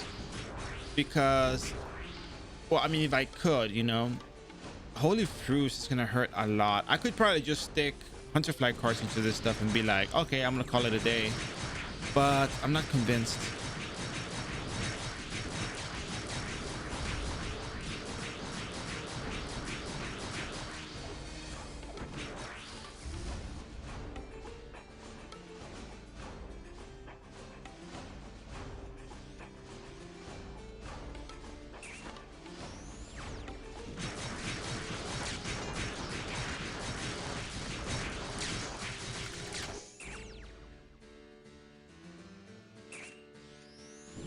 I love how Lux Anima Rune is kind of what's keeping me alive these days, helping me finish the fights a little bit faster. So Lux Anima is definitely worth investments.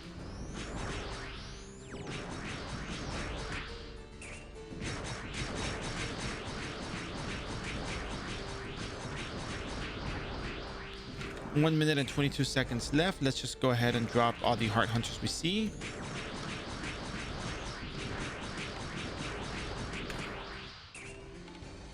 Hopefully we get something good out of it.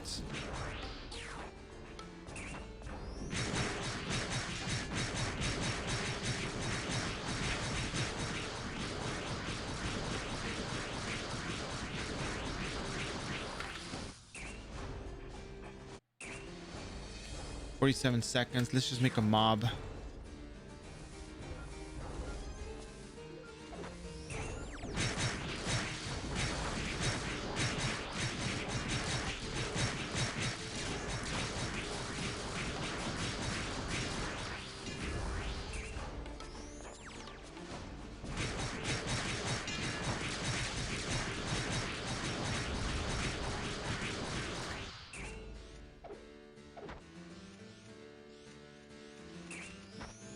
Seconds.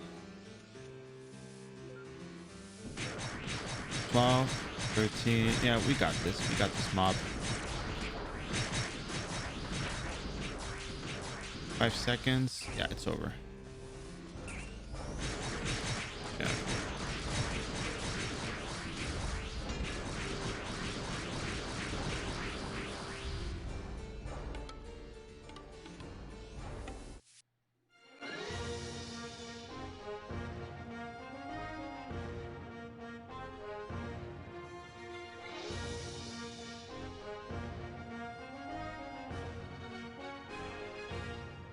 I mean, the amount of time it takes to get stuff, I mean, without an inflated economy. Actually, you said 200 million Zenny got you all the cash you needed. So I guess cash up equipment is much cheaper over there. Crap, I'm going to Ironbrock. Okay, let's get back to the eating group.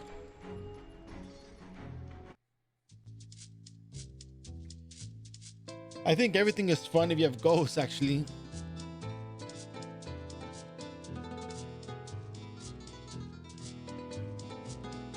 Like, if you have a sense of direction, you know,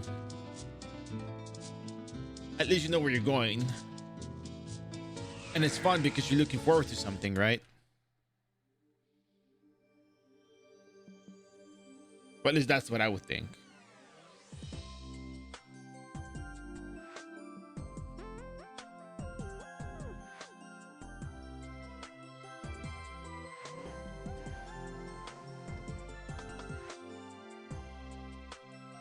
Well, armor certificates kind of dropped a little.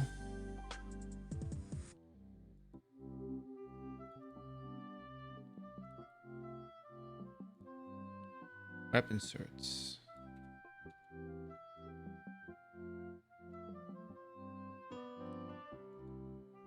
Let's go see if there's any cheap Hypocrisy Edge. Oh, same ones. You know what? Oh, man. Yeah, no. No, I think the problem... Here's the thing. I think the problem is that iRO is just not... Because supposedly, from what I hear, is that on KRO, all the NPCs have like where you can go find this item or where you can do this kind of stuff.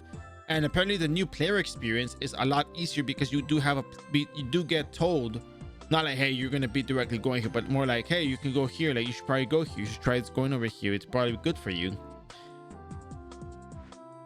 Over here you get off the boat and they say, okay, you can go to the academy, and most people don't even go to the academy.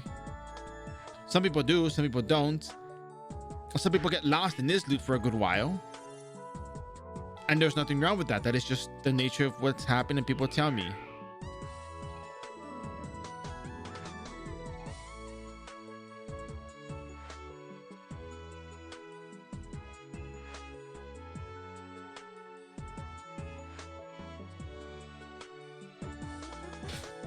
No, new MMOs.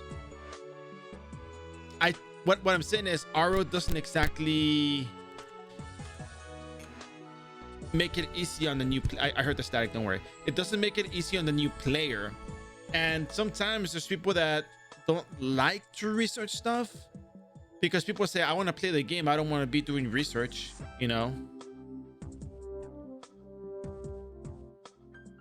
So and then here's what I learned. A lot of people complain about microtransactions, but then a lot of people like the microtransactions. You love the feeling of learning. Okay, then that's same for me. That's why I always emphasize that everything takes time. It's like gym, academics, athletics, hobbies. Everything takes time to learn. You learn from somewhere. You ask questions and you learn. It's a process. And if you know how to do the learning process and how to find information, and even just being told, hey, you can find all the information here, that's good enough for me, because then they'll let me figure stuff out. Unless for whatever reason I cannot figure it out or I don't understand it, then I ask questions, and that is fine. Oh yeah, no, exactly, that's what I'm getting at. Some people like to have their hand held, and some people don't like that iRO doesn't hold your hand, and then some people don't like it that iRO throws you into the middle of the pool and tells you to swim.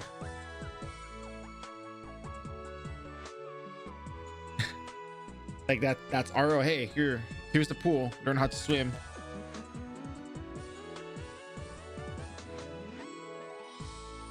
But at the same time, I like being able to share what I learn with people, because a lot of people don't know the same things I do, and I don't know the same things that they do.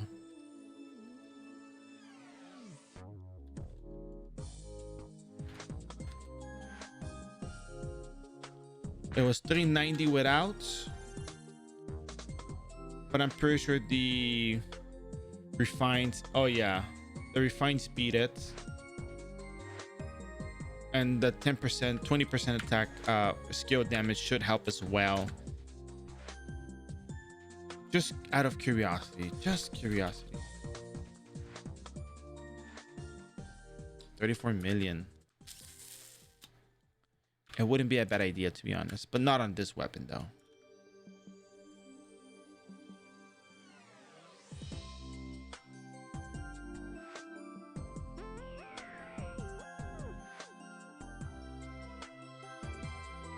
Yeah, and see, that's one of the things that a lot of people overlook with iRO. A lot of people who used to play the game back then said like, oh, the game is a solo game now. And they're like,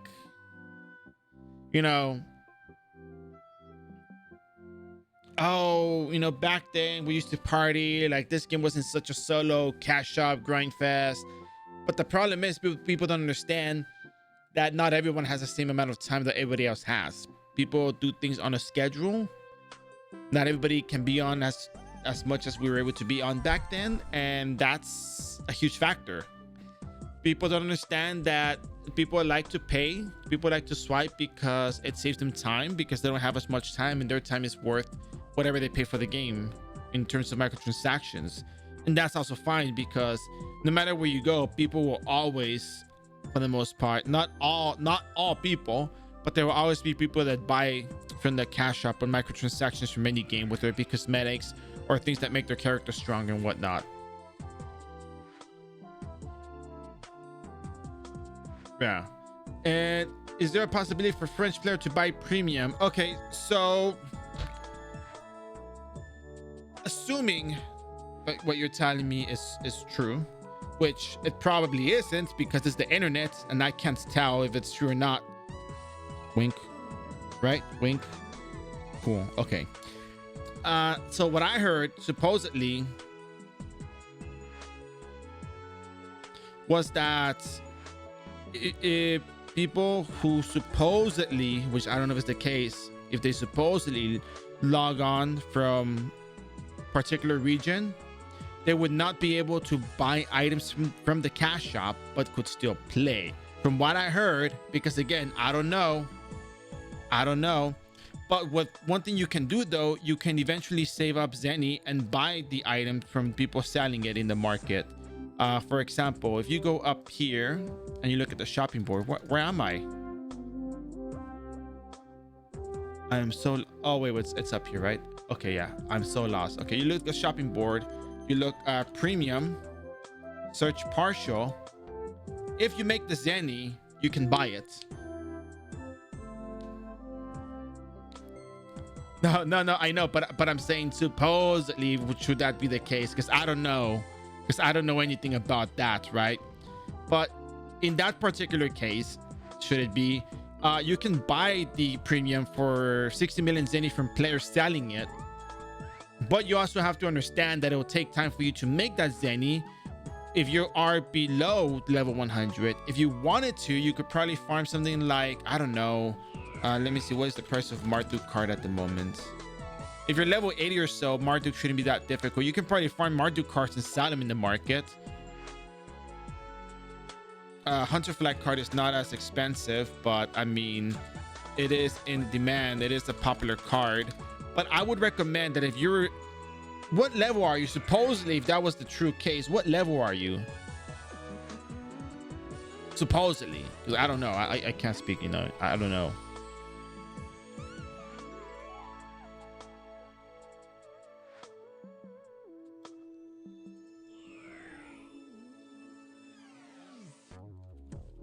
Let's see, Rockridge. Rockridge Cramp is, yeah, 40 million Zenny.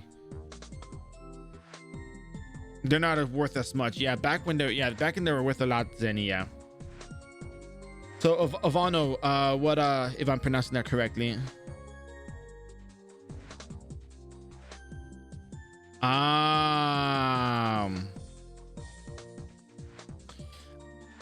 Actually, I wouldn't try from the, I would not try from the browser. How do I go about this? If you, oh yeah, that's right. If you log in for 7 days, on the 7th day you get a free 1-day VIP. Did you barely start your character? Like, are you like,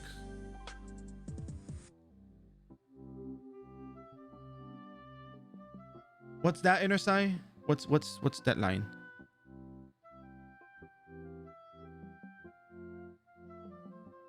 Yeah. That's what I'm saying. It doesn't work. Like, you can't do that. I would, what's your experience with iRO?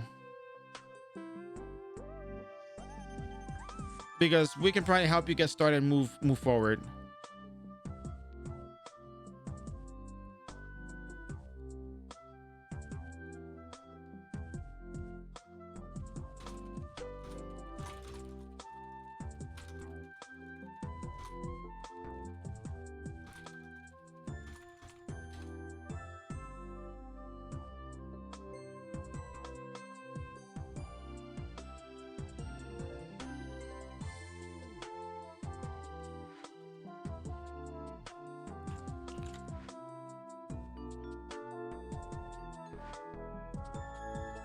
Yeah, well, I'm level 173 already.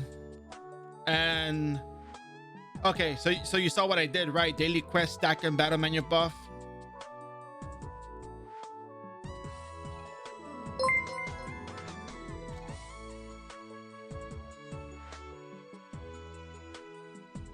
Charles E, thanks for the follow. Hope you enjoyed the stream. I hope I pronounced that correctly.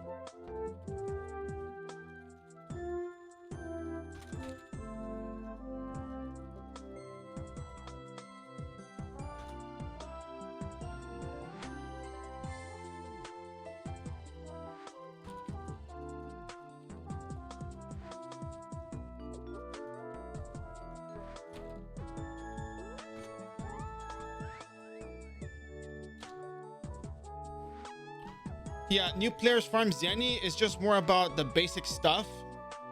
Supposed to just start my journey to server. Thanks. Okay, so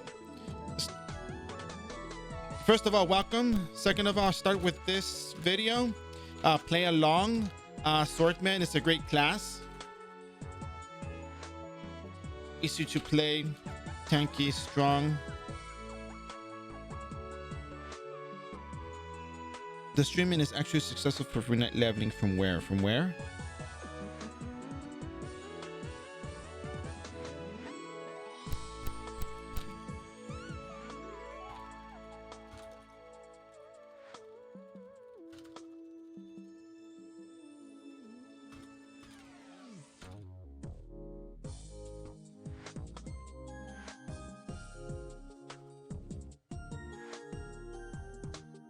No, I'm not done. I have to get to 180.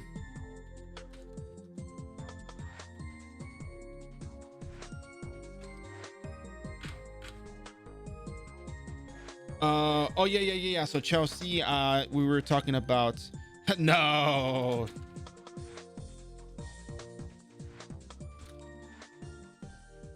Let me go over here.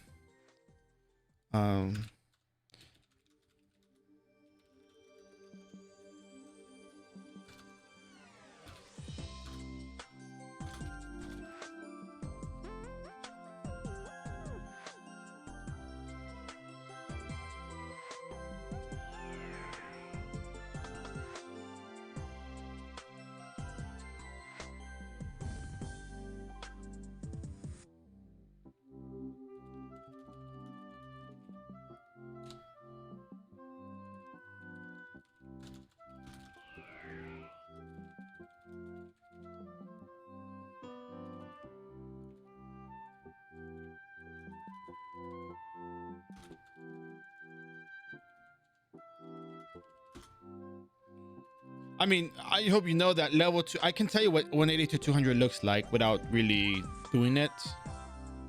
I'm back 3, Odin 4 dailies up to 190. 190 on, you do Abyss.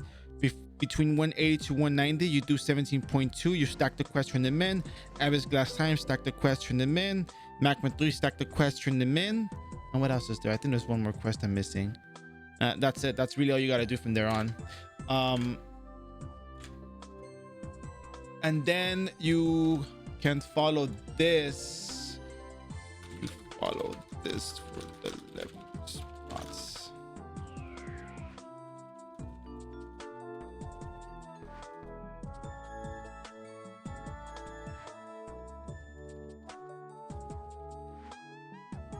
Sports for strawberry.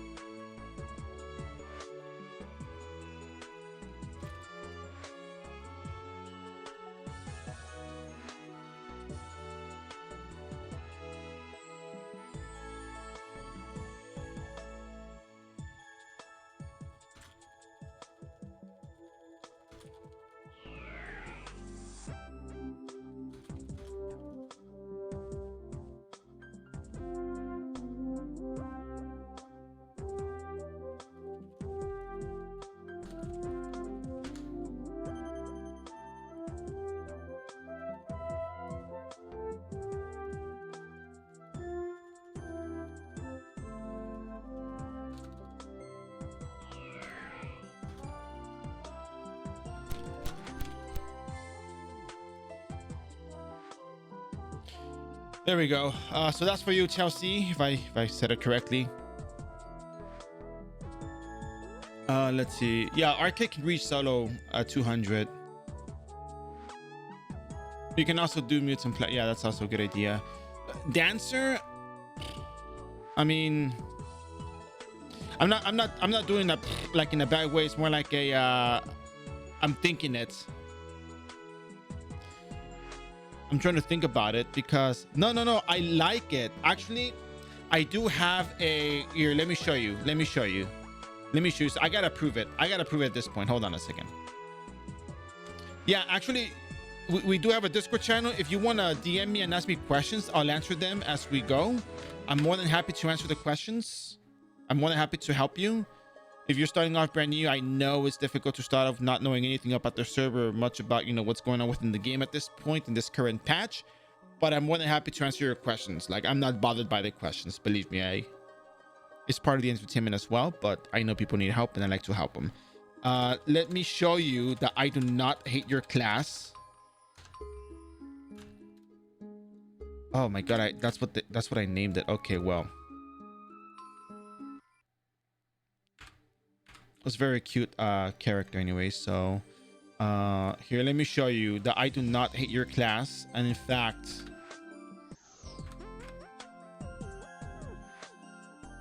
I'm gonna cover up the name because I don't want the name to show up. But it's level 175 though. Can I just show that it's level 175? Yeah, I can. Okay, here we go. Let me prove to you that I don't hate your class.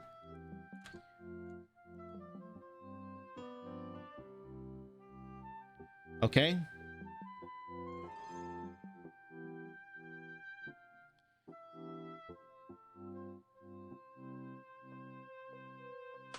And it's reverberation. So.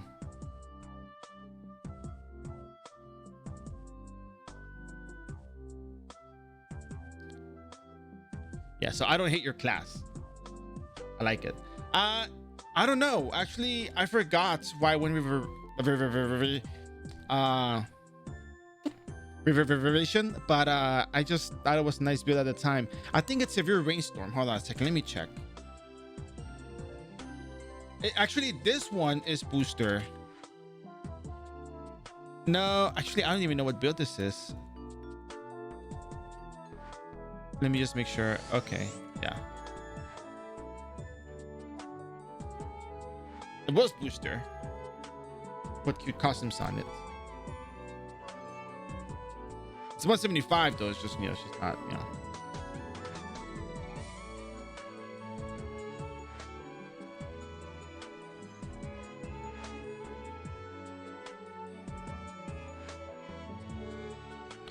The reason why I'm thinking about it is because I forgot how I leveled up the first time, but it was a booster event.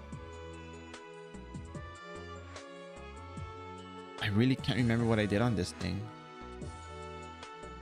But yeah. So I don't hate your class. It was more about the thought process of how am I supposed to do this, because I don't remember how I leveled up the first time around. It was a long time ago. I just don't show it because, you know, I even got the costumes for it. I spent some of my Zenny to buy cute costumes for it. All right. I think Wanderer and Female Geneticist are my favorite costume. No, not costume. Favorite classes with the outfits. I think they're the cutest. I think probably. I think those boots that the oh no, female creator boots are very nice. But we're talking about the fashion, so. Yeah. Let's see.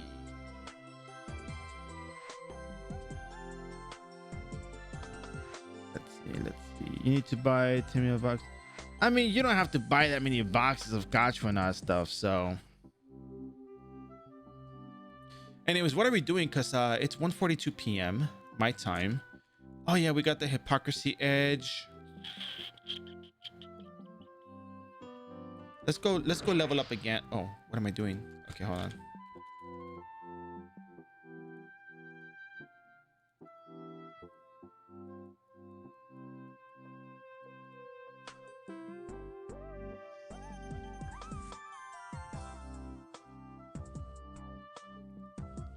Let's go try. Should we try Illusion of Turtle Dungeon to 175, or should we just keep going to that one map that we were at?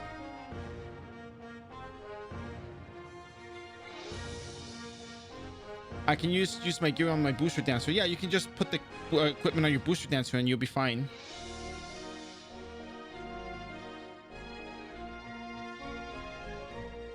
Yeah, give me 1 second real quick.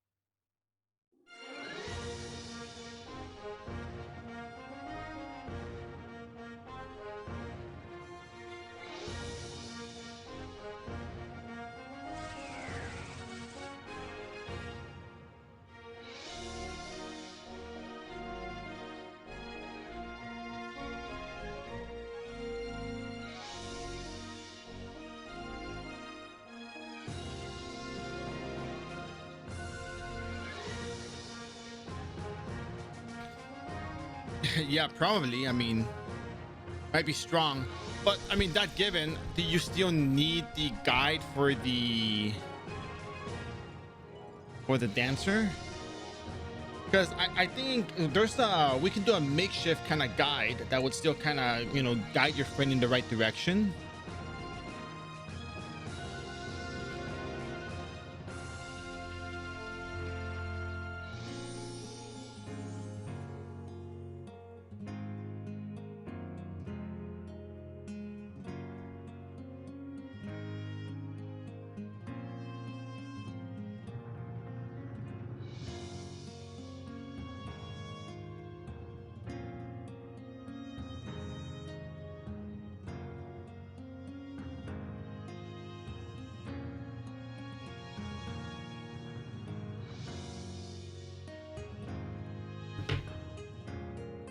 Yeah, because the difference for what I'm trying to do now,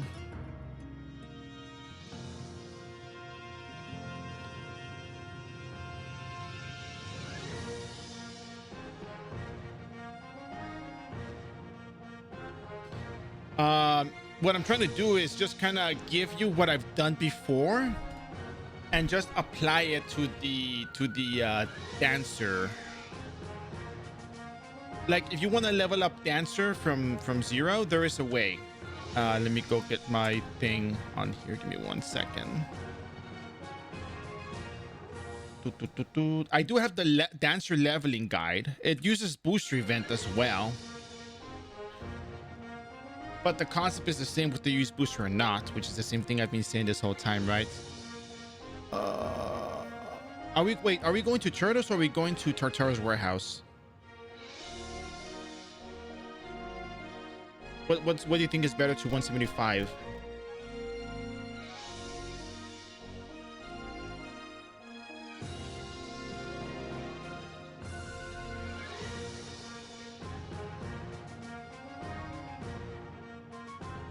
If they add new spots, it would still be the same thing, because the only difference would be illusion of labyrinth and illusion of underwater.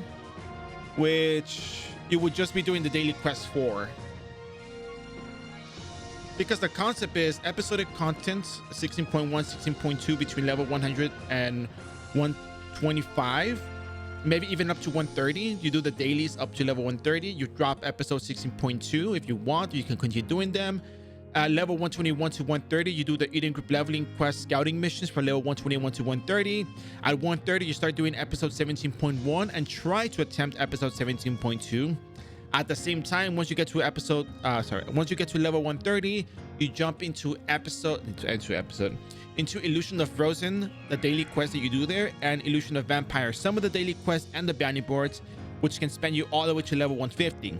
At level 140, you start doing episode 6.1, level 140 plus missions, which include the Guard Captain quest outside of Destroy Prontera, or at Destroy Prontera, and the 7-person daily quest, as well as the Poe Richard training mission, Warrior Discipline. You do those quests, all those 9 quests, on top of Bijou 16.1 level 1 quest. And then you do episode 17.2 dailies for the library, the power plant, and the bathhouse until you get to level 150 where you add Pitaya. And then at level 150, you start adding the Illusion of Abyss, Turtle Dungeon, daily quest, and the Illusion of Teddy Bear. And then at level 160, you add Luanda daily quest. So the concept would be to just add Illusion of Underwater, whatever level it unlocks at. And you add Illusion of Labyrinth at whatever level it unlocks at.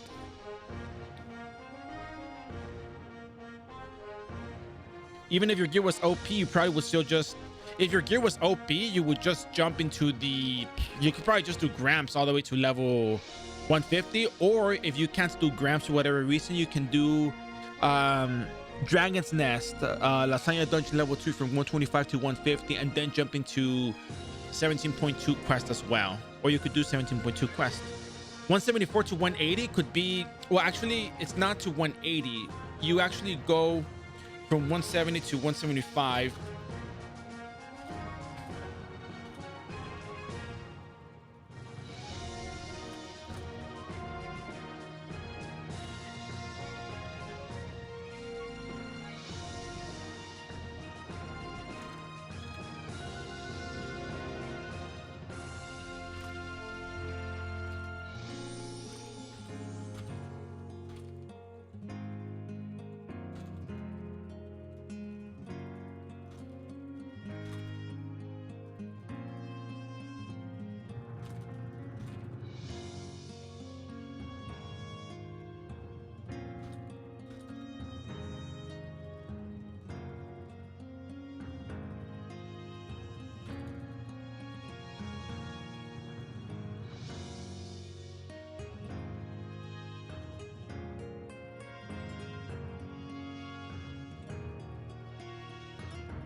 Yeah, sorry, I had my eyes closed when I was doing all, when I was saying all of those things.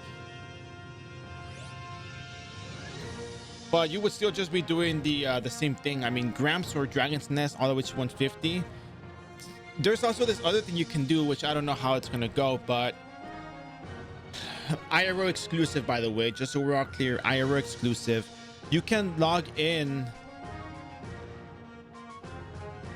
You could log in and get a priest, get a warp portal to Abyss Glass Time, and if you can do 140 damage, you can get to Abyss Glass Time.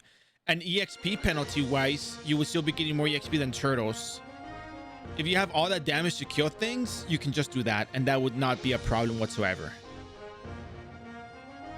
I know Xeris does that, so someone on here does that with their Archbishop because they have the damage for it.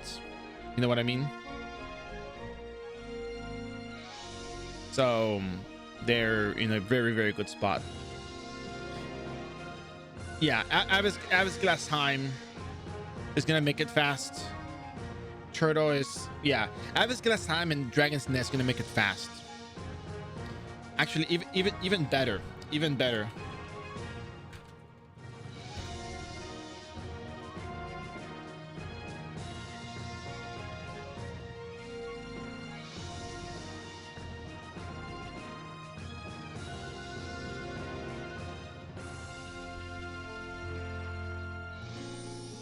Like that could be another way to go about it.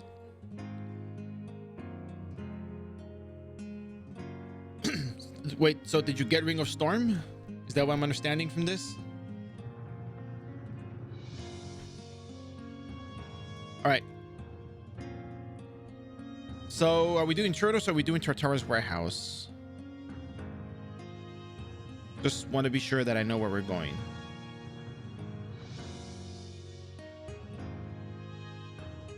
Oh, what the heck? Why not do both?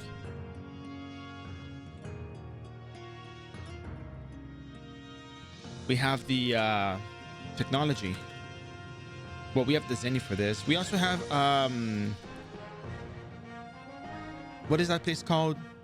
Easy Forest, but we're gonna leave it for a little bit later. We're gonna focus on our EXP, on our levels right now. We do need more syrups though. But let's go ahead and jump into the syrups real quick.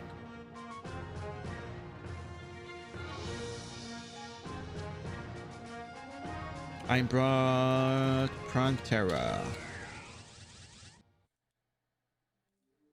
Yeah, you can't use that if you're using that. Yeah, that's correct.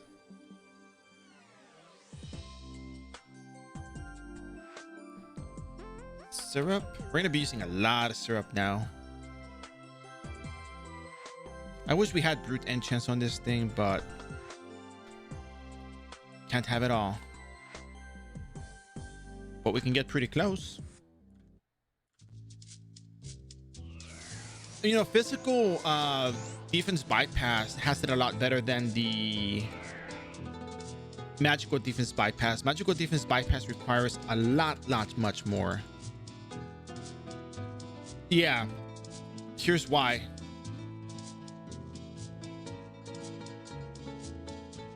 Look at the way the graphs move. I have tokens. I am gonna get the buff right now. Actually, I'm gonna get the Mary Badger buff just because.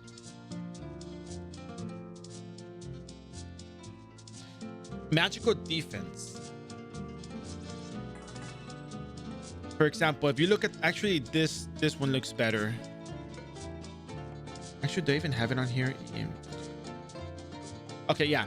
So if you look at 100 magical defense on the enemy, they're only going to receive. Actually, let's make it an easier number. Let's look at 80.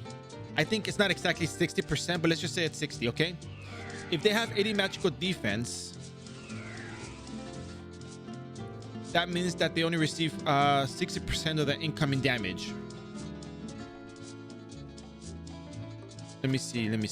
Just make sure I get this right.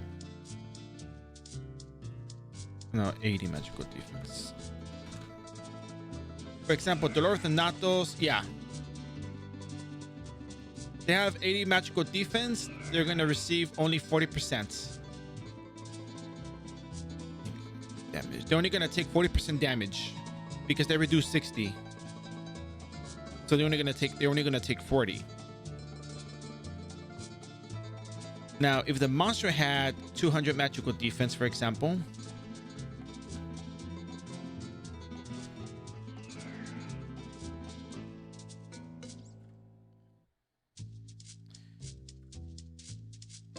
a second. Let me sure I got this right. Yeah, they only receive 60% of your magical damage because they reduce 40. If they have 0, they take 100% magical damage. If they have 80, they only take 40%. And if they have 200 magical defense, they only take 40. Am I reading this right? Hold on a second. I just gotta make sure I'm reading this right.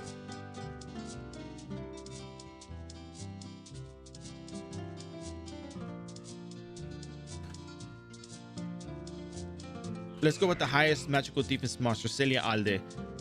No, that means they reduced 80%. They only take 20%. Yeah. For example, Celia Alde has 800 magical defense. That means she reduces 80% of the magical damage and only receives 20.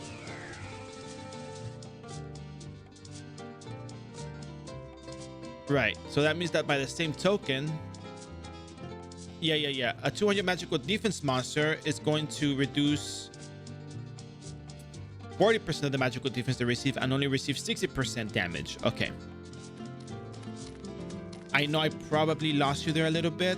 but does it make sense? The idea of magical defense makes sense. 800 magical defense is... Yeah, you can use the blacksmith glove for the 50%. Yeah.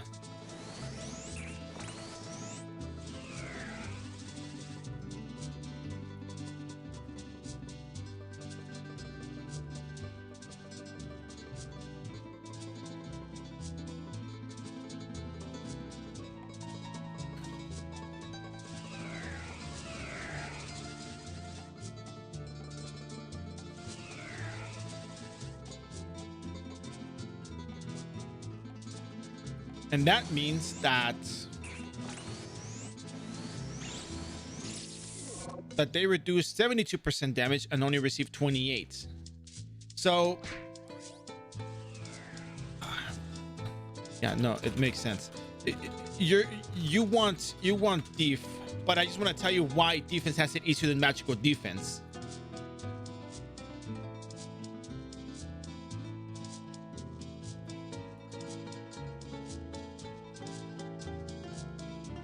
No, wait. Let me finish. If you only had 50% and the enemy had 800 magical defense is not the same as regular physical defense. And I don't have the defense one on here. Oh my goodness. Bear, you had one job.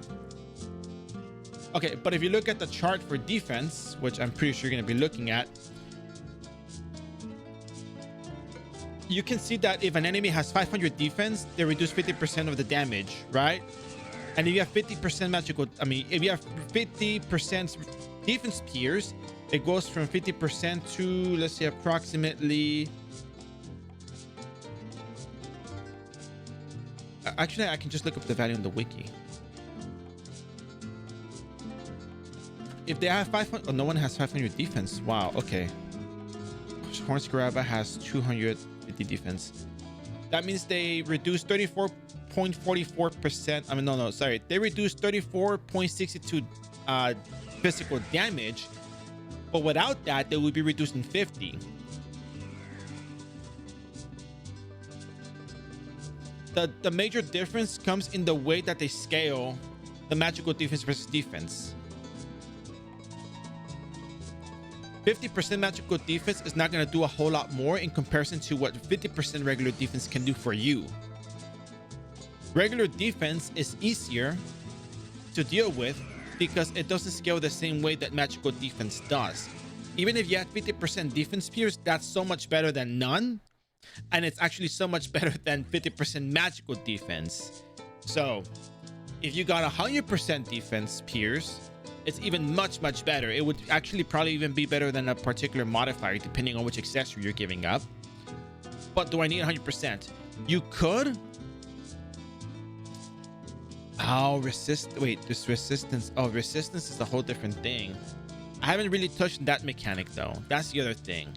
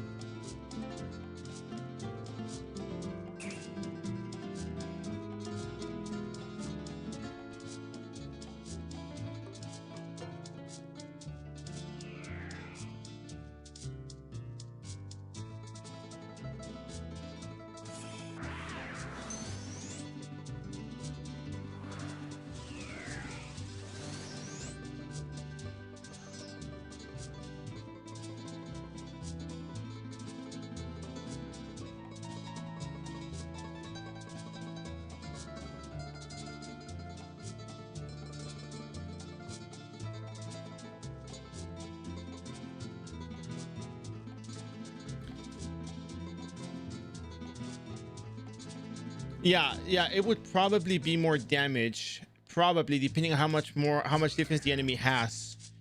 It's like it becomes a bit of a balancing act, but it's not so bad to have 100% magical defense spears. However, you could do a comparison, and you can kind of gauge what might be better. If there's not much of a difference, yeah, maybe post level 200 you can probably do that.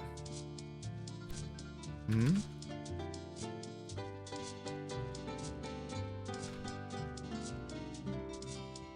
trying. I don't know where we left off at. So make sure I get where we were at. Let's see. Oh, it was way past the chat. I have to go back in time for this one. We can probably go over it again anyways.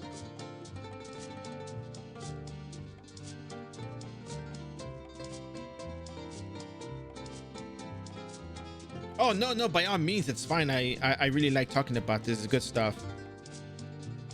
Me too. I'm just doing this for that. Okay. Oh yeah, leveling wise, I think we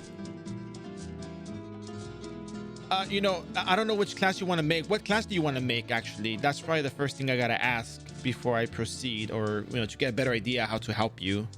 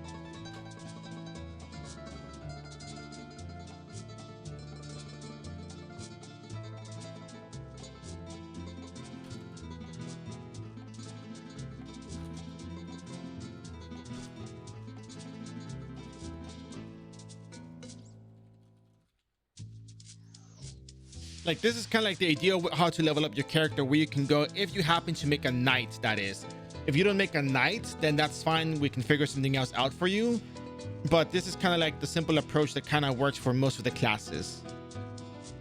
If you were a mage, it's a whole different story. If you're an archer, it's a little bit different, but it kind of works the same way. Just want to let you know that. All right, so that's it. Let's go over to Illusion of Abyss. Actually, we need some more green potions before we do anything else, because Yeah, I don't wanna die there. I don't want to die from blind or something silly like that.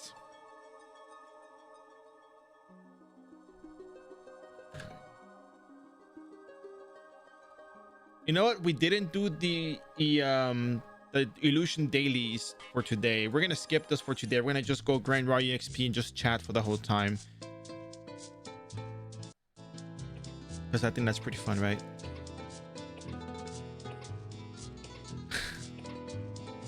So anyways, let's go get our battle menu buff and let's go over to Turtle Island. But we're also gonna get the miracle buff for the extra attack. 20 EMB for battle menu buff times 3. And off we go to Alberta. We're gonna ignore the daily quest in there for today. We're gonna just go straight into leveling. So Ovano, I think that should help you level up. If you have questions, be sure to ask. No problem with asking. We're gonna skip the quest.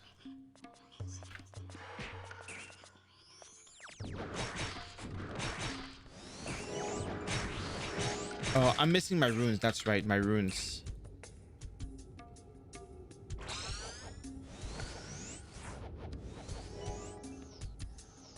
And to get rid of the airship set as well.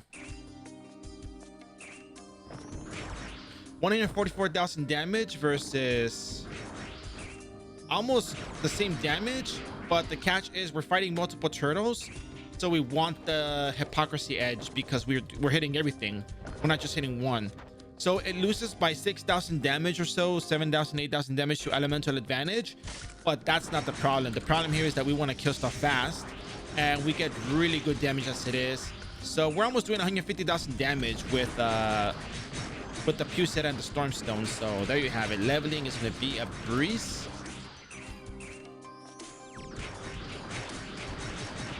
It's like 0.1% per turtle, so that's pretty nice.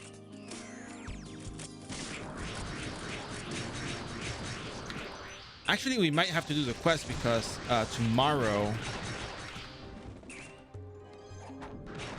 is maintenance day, so we're not going to really be on for this one.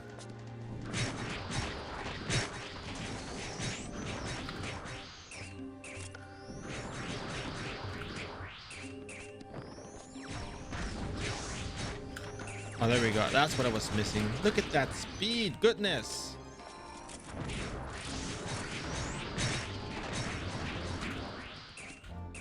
TLVGG, how you doing? Hello there. Hello there.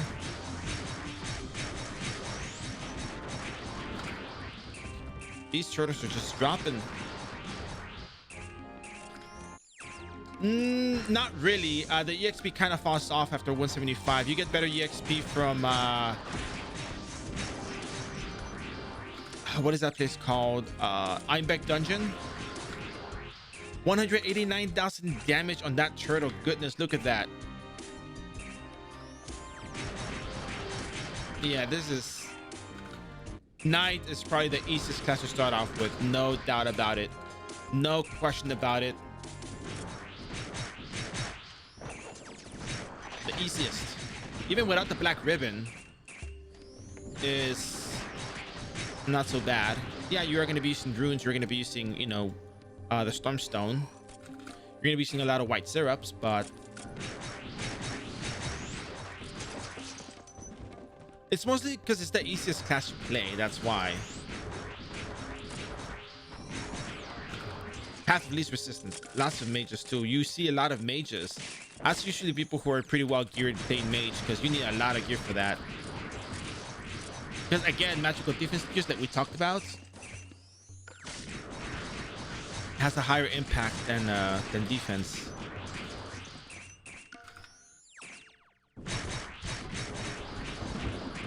I think tomorrow we might do the same thing.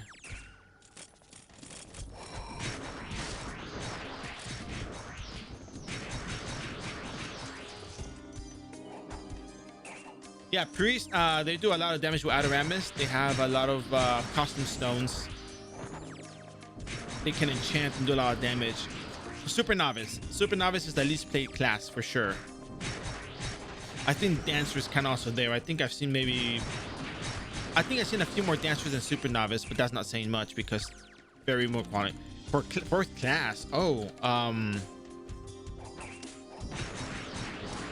goodness, I actually don't know. I never really thought about that. We already got 10% in like a couple of minutes, so I think I'm gonna see Turtle General today.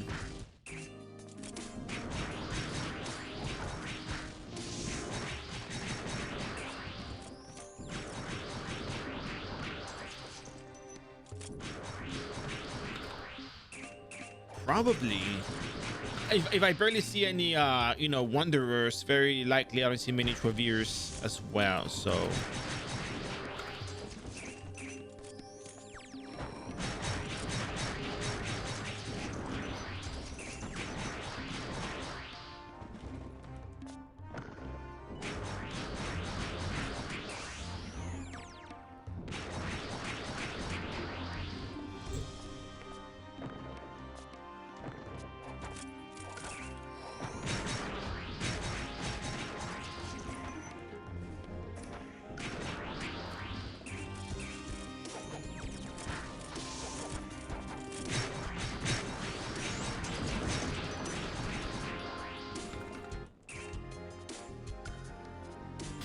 you know, it's hard to say.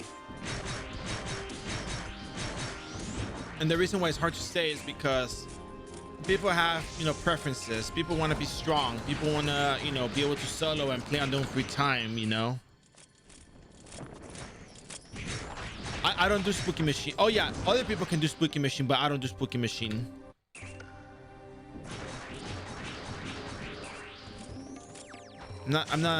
I'm not big on stuff that is not supposed to be there.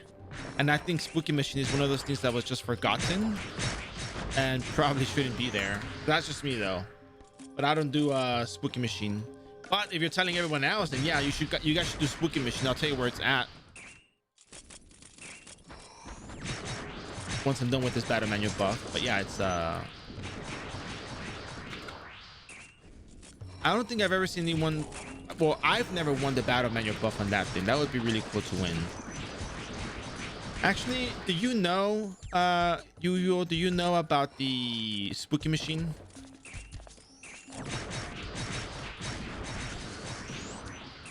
Oh goodness. Okay, go if you have time right now, go to the eating group. Actually, I can probably do it on my novice. Yeah, I'll do it on my novice. Check it out.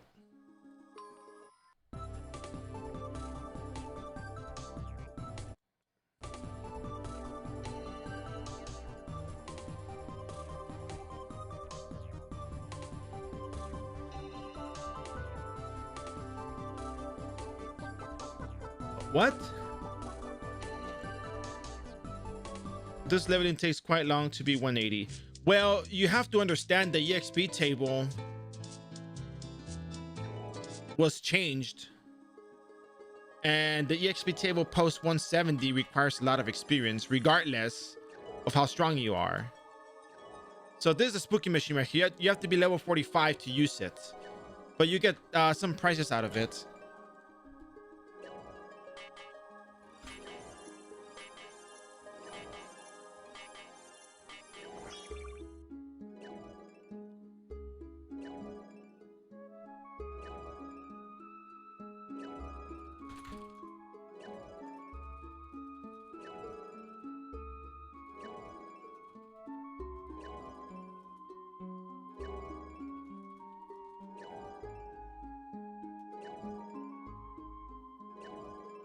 Let's see, where is this thing?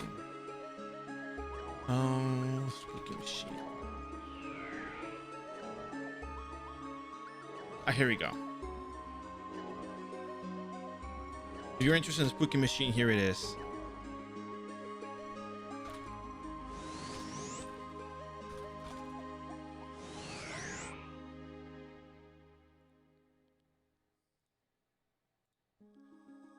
All right, I'm gonna go back to my knights.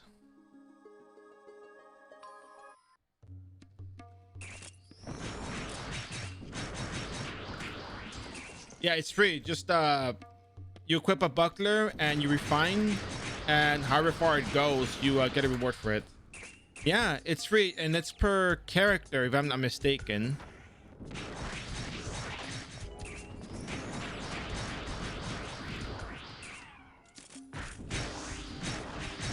Then go ahead and do it on that character then, by all means.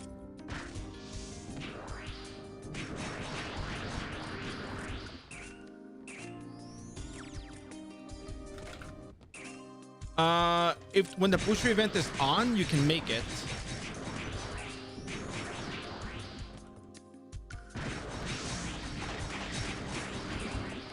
But only when the event is on.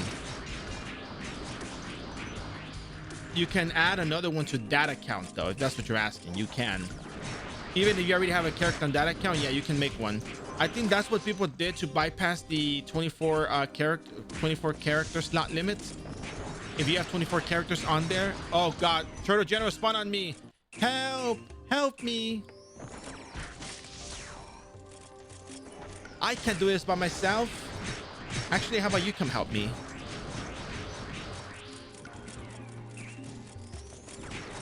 I'm gonna die to this thing. I'm gonna get hit with water bomb. I'm gonna die.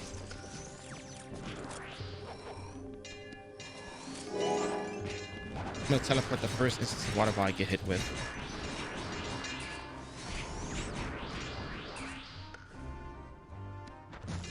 That was water bomb.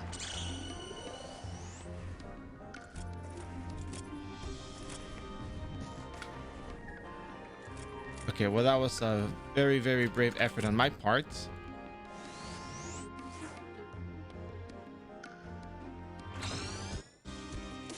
But that was not it.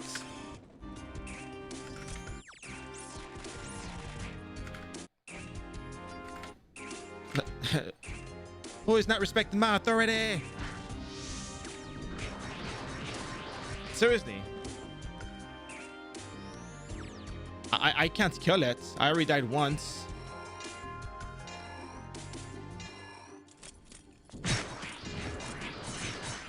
In fact, I think I'm missing. Here goes with the water ball. I will die. I can't kill it. If you got perfect hit, you can hit it.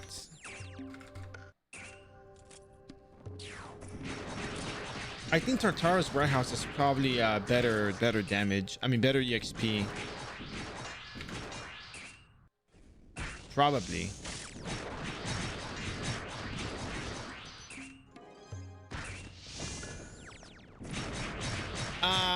Well, in some cases, yes. It just depends how much more flee it has when it does increase agility, because increased agility doubles its flee.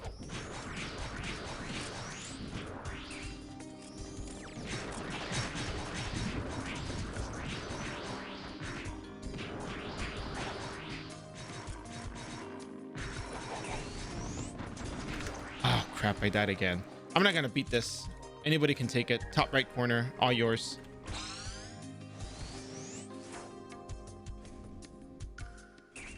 Because now I don't have my 180 attack speed, which kind of sucks.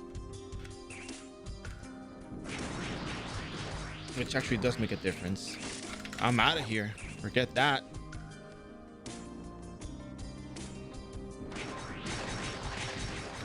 Well, actually, I can probably send myself some one berserk potion.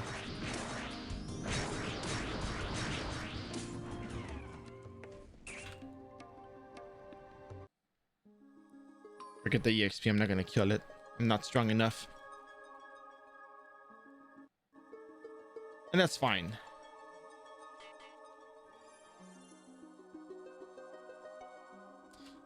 Maybe not at this time of the day, you know?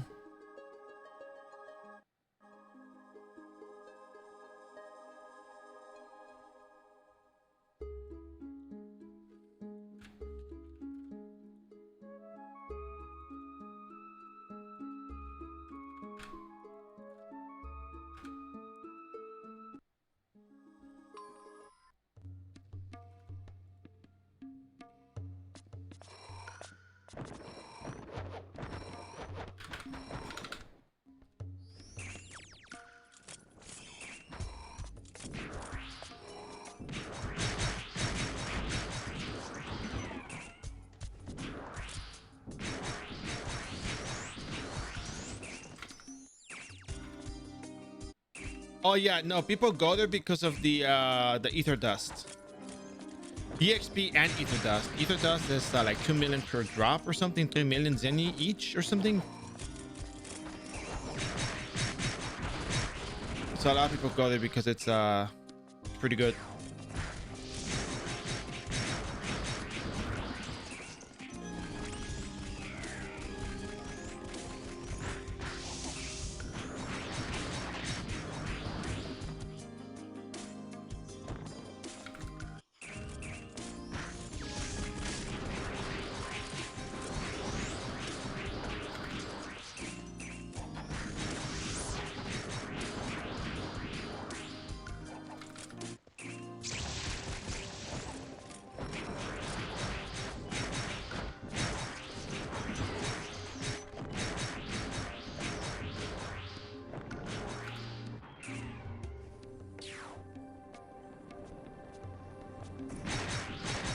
Yeah, we can.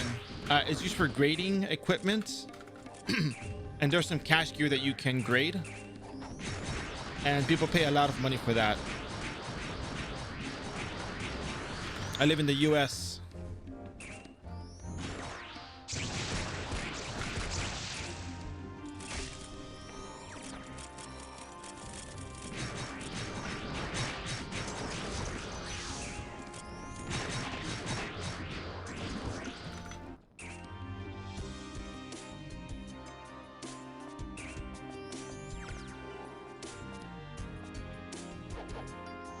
We got 3% from that quest alone. That's pretty funny. If we go back to the entrance, we'll probably just go teleport and get the other quest just for the sake of the little bit of extra EXP. I feel we could probably hit 175 today. And it wouldn't be all that bad to hit 175. So we can try. Because I'll definitely get 174 from the quest that we're going to be turning in. Maybe the next 15 minutes I can get the 174 from here and turn in the stuff with the battle manual at 17.2. So that wouldn't be bad. You know what? I do not know. I'm going to be honest with you. I have no idea. I cannot confirm because I have never seen it for myself. So...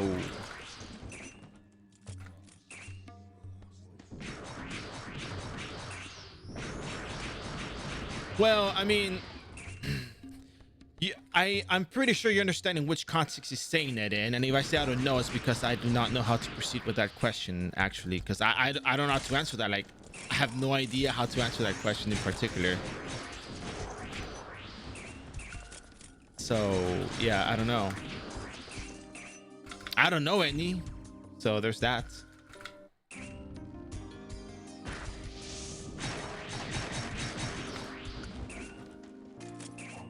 Yeah, I don't know any, so yeah. All right, back to the entrance. I guess we're gonna pick up the quest for this place, and we're not gonna be on tomorrow before the cooldown goes off because there's maintenance tomorrow. So we'll talk to her, go to the entrance, come back, blah blah blah blah blah.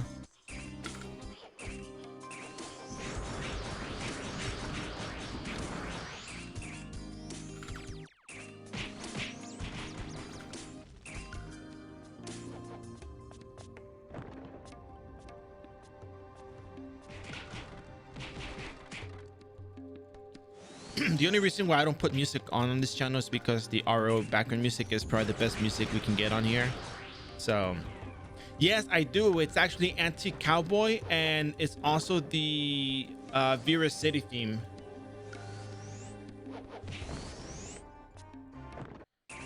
Anti-cowboy is the one for whatchamacallit, for the Juno fields. Dun, dun, dun, dun, dun. Dun, dun, dun, dun, dun. It starts like that. You can probably figure it out from that, I guess. I mean, I'm not very good with the music, with tunes.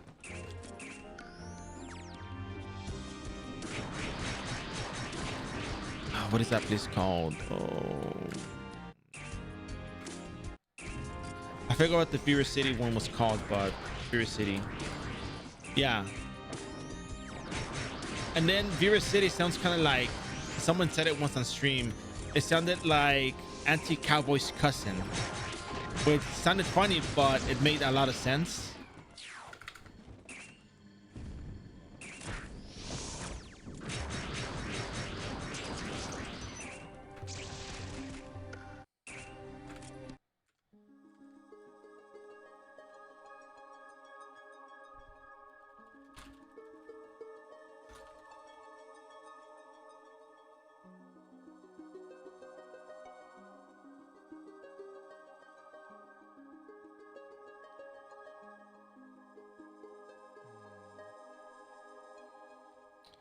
I think it is. You know what?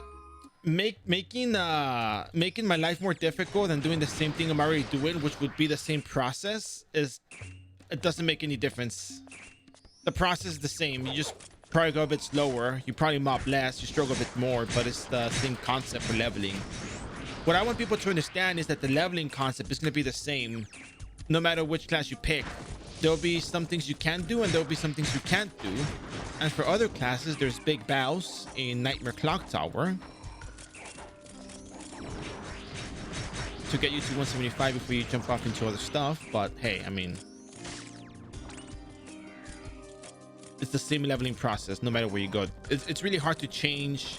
The EXP table dictates a lot of where we go and what we do, so it's not as easy to just say, hey, get a baby class and do the same thing, because it'll be easier for us to die as well. But we're going to be leveling in the same places. So, yeah.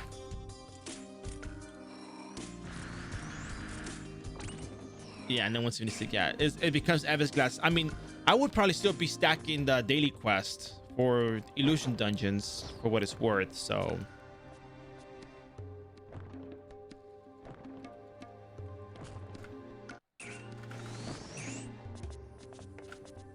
I could just walk there. Why am I making this more difficult? It's hard as a baby. Yeah, I know, but it's the same thing. You do the same exact thing. You go to the same locations, you do the daily quest, you stack them, you turn them in. I did it as a super novice all the way to 160, which was the max level at the time.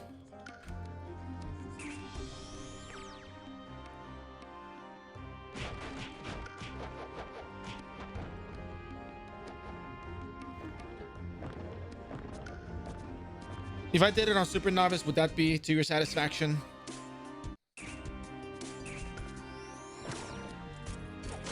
Because hey, super novice is pretty fun.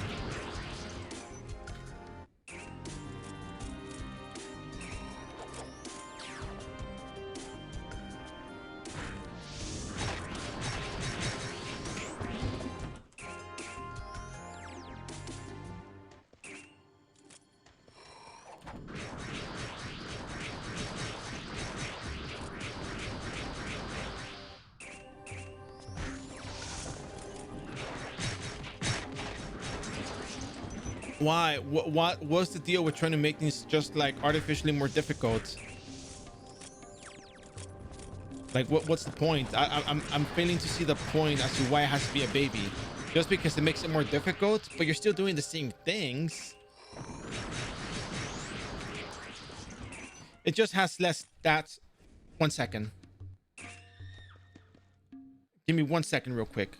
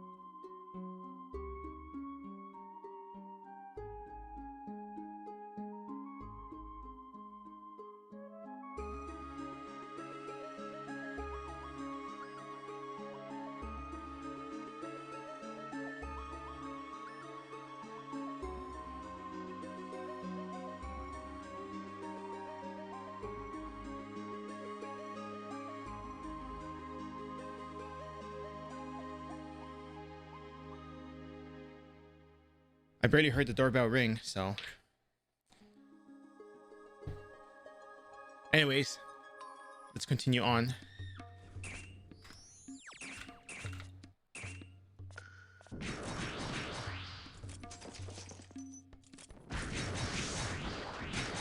Thank you very much.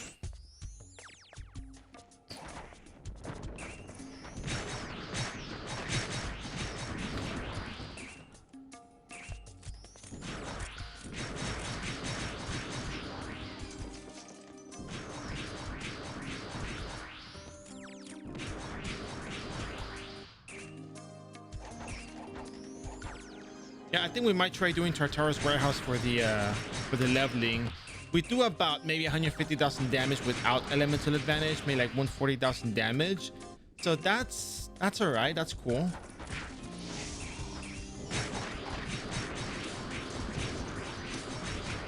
So we'll see how it goes once we go to the other place. We'll compare the Hypocrisy Edge to the Holy Bloodstained Crimson, which I'm pretty sure the Hypocrisy Edge is going to win either way.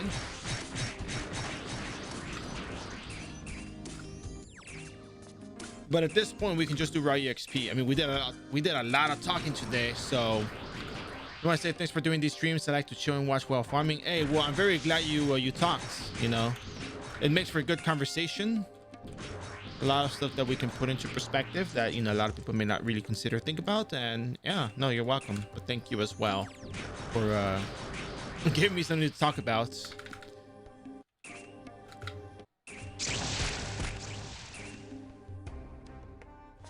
I think when the runes expire, I'm gonna go rush and turn in all of these things. No, by all means, just, you know, you can ask your questions. I mean, at the same time, you also ask good questions, so, you know, I welcome those. Oh, Math Geek, I just remember, I want to tell you something.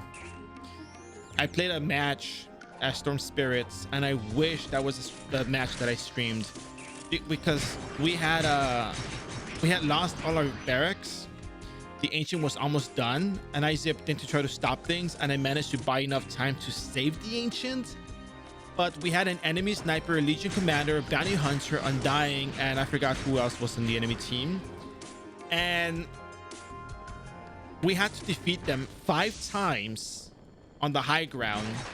5 times before we could push to win. Every time we won, we pushed mid a little bit. Or they would buy back or something would happen. It was like 40 minutes of a turbo match. And at the end, and there was a guy telling me, he was telling me, like, Storm get sniper. Like, no, dude, I know I gotta get sniper. And then somebody would yell at me to go in. It was the same guy, and I was like, no, not yet. I need to catch Legion Commander. I need to catch Legion and the sniper. And oh my god, it was so much pressure to do that. No, it was incredible. It was wicked sick, dude. I never say that, but it was wicked sick.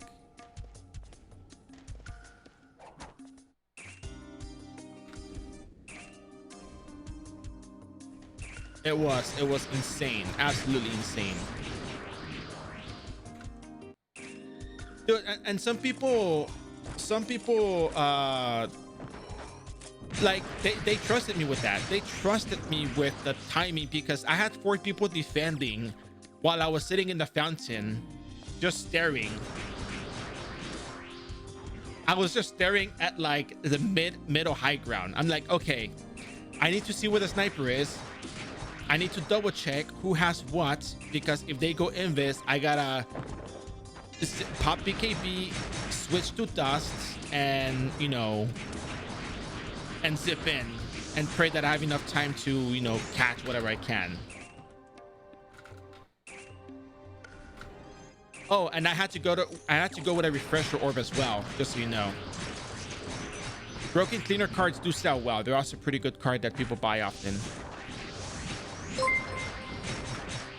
I mean, not all games are as good as this. Tony O'Kelly, thanks for the follow. Hope you enjoyed the stream. I hope you pronounced that correctly. Once our runes expire, we're gonna run into 17.2. Actually, it was very close. We got 30 seconds on the clock before this expires. How much? I think the price was around 150 million Zenny, floating around there.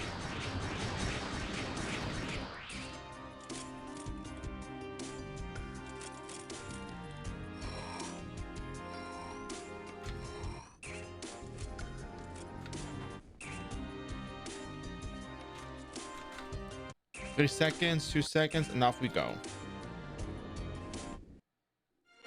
Okay, let's switch and let's make a run for it. But before that,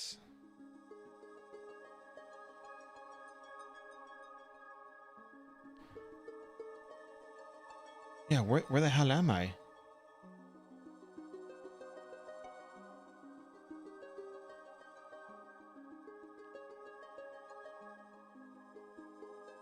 A second.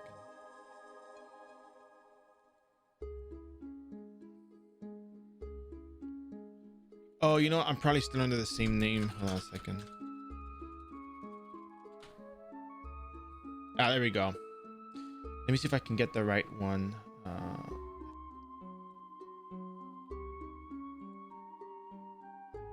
Nope.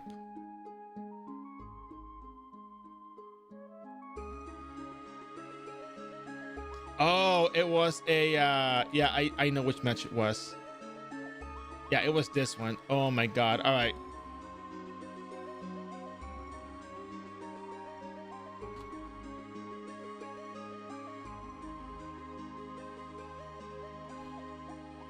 I sent it to via Whisper. You can check the match. It's like the last 15 minutes is where it gets good.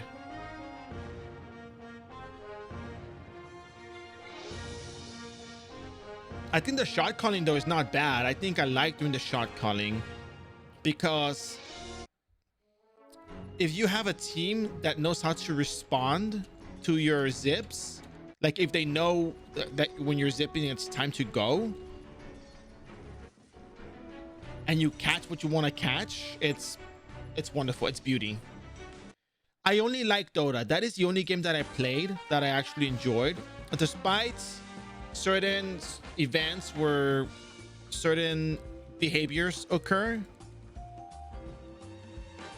because it happens. I'm not gonna lie, it happens to me a bit.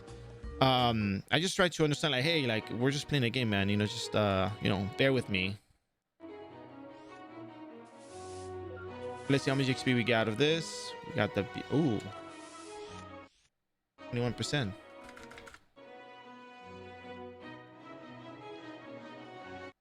We got enough time to turn in the stuff. Okay, let's go train the Pitaya stuff.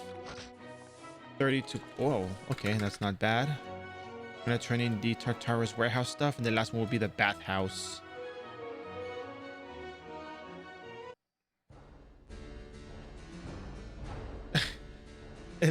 Well, there's a lot of stuff you're gonna learn if you keep watching. That's pretty good EXP. Even better EXP. Yeah, I guess today we hit 175. If I stacked all the other quests, it would be a lot easier.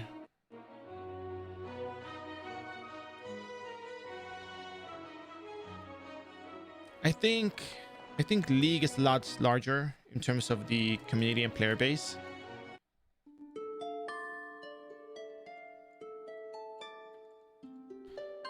I think also because it's the one game that I've played very often, that I've come to enjoy because of, and I don't know, you guys can just correct me if I'm wrong on that, but you know, I feel like the mechanics they're complex enough that once you understand them, it puts a lot of things into perspective as to what you should do and what you should not do. And even then, there's still times where you want to know, if I do this, will it actually pay off or will it not pay off? And then you learn as to when you should actually be doing certain things that are, you know, questionable. Dota 3 is coming out. Oh, copium. Oh yeah. Okay.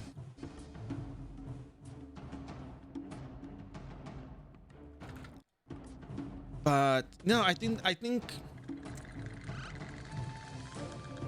it's also the, and I don't know how Mad Geek's gonna take this one, but I think it's also the psychological aspect of the game, not the whole tilting stuff. I mean, because I noticed people try to purposely tilt you into baiting you to make a very questionable call and chase after someone just because they taunted you, which I think is kind of crappy, but it's so fascinating how well it works. I don't do it though. They tip me, I tip them back. That's all I'm saying.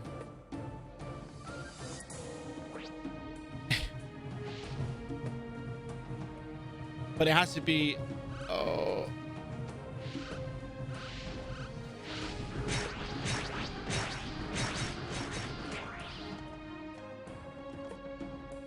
There we go. We got to 63%. We got like 50% EXP from the daily quest. Let's go back, get another battle menu buff, and let's go try out the warehouse. Maybe the warehouse might treat us a little bit better. I'm trying to take your cards. Oh, I'm gonna take them all. I'm gonna go get a bubble gum. No. I have an idea. I have an idea. Wait. Yeah, I know. I have an idea though. I need to go get a battle menu buff, but yeah.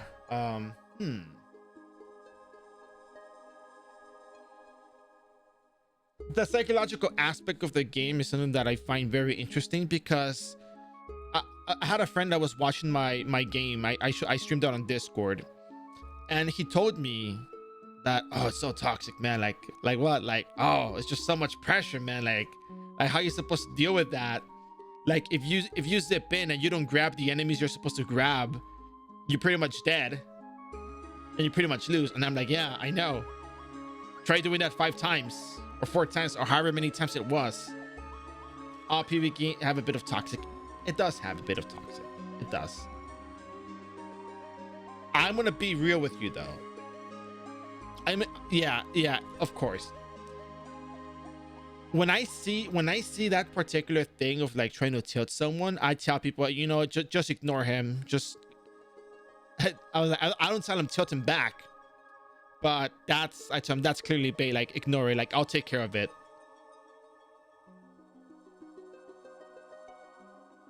Like there was a guy being toxic the other day, you know. And I just, you know, I didn't say anything. I was like, hey, like when I play, I just want to play and have fun. Like, can we not do this? Can we not do this thing when I'm playing Dota? Like, not in my Dota, please. There was nothing I could do about that. So, oh wait, I don't have. Oh crap, I don't have snake skins. I gotta get snake skins. Needless to say, we won. And I said GG, and that was it. I left, and that was all. That's all I do. I just say GG. But when they say that the east, it's just so bad when they say easy mid. It's like, oh, please don't do it to me. I worked so hard for that fight. It doesn't matter. Why would tipping? You know what? Good question, Mathki. Can you explain that for me? Because I'm not very good with explaining the tilting thing. Oh, clueless? Wait, what do you mean clueless? Like the person is clueless, or you're clueless about it?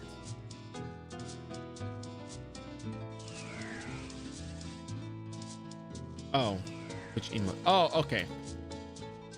So why does tipping tilt people?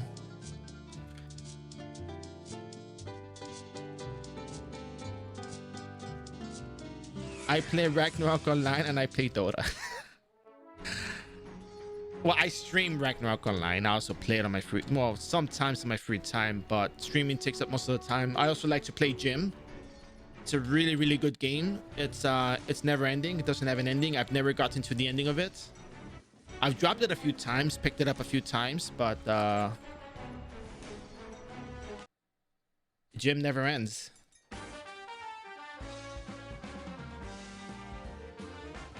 By the way, do me a favor. I'm gonna go to the bathhouse real quick. I was already gonna go back anyways. Tipping works differently on people because I don't know if it's supposed to be like a compliment. Because I never see anyone. Because whenever I get picked off, they try to tip me, and I'm like, huh. Well, what was I supposed to do in that situation? But it's a real game.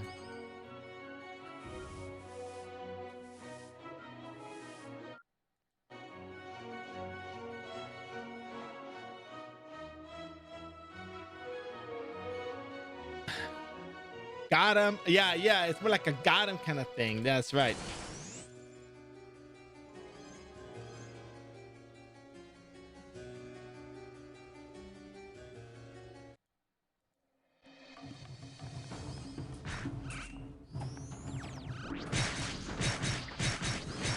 Are you here by any chance? Yeah, simple. Let me just see my... Let me make sure I don't have anything weird on here. How do you even do this again? Oh, yeah. Okay, so I'll show you how to do emotes. Here where?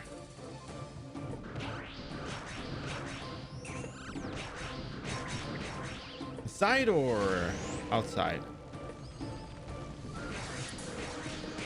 I saw someone heal up.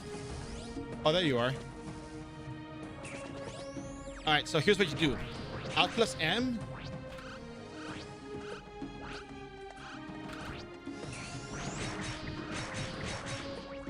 But I'm just here. I'm just turn around. I'm just here for a picture.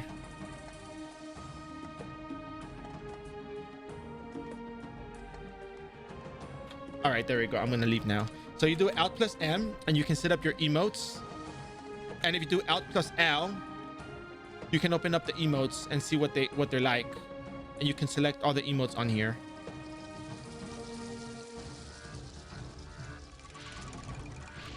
Not sure you're familiar with that when you said emotes. Yeah.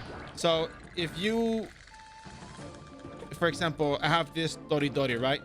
So what it does is my head turns, and then bang bang. Wait a second. Did I replace something? No. 3 and 4. If you can macro it, you're gonna spin really fast. Go go go go go go.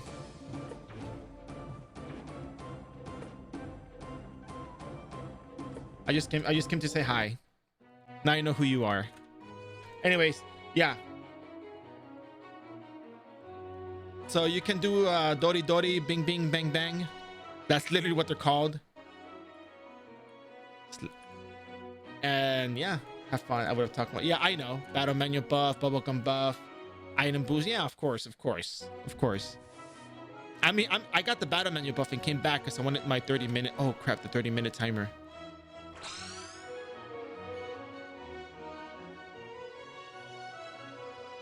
There we go. It makes 2 of us. Has seen on the Captain Slumber show. But still, let's see how much damage we do without the okay, so with Hypocrisy Edge on this weapon, we're pushing. Let me just make sure I can get at least a good idea. 135 with Holy Crimson Weapon. 137. So it's almost the same, but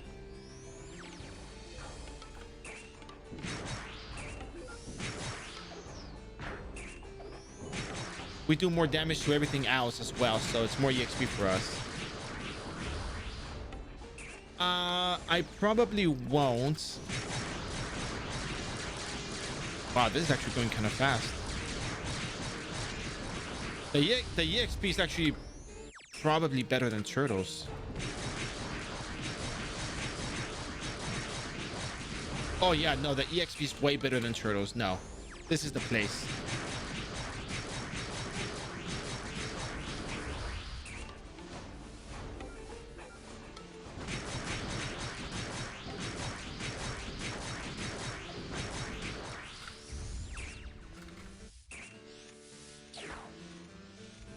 I don't know if I'm gonna survive this, but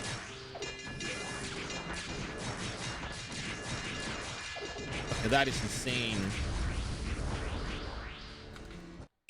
Wait, what person did I start off? 63, right?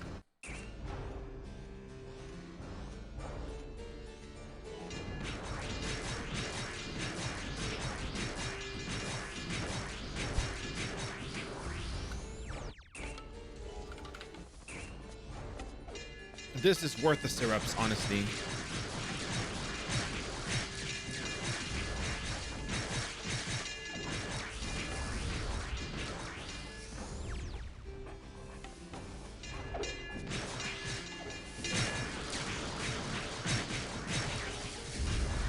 It's actually pretty nice. The outfit is actually pretty nice. Like the whole, I think Travere is just, you know, good fashion.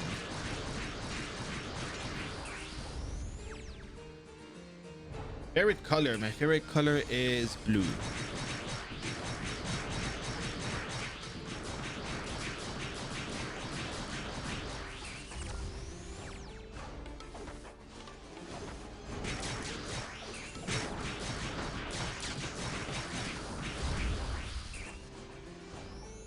$650,000 per kill. Because I also have VIP, 20% server rates. So I think universally speaking, VIP is just a good time investment if you you know, get your leveling set up and not get too distracted. 74%. God, this is gonna be so easy. Oh yeah. There are some wings. I think like I think what I had were the Sakura wings on my Wanderer. 1.1 million on purple, guys. What do you mean 1.1 million on purple? What are you talking about? What am I missing out here?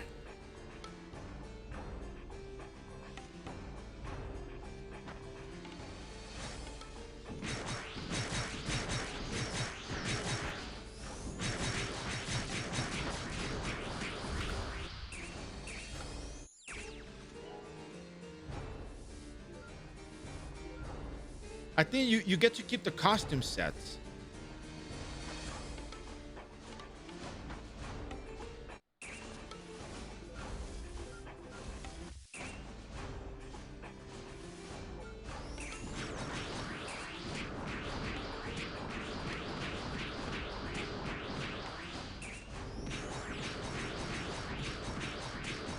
Oh, I think that stays. I think. Because most of the time they remove items, like consumable items from events, but they don't remove the effects all the time from certain things. It's it's hard to tell, actually. It's not guaranteed they will or they won't, but if you have it, it's worth having on. So yeah, I think so.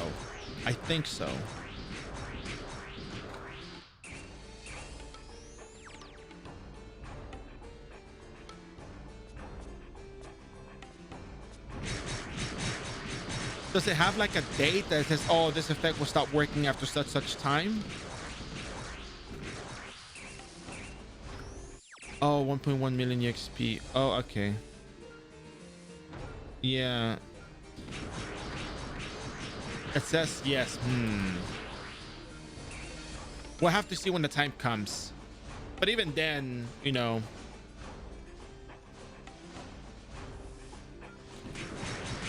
Yeah, that's tricky.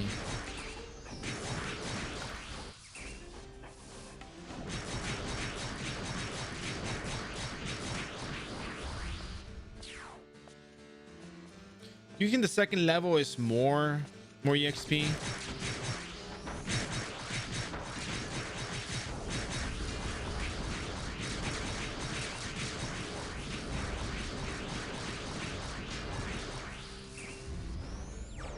So there's a 50% chance that it'll enchant the costume and 50% chance that the stone will just disappear, break.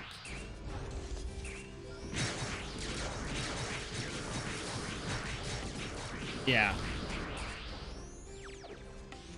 I'm not a fan of it. I'm not a fan of the enchantment stone stuff. It's good for a lot of equipment to make a lot of builds, you know, go faster, go stronger, but the RNG behind these things is just, it's just too much for me to recommend. I think that's one of the last things that you get, unless if you can afford it and it does something like reduces the cooldown of a skill that there's no other way to reduce it with, then it's probably worth it.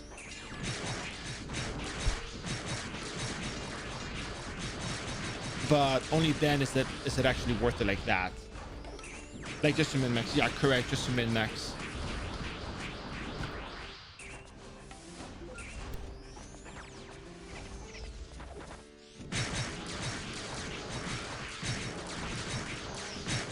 Oh crap! I died. Okay, gotta rebuff.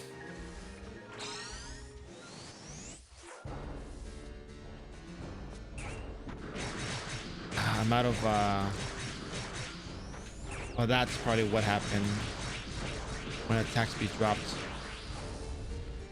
I'm gonna do this really fast.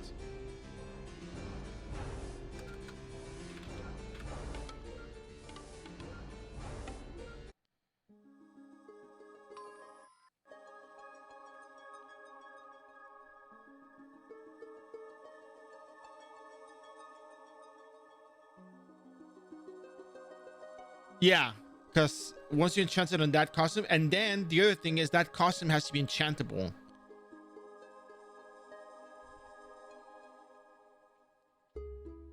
Yep.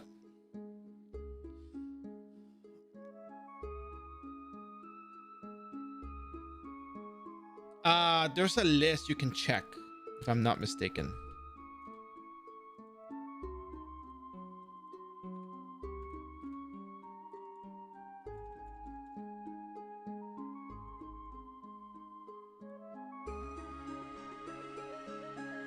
It's fine though. It's not a big deal.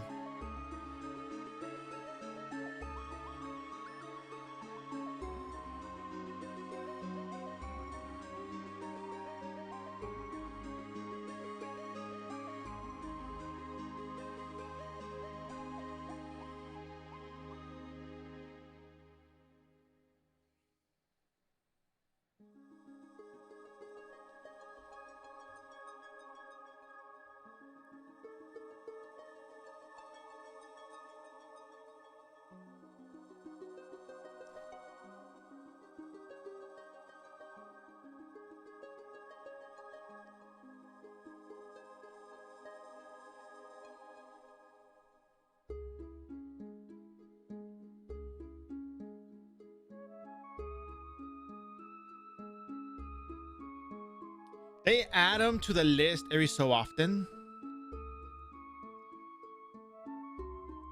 So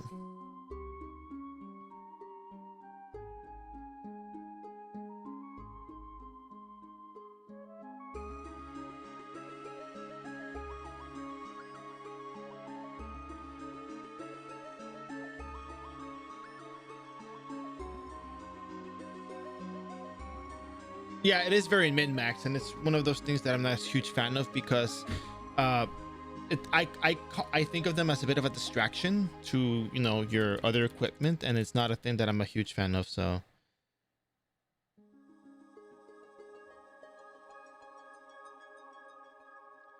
yeah, but if you already one shot, you know, stuff below 200 and you're farming stuff below 200, it's okay. Later on, depending how many hits it takes you to kill monsters, you know, you're just going a little bit faster than before.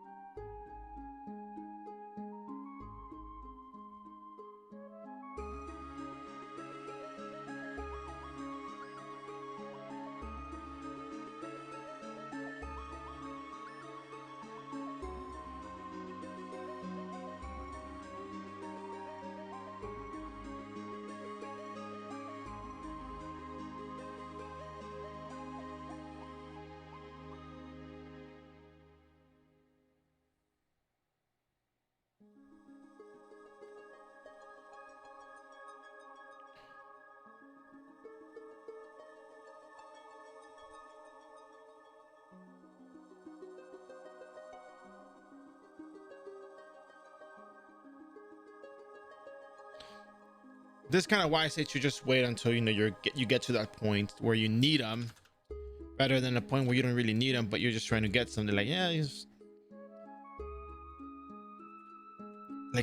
you know, no matter how you go about it, it's better at the end. Correct.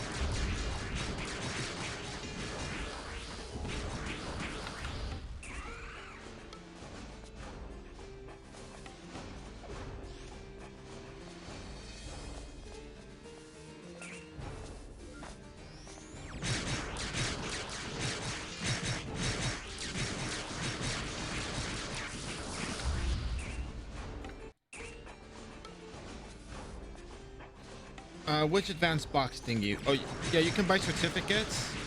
People sell certificates like the advanced refined certificate thing, but not guaranteeing to get the one you want, right? So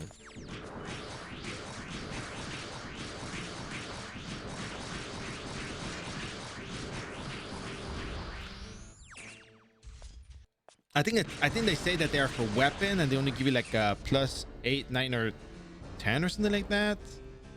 And then there's like the higher upgrade one, which is like 10, 11, 12, 13, I think it was. I can't remember.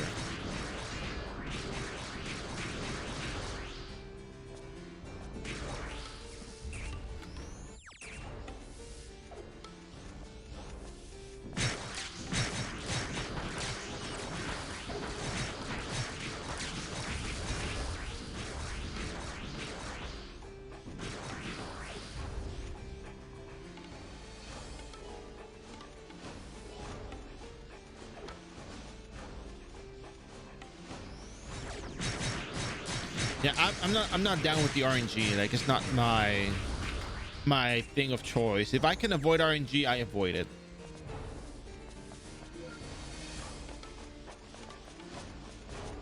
If I can live with the mistake of not getting it, I'm gonna die here.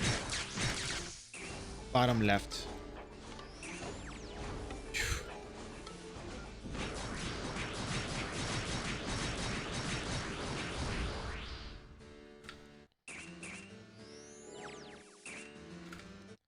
Well, you could probably use it to gear up a character that you want.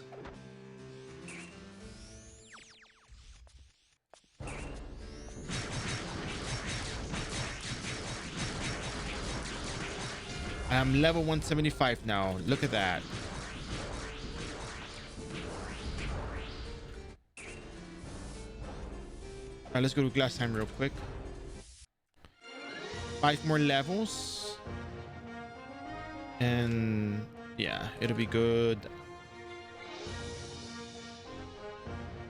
Let's go to glass time real quick.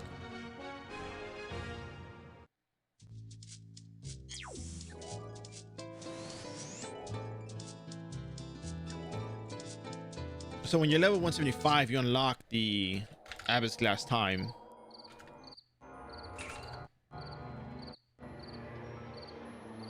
And there's some daily quests for it as well, if you didn't know. But don't worry, I'm telling you now so you know. Once I land there we go.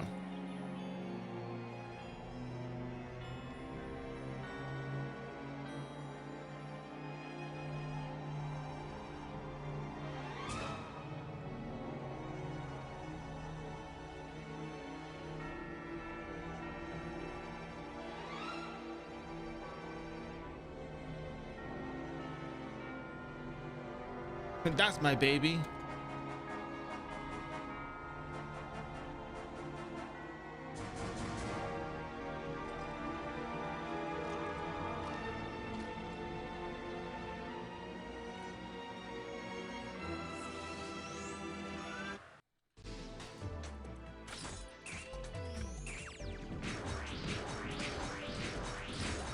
Oh yeah, the airship set.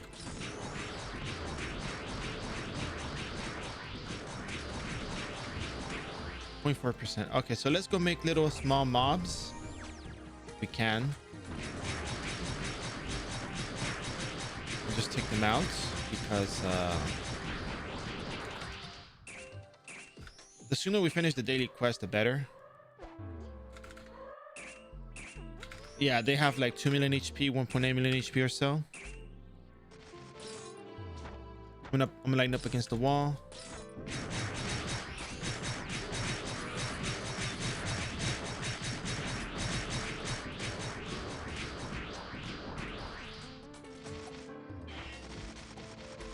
Now these guys do ignition break, and they're very talented at it. Funny. It is painful. I mean, this is decent gear for the character itself, so it's not a problem.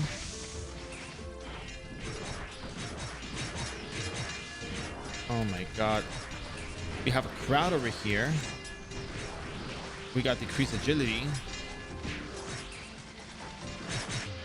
We're probably gonna die. Jeez. So here's how you get rid of decreased agility. Free-to-play style. You relog.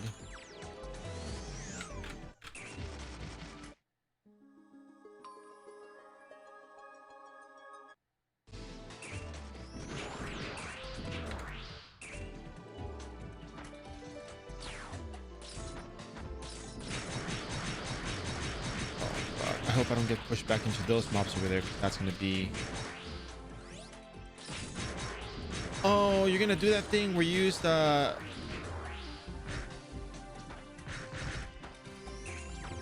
Okay, well, let's see how well this works.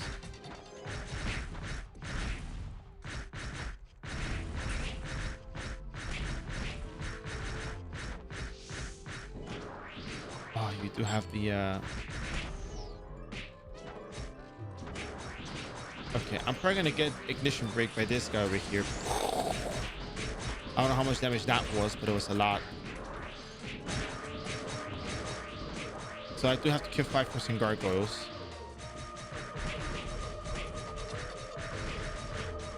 Doesn't beat the ignition break though, but I mean wind cutter.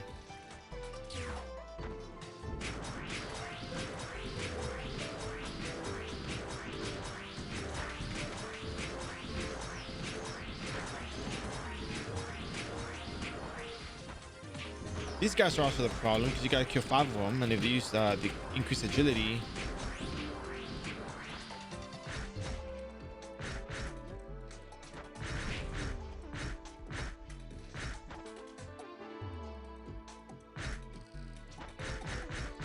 jeez, okay, whatever.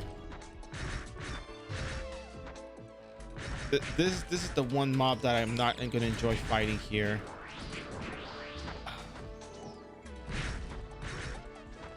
And imagine like, oh, you do 10,000 damage. That's kind of cool. But when you realize you have to do a lot more damage, it kind of sucks.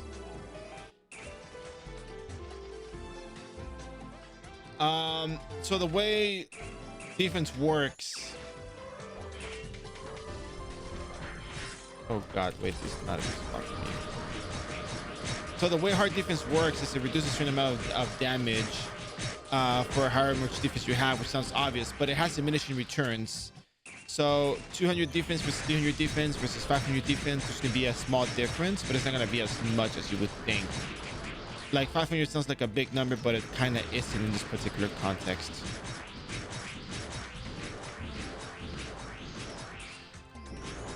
Yeah. Reductions are by far a better worth of your time.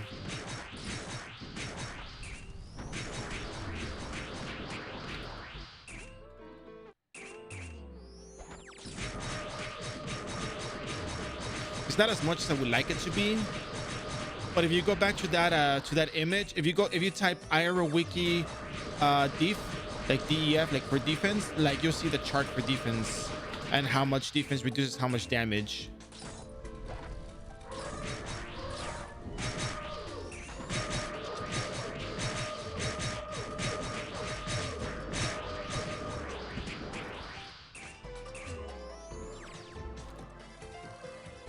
I think,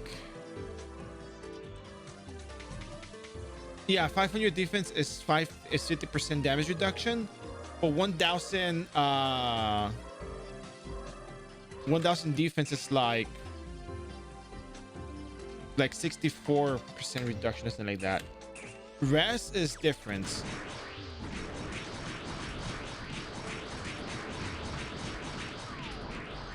Well, I don't have to kill these guys. Okay, cool. And it's not my problem anymore.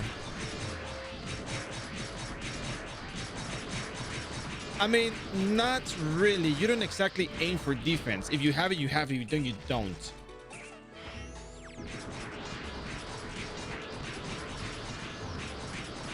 I think one of this like soft defense and it was hard defense. If I'm not mistaken, if I get it wrong. Oh, great. Decrease agi.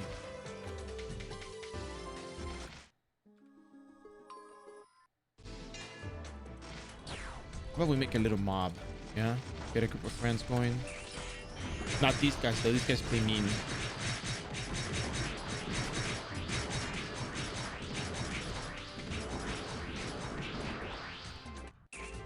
We got like 20%, so almost 20% so far, so that's good.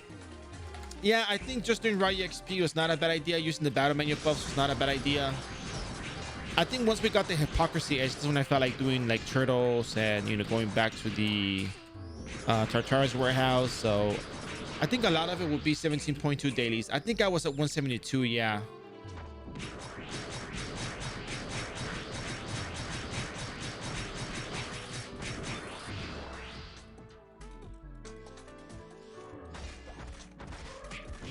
Nope, not these guys, not those guys either. But these guys, yeah, sure.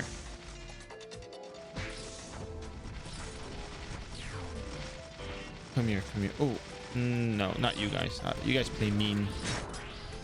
Nope, nope, nope, nope, nope, nope, nope, nope.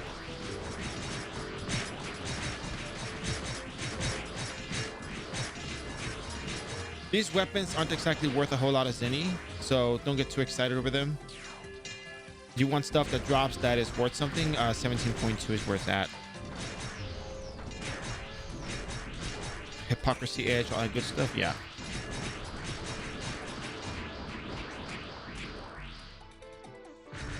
It's not as though I'm exactly in a rush to get to 200. It's more like the sooner I get to 200, the sooner I can start up another character.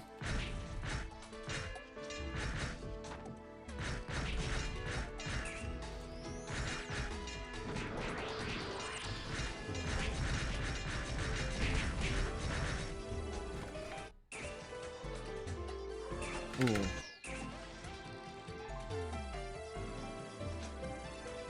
Oh no, Yu didn't miss out. Yu got a lot of zenny from leveling, and that's something that not a lot of people can really do. Because sometimes people just invest a lot of zen into just leveling, but they don't really get anything back. But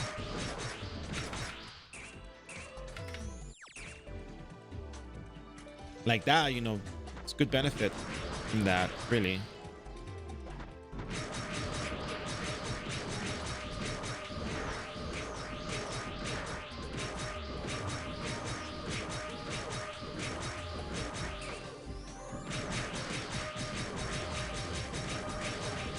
Oh, the runes. That's right. The runes expired. How do I feel about using the runes again? Okay.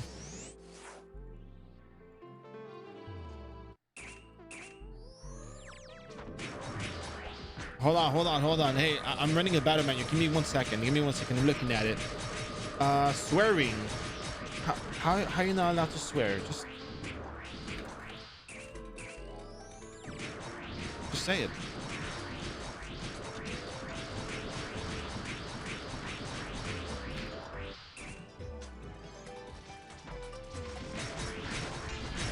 Teleports.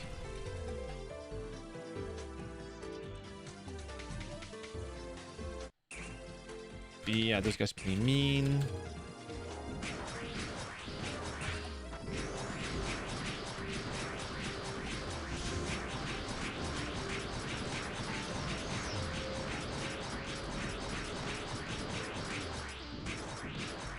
Oh, you know what? Luanda quests are actually pretty good. Frozen Gargoyle. Yeah, I should probably get the Frozen Gargoyles first as well.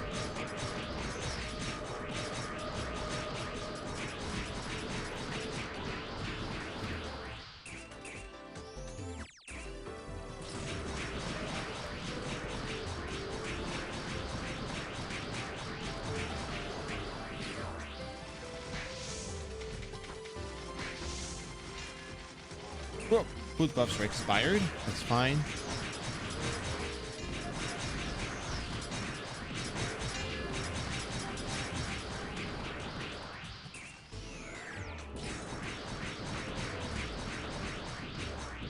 $100 luck total. Not bad.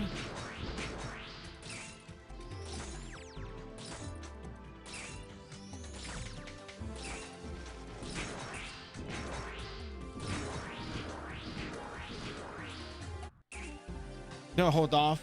I'm gonna do Luanda. Get some more runes. Because I think I'm almost out of runes, so I have to make some. And then we're gonna do one more battle menu run. See how far we go with this.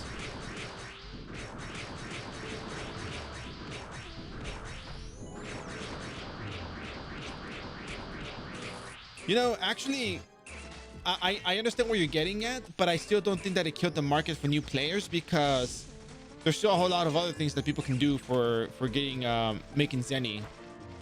Even if they're higher level cards, you can still farm the safe certificates. You can still farm certain cards from the not episodic content, from illusion dungeons.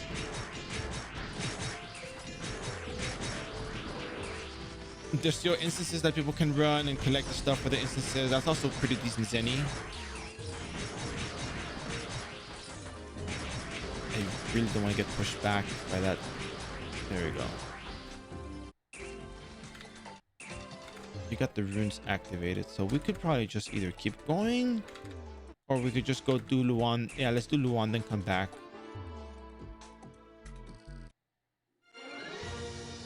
With a bit of luck, of course. Yeah, I think it's always going to be luck, because at this point, well, not at this point, it's just been like this for a very long time. It's not about making Zenny from raw loot. It's really just selling like the rarer items.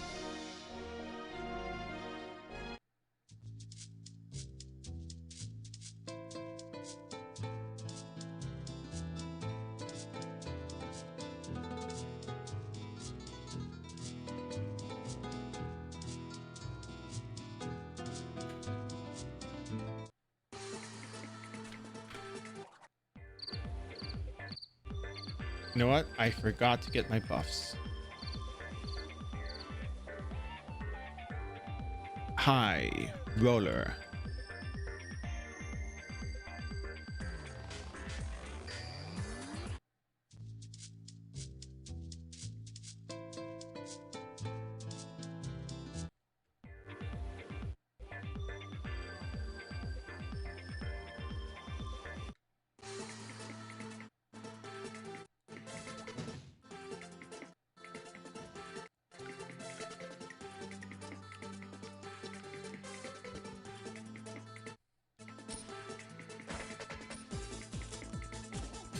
Oh, they only have the Wu-Tang token. Oh man, no. I should have bought them all when I had the chance.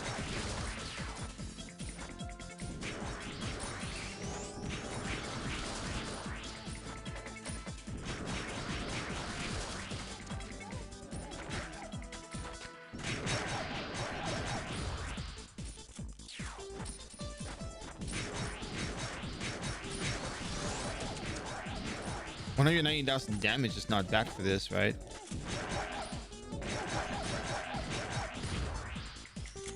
All right, let's go pick up the quest now. We'll come for these tokens later.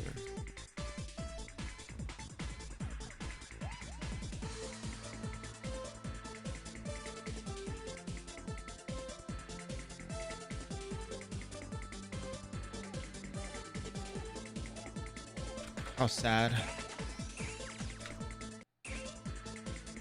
Yeah, but you know, people don't need 100 million Zenny plus right off the bat, though. That's the other thing. Like, yes, it's pretty good Zenny. Like, definitely go farm it, go get the Zenny. But, you know, there's still ways to level up without, you know, needing 100 millions of Zenny right off the bat. Which is the thing that I try to emphasize throughout the stream, that, not this stream, but like the series. I did the honor token exchange for save certificates, plus 9 noblesse into save certs for the 8 gear mimic. And that let me good Zenny to keep going. I went to illusion of Moonlight, illusion of Frozen, illusion of Vampire, and I didn't get a card there, but just from advancing my level and going to these dungeons, I had the chance, get out of here, I had the chance to fight them and try to get the card. And if I got the card, I could have bought a lot of these items much earlier. But if that doesn't happen, then that's fine, because you still have other chances to get your Zenny, right? So there's that particular approach to it. It's not, if it's under 100 million, not really worth unless there are a lot of them in the map. Right, of course. You know, the way you see it, the way I see it. For me, it's about the pacing more than just super high value, because the progress for me is like leveling. Like, that's the main goal for me ultimately, because a lot of people's problem falls first on the leveling, but for me, leveling is tied hand to hand with Zenny. If you can do both leveling, you can make Zenny. The further you get in to levels in the higher upper 50, 150, the easier it is for you to farm instances and probably get a rare drop and sell it.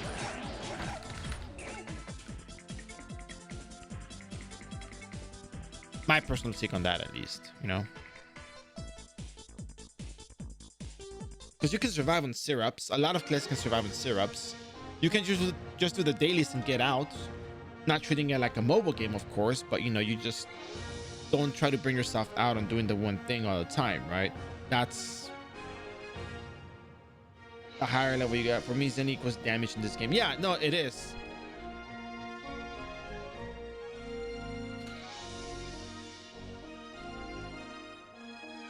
So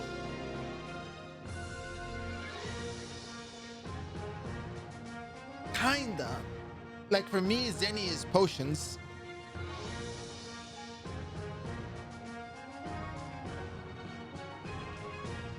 Oh goodness, yeah, Zenny is always king. No matter how you go about it, Zenny will always be the thing that, you know, you gotta aim for, no matter what, right? Of course.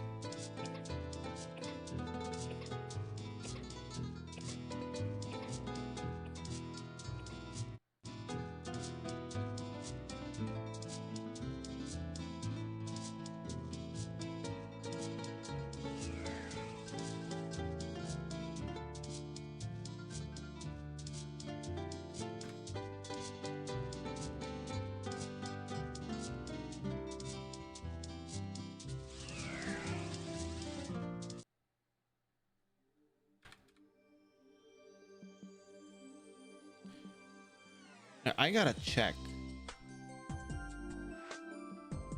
the prices of these items. Okay, 9,000 Zenny.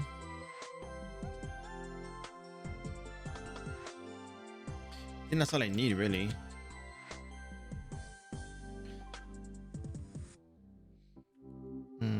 15 runes. 5, 5, and 5.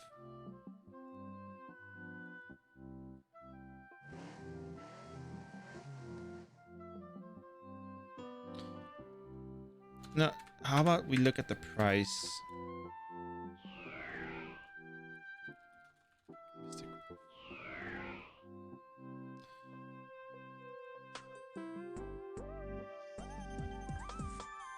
Wow, that's a lot of city. But is my time worth it though? Yeah, it is. I mean, I don't really have to buy anything else other than like supplies.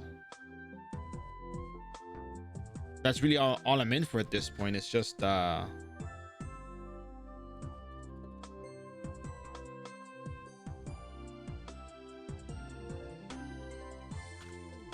this point all I really need is just grind it out. That's all I really need.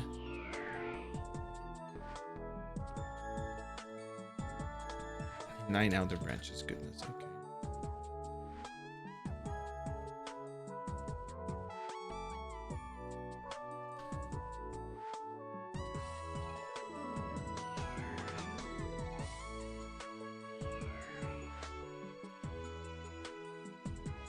I'm going to participate in the economy now.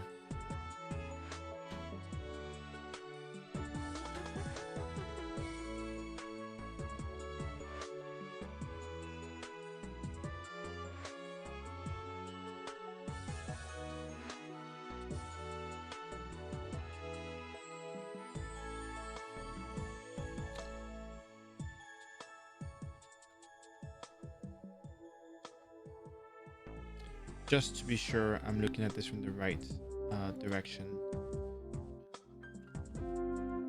Okay, so what are my stats right now? So 92 plus 15.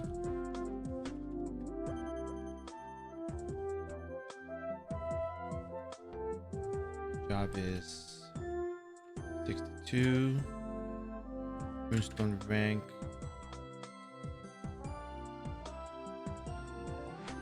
5.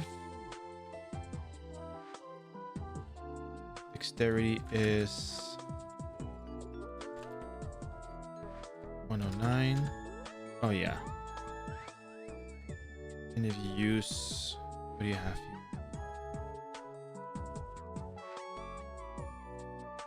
Runestone bonus, let's say 4. 68% chance with the general runestone. Oh wait, what's the runestone rank? Rank C, so that's -5. Wait a second, is this the actual value though? Oh, let's see, which value am I looking at?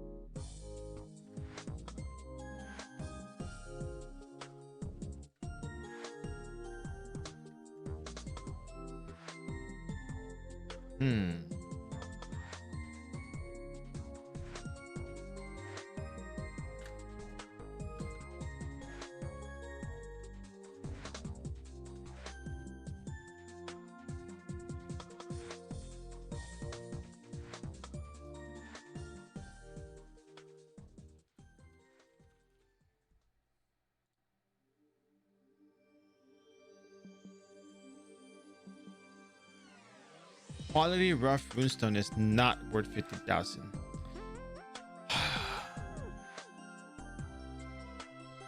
All right, I'm going to participate in the economy now.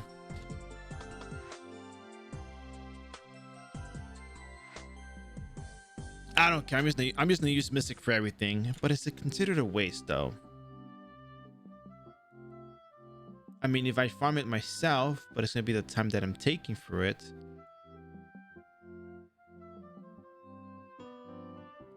Just buy. I don't care at this point. What's gonna happen? What's the worst that could happen?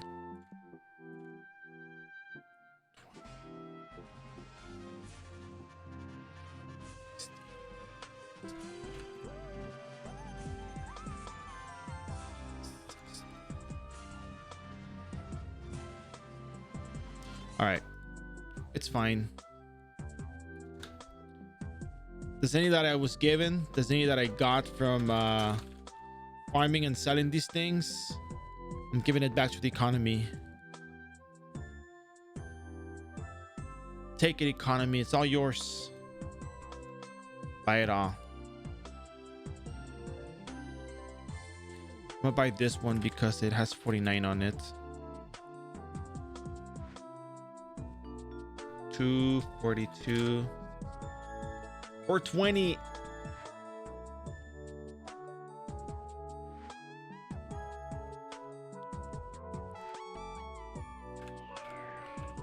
If you want a zenny, we'll form a cart. Oh, wait a second. Did I get too many? Yeah, it's fine.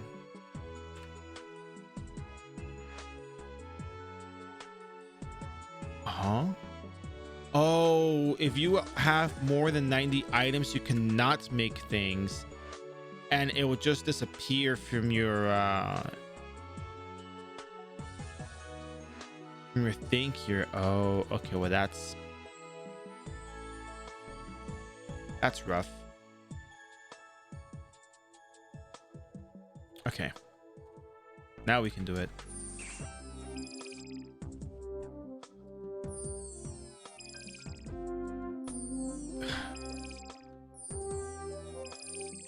We're getting very low rows. Okay. Okay, we got 2 6s.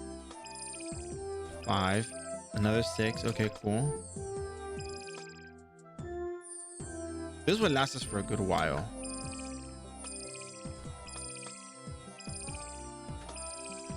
$75, $78, $83. Okay, I can live with that.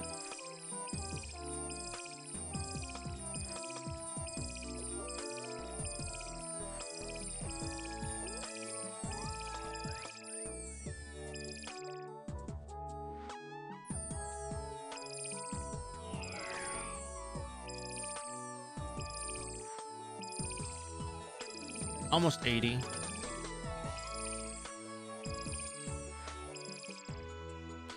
Yeah, the game was made a long time ago, and I don't think this was an expected outcome.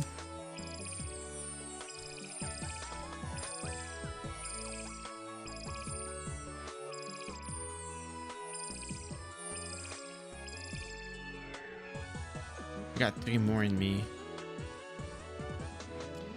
I'll just leave it as is.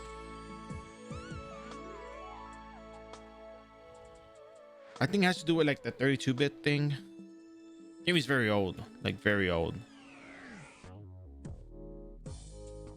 Like it's just not gonna make it. 2.7B is the limit character around it. Beta Melon, how you doing? All right, so I think we're good here on this. I don't think I have to worry about these things for now. But how many?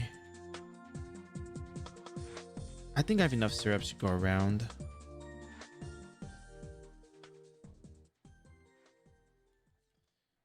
Yeah, we should be fine.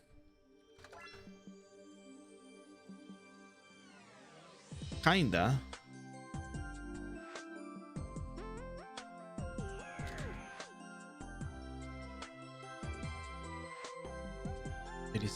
Weight. Okay, we should be good with this. What's curse lift? Don't see anything about it. What do you mean curse lift?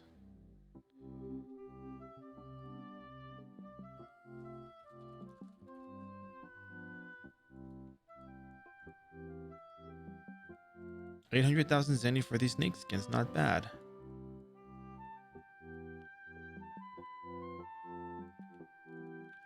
All right, we're gonna go to your next investment. Should be a mid-hager that goes with your hyper, but it would be nice. I actually don't think it's a bad idea, but I think I have all I need to really level up the character, you know. I don't think the expectations are set too high if I say, hey, you got to get this, because for what it's worth, people will probably try to buy it from the cash up whenever they have the fire sale going on, and that's fine. But let's just take a look at how much it costs.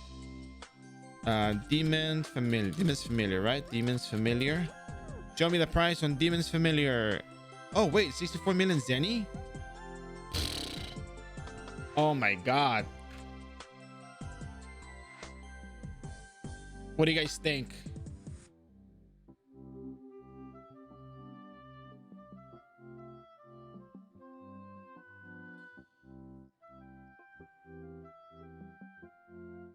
It's not too much, right? Nah, I'm not buying the black ribbon. The black ribbon is not going to be a thing I'm going to get. You know, screw it. Let's do it. The sooner I finish this, the sooner I can start my next class. Let's go, baby. That's what I'm talking about. Oh, look at the attack go up. Look at the attack go up. Hold on, hold on, hold on. Oh, God. Look at that attack. Incredible. And you know what? I got it with Zenny made from the stuff that I sold. What do you mean F2P dreams are gone? Hello? What do you mean?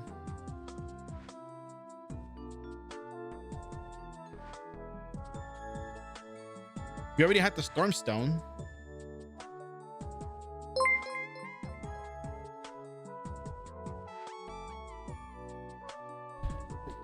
Brigada, thanks for the follow. Hope you enjoyed the stream.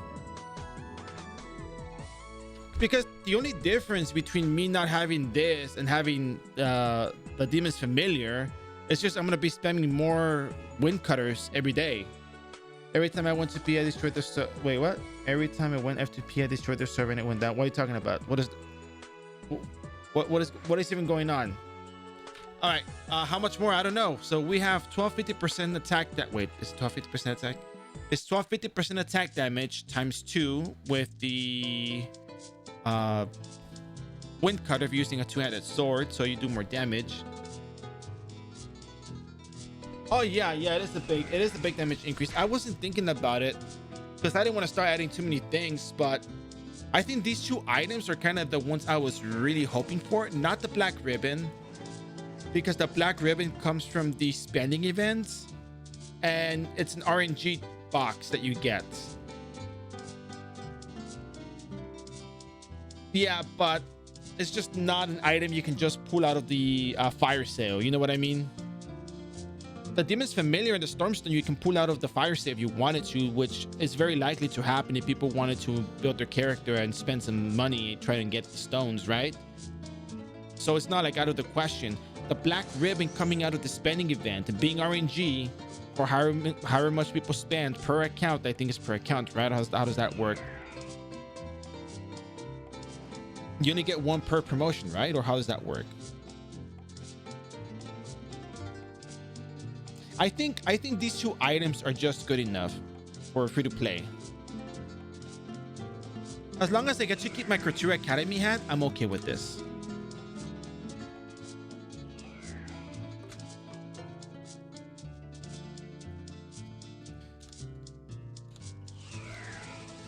But here's the thing, with this headgear or without the middle headgear,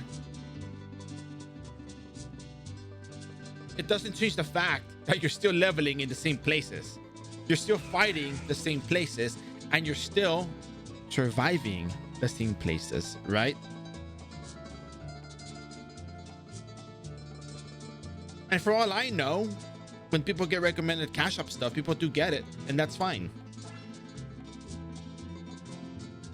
It's just the way it goes, and I respect that. So that said, let's move forward. Let's redeem this. Let's turn in our quest for Illusion of Luanda, and let's be more conscious of our Zenny from now on.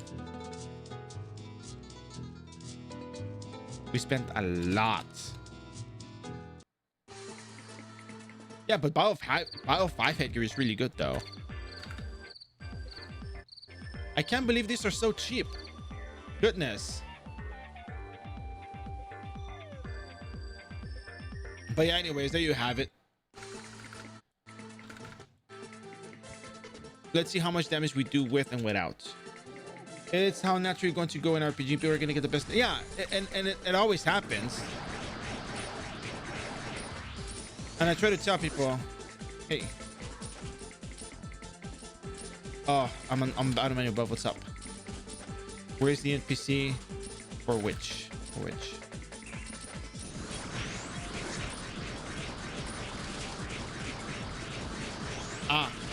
You talk to the board here. And you select all. They give you Wutans and the Stone Shooter. But there's a set of Megalith, Stalactite, and the Tri-Joints. They only spawn once the MVP is defeated. They switch between Wutans and the other ones. Good luck. Okay, we're gonna test the damage right now once we become free of this. Okay, my 3 tokens, take them. Where's my tokens? Oh, I didn't buy them yet. Okay, cool. Okay.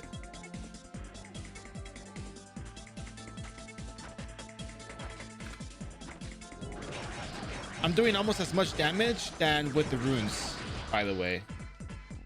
There's no quest to go in.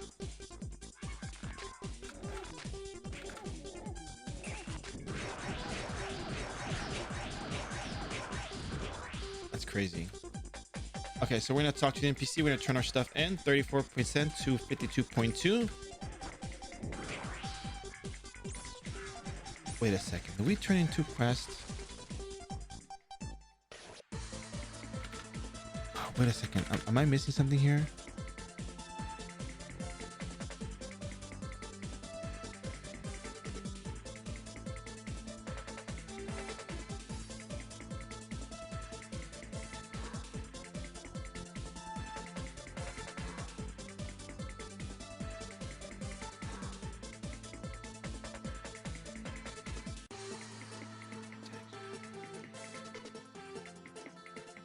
Waiting? What do you mean waiting? Wotan.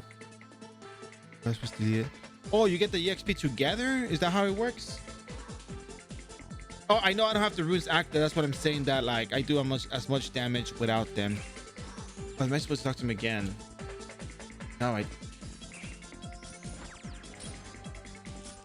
okay, I turn in that one. I'm not missing a monster kill here. I'm pretty sure I did it all. Oh, don't tell me there's another one of these. We have to like click on these things.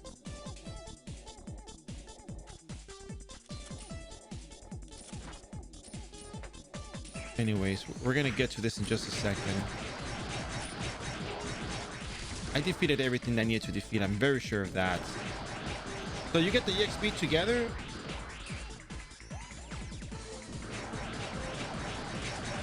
Because I did the Wutan one. Like, these things are dead already. 3 Megalith token, Wutan Hunt. Wutan Hunt is already done. But the proof, I got 2. Oh, I got 2 illusion stones. You only get 1 set of illusion stones at a time. Okay, now, oh, okay. There's another quest we have here. We can turn this in for some EXP, I hope. But I defeated everything here. Like, I think you get the quest turned in together at the same time, so I think that's what it is.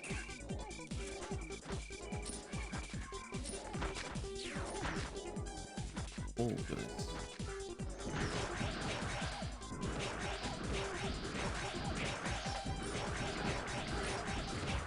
$53.9, and we get more EXP from this, right? Yeah, 56. Okay, it doesn't matter. Let's get out of here. We'll check with the runes in a bit. But I think you get one illusion stone per quest. So that I got 2 of them. So I guess they give them to you together in one go, probably.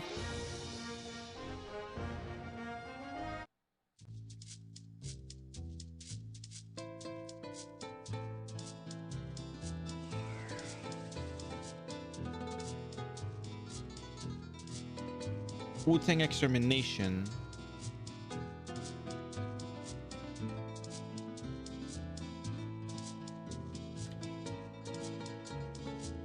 But I got these items. But I got two illusion stones though. That's the thing.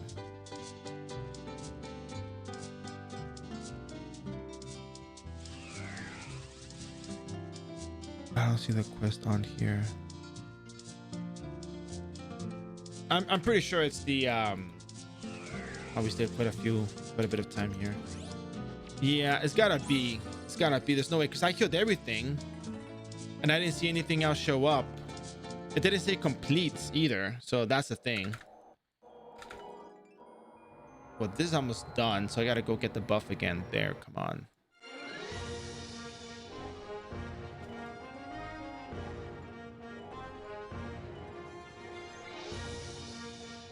But we did like 30,000 less damage without the runes, so we're gonna be doing a lot more damage with the runes. I think our damage kind of goes up in a way, like doubled, I think.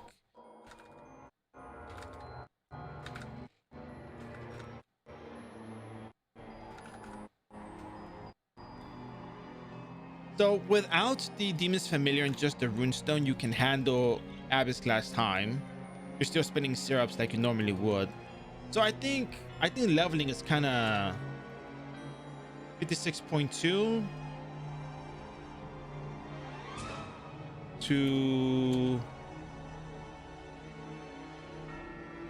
Oh, okay. You get like 26 million EXP, I think it was. Yeah. Let's go finish. Okay, so with the runes... Oh, look, there's a nice little priest archbishop here. Okay. Let's use the runes.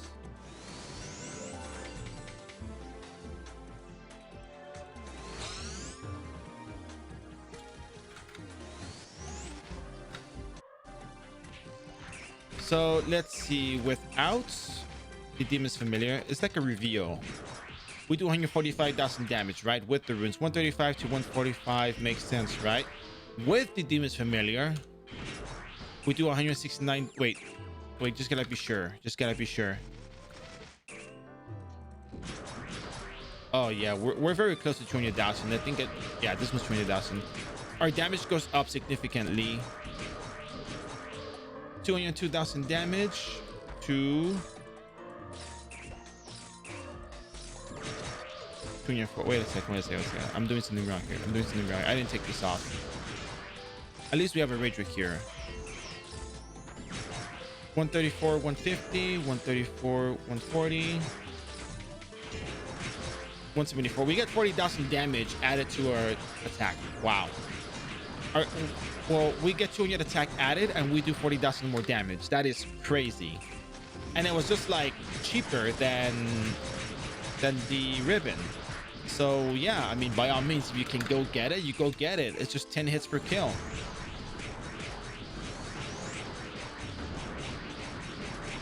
And guess what? Odds are you're still going to be killing everything that comes your way.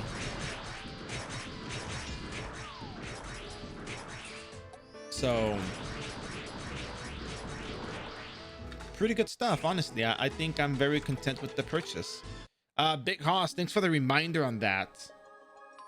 I had that in mind at one point. I just can't remember why I forgot about it. I was thinking it was gonna be expensive because of how much attack it provided to the characters with these weapons, but it's actually good. 64 million Zen is just cheap for this.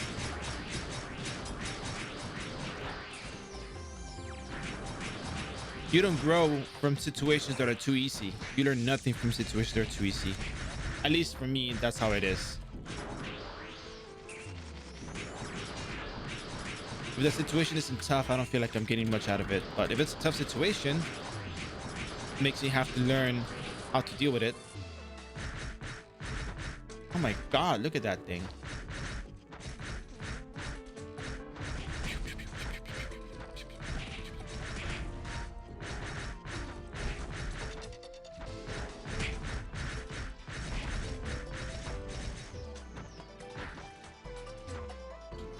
Perfect hit.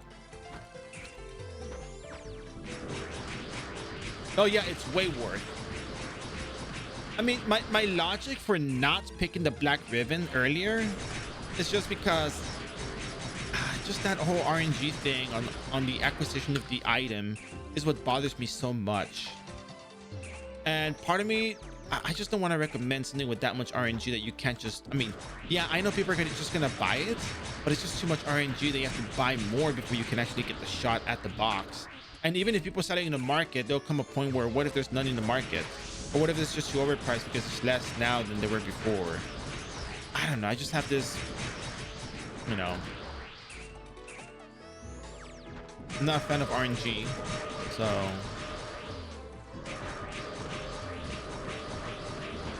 I mean, I like it when it favors me, right? I mean, who doesn't?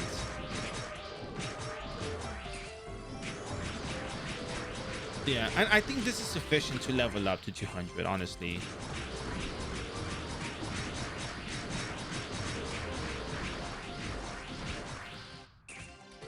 I think it is very likely we're going to be seeing level 200 series.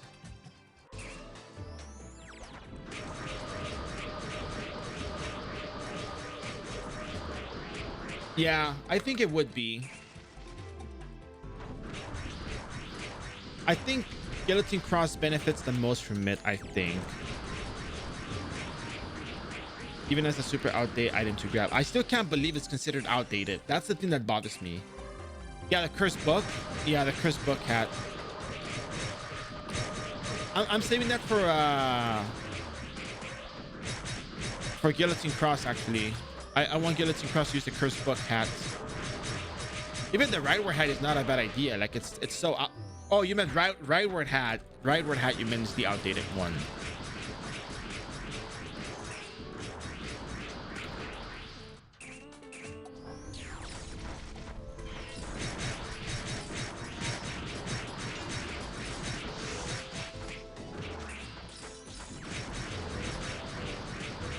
Pressing Gargos are so annoying.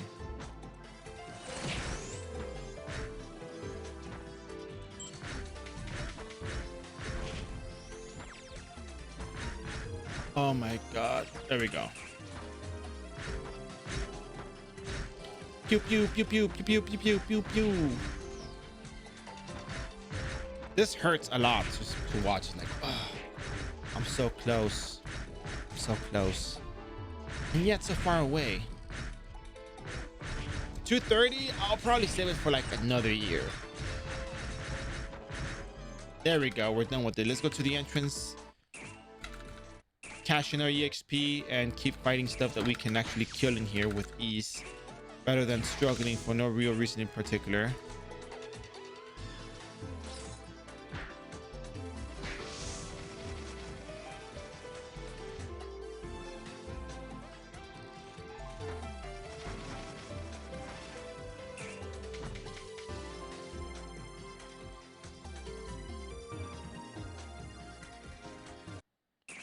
Why is it let's go outside? Like, why are you saying it like that?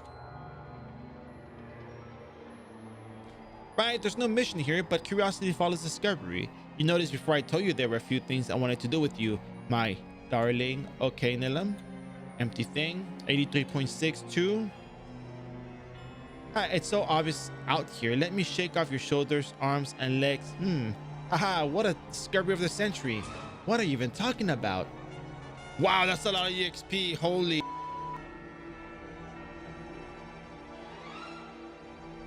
It's so hard to explain to you, but in short, you did it. But this isn't enough, so please do it again tomorrow. Okay.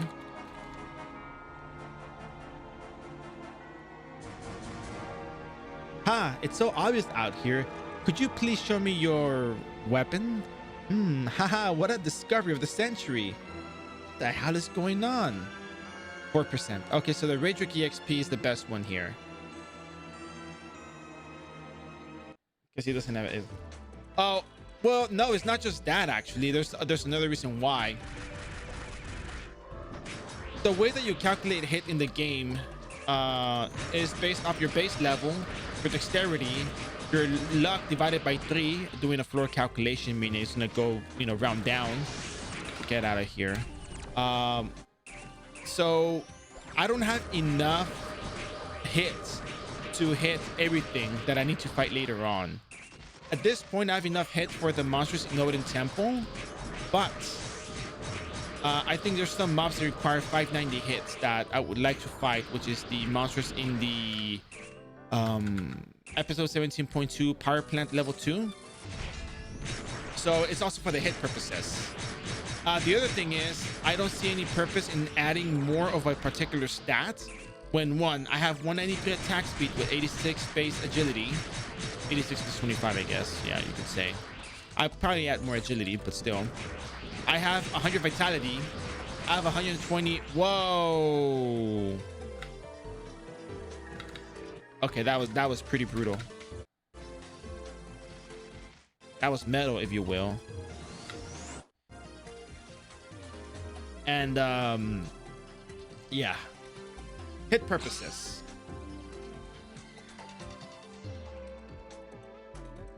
Inflicted 41,000 damage. Oof, tough guy. Okay. But yeah, so you get 183 attack speed with buffs, and that's good. Let's see. Yeah, there's also the aspect of making runes, but with Mystic Ref Runestone, you can make them a 100% chance. And early on, you don't want to put way too many points into dexterity, but you need them for hit purposes to do Hazy Forest early on because you don't have enough hit as it is. So that's why I got the luck for 1, hit purposes, 2, for a little bit of extra attack, and 3, I guess, curse protection, because you can protect yourself from curse if you have enough luck, and the monster level isn't much higher than you, so you aren't affected by that.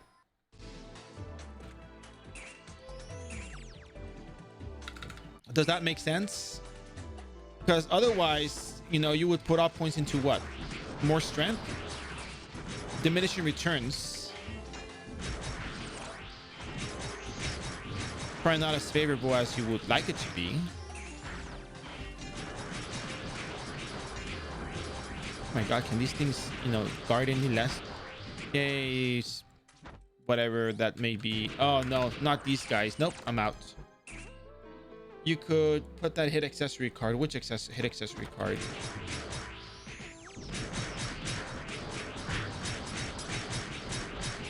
Oh, the Chimera one?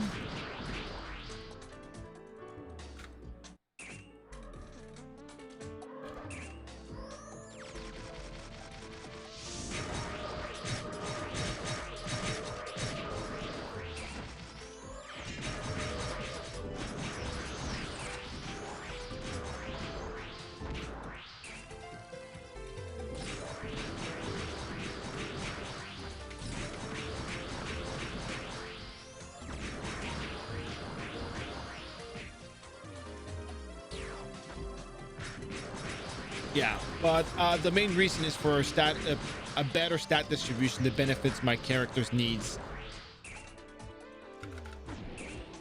Mostly because I like proper stat. It's not proper. Again, anything can be proper if you have the proper gear for it. I immediately thought Frioni card. Oh no, I mean, yeah, Frioni card is nice and all, but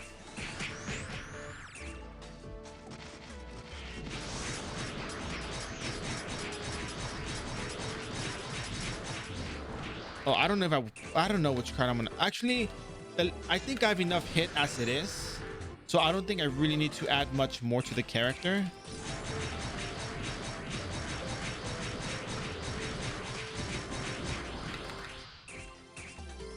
Because hit wise, I think I satisfy the requirement for hit at this point. I think.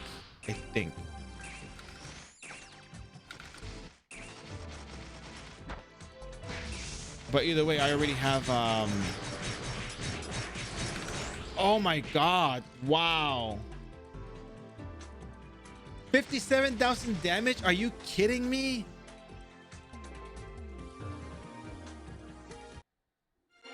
Wow, that's brutal. Yeah, I'm gonna ignore the polluted Wanderer, man. Actually, I haven't even thought about the lower. I don't even think I need a lower. If that makes any sense. Probably don't. I probably really don't need a lower headgear. I don't want to add too many more cash gears on this. I just want to add like not the bare minimum, but like the stuff that you actually could really make good use of. And these two items are probably more than enough to really, you know, get anyone leveled up. For someone who is rich. Oh, I will use the one that increases the damage against all size monsters by 4% for every, I think it was that one. For every 10 base levels, you get 1% more damage against all sizes.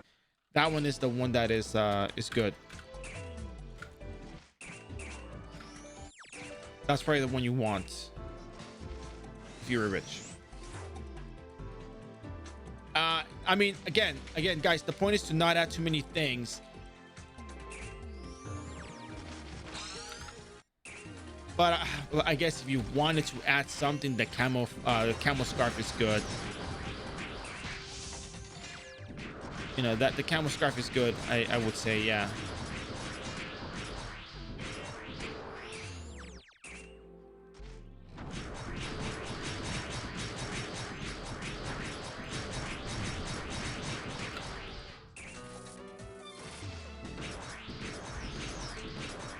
Good night, Trafa. Thank you for stopping by. What am I missing here? Oh, screw Dynamo. There we go. Oh, I'm out of here. Out to the no.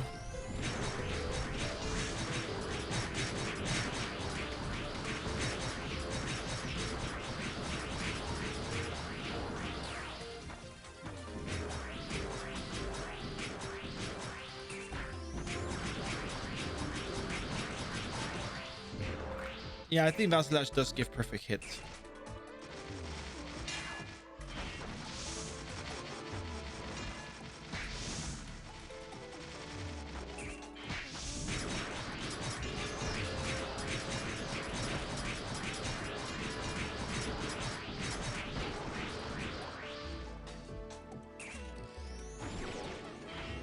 Nope, I'm out of here. I'm out of here. Yeah, I think they are. I mean, I could probably do like in-depth recommendation stuff later on, but I feel like any cash key that gets mentioned just gets picked up because it gets recommended. You know, the reason why I try to limit as much stuff is just so, like, you know, people just don't buy things just to buy things. You know, like I have to put some thought into, you know, whatever's going to be added to the character, because I don't want to add options that may seem a little bit out of reach early on. And I think like these two options, the Stormstone and the Demon's Familiar, are probably not as good as it gets, but more like it's incredibly good for what it's worth. Like what, together there may be like 120 million zenny total for both items, and that's already going to take a very long way. And if somebody wanted to add more items, they could just ask and we could, you know, come up with a discussion for it. If I say, oh yeah, this is good, this is enough to get you leveled up and decrease agility, and once we do it, you know, for the most part, people will have an easier time. It might be a little bit less frustrating. I think it might be, but then buying them is another story. That's just, you know.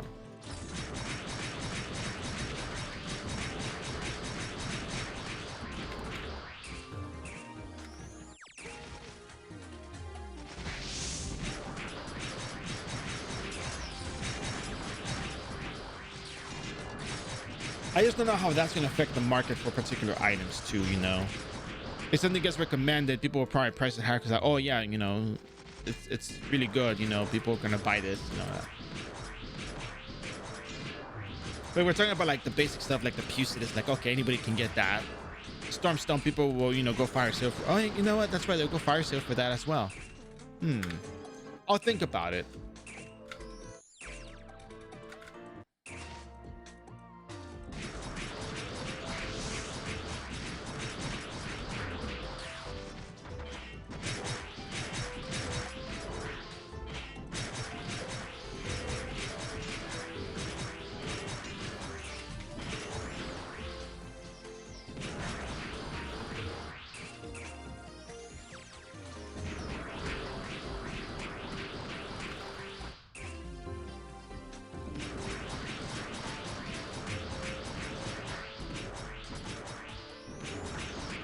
The reason why I like the whole free-to-play approach, like not having to rely on items, is because I don't have to recommend any items when I know that you can do the game without items. And it's a great feeling. Like, oh, you don't need items, just do it.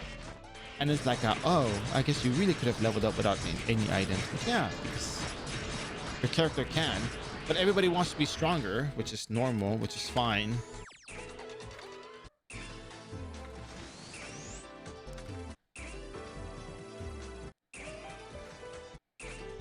I just want to be careful with, I just want to be cautious with recommendations. I don't want to just throw anything out there unless it's like, you know, it fits perfectly into what we're trying to accomplish. I wonder though, how, would that amount of perfect hit actually make it so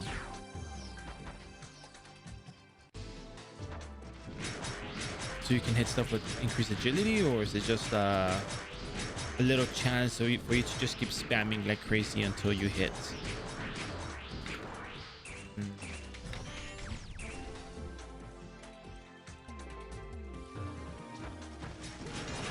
Well, I don't know much about landers.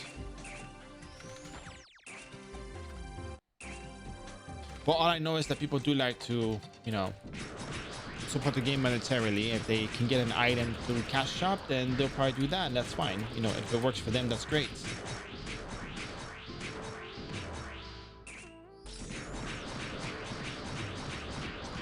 So let's see. No, probably not. I already have enough as it is with this, you know, with this server. So we have more things coming up as well after this too. So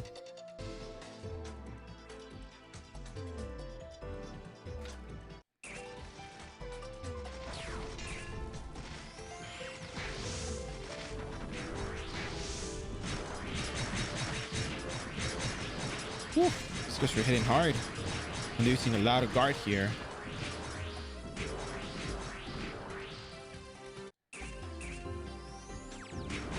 I'm gonna fight this guy one-on-one.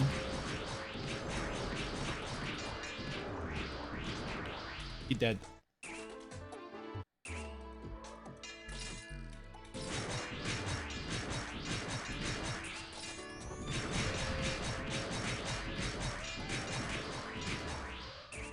I'm surprised how fast we got to 176.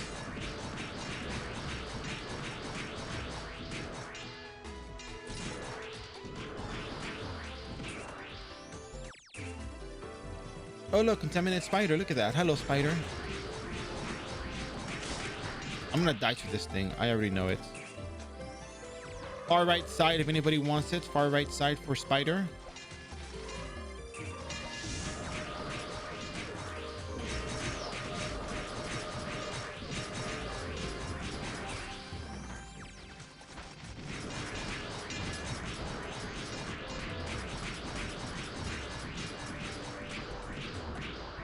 What's it though? Do we have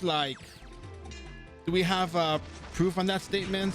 Because it's kind of hard for me to see it.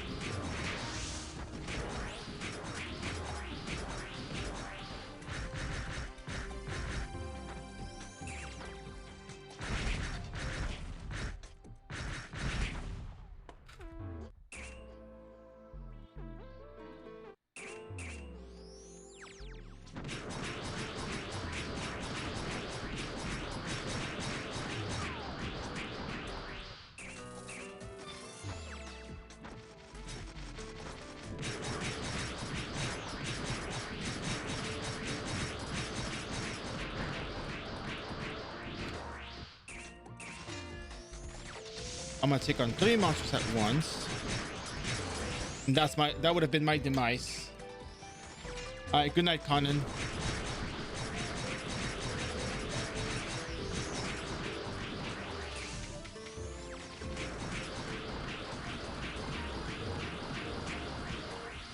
Yeah, I don't know. Drop the cobweb. Okay, that's pretty interesting. Thank you. Thank you for saving us from this, Reinhardt. Reinhardt, how could we ever repay you for your heroic actions and your heroic feats? You know, making sure that we are all safe in this place.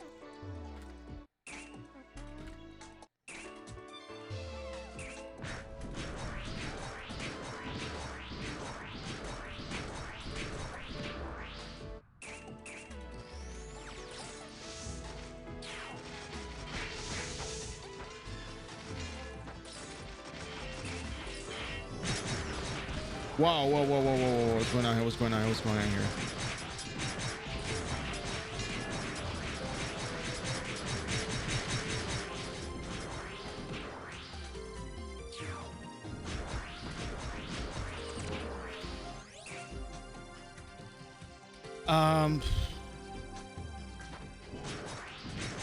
I mean, I don't know. This is kind of it's kind of a, oh look, it's Ryan. No, that's not Ryan. I thought it was Ryan. I don't know why I thought it was Ryan. It's like the first person I see. It's like it could be Ryan. I don't know. I mean, that's literally any economy though. Any video game server, any MMO has a particular as some sort of market where things have higher value, lower value. I mean, I don't know if I can really go with this one. I'm gonna be honest with you, I know nothing about it, but it doesn't sound like it may have been what we're thinking in this conversation. But I don't know, it's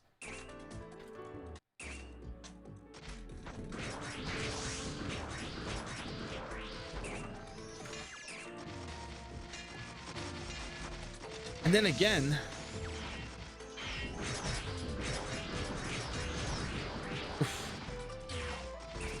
a big push over there. I have to go with parry now. There we go. That's my attack speed. You drop an MVP card. You drop Evil Snake Lord card. The max level in iRO is 250.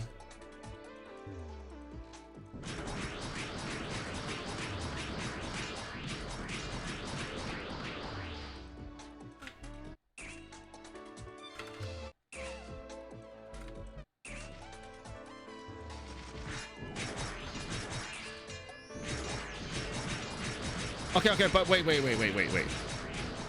What ruined the game? Okay, but that's let's not get sidetracked from the what's being presented.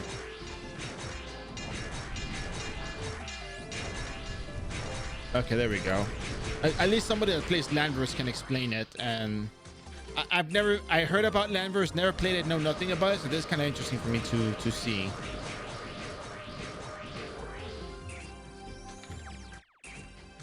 What did you drop, Milky? Tell me already. I'm dying to drop a clown emoji.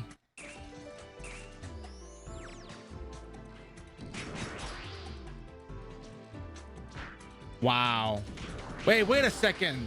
You're in the same map that I'm in. Did you come for the spider too, or what?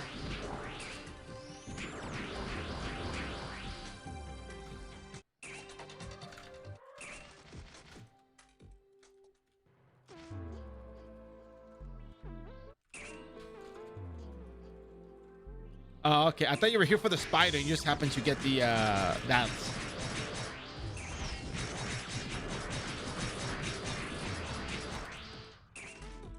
Good on you, Milky. Good on you.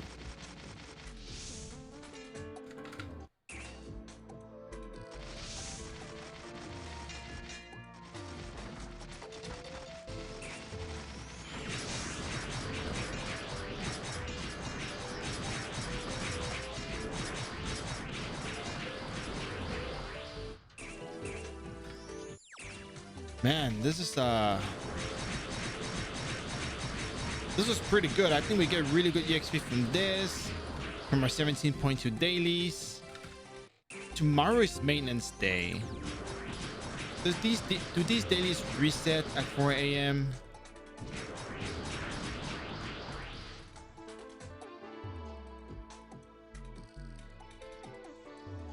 Oh, thank goodness. All right, let me see here real quick.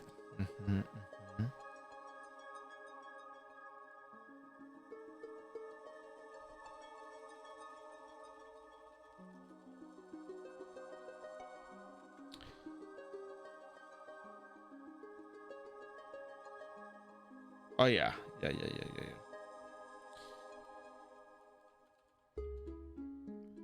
Does anybody remember when the EXP event's supposed to end?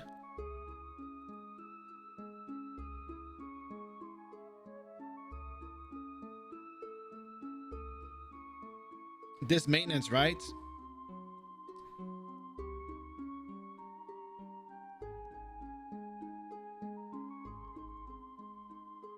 12. Oh god. Wait, 12? Oh wait, today's Monday. What am I worried? 13.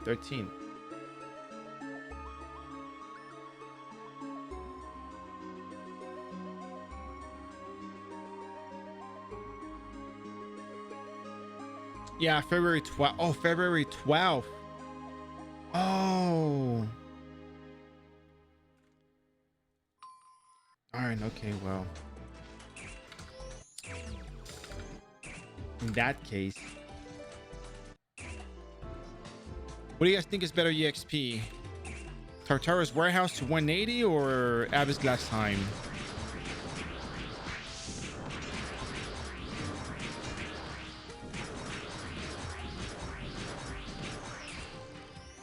We get like 800,000 EXP. Oh, Tartarus Warehouse or this place for EXP? I think this place is better by a long shot. I don't know. It's kind of hard to tell.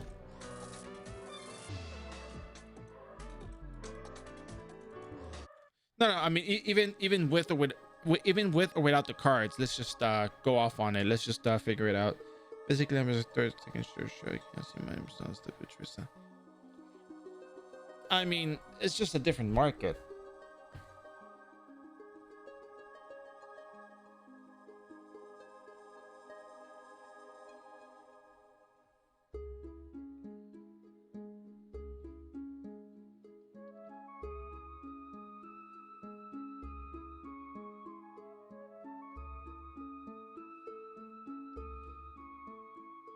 Okay, but are we still on the same topic that this game was made with NFT in mind, or are we beyond that argument and we're looking at something different? Well, not argument, but you know what I mean, like the term argument expression used as in like the idea of a conversation or topic we're debating. Not that it's an argument. Okay, where are we at right now? Because man, gonna be a lot of EXP that we're gonna be missing out on. 100% EXP extra is quite a bit. Darn, I guess I have to go back. So again, are we doing this or are we gonna do ah, my goodness, I should have left when I had the chance. Oh, I had no runes. It's cool. We had no runes. Oh yeah, no, I mean, I'm not like disagreeing just to disagree. It's just that I don't think the idea of a non-fungible token was a thing back in 2002. That's all I'm saying. That kind of just throws me off that, you know.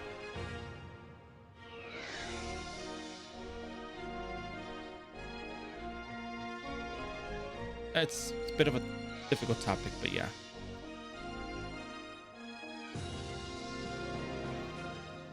Yeah, you weren't following, like, in what sense? Like, I read what you said, but the problem is that I don't think a lot of us, I think Beta Melon does have the knowledge to know. I don't Beta Melon explain how that is not probably the case. I'm gonna keep leveling actually. I don't know enough about the topic to actually be in it. And it's not like, not in a bad way. Like, I'm gonna keep reading the chat, but yeah, but you can trade those things. Like, people are selling me either way without like like Beta Melon said, minted before trading in an NFT marketplace, identifier codes and all that stuff.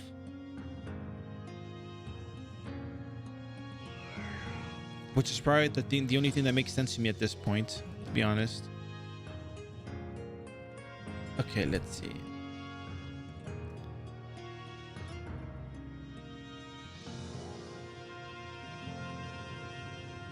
All right, so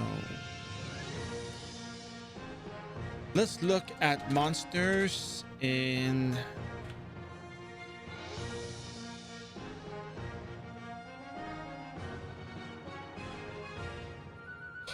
I'm gonna do another battle menu buff because EXP's of the essence. 162, 190, just for the sake of throwing numbers in there. Okay, maybe not 160. 70 to 190, 175. Yeah, 190 is a fair number here.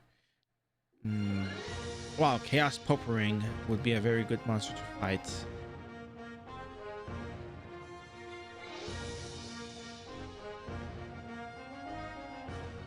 Cursed Raedric Archer. I mean, that's actually probably the best EXP. Mutated White Knight. Celia. Yeah, no.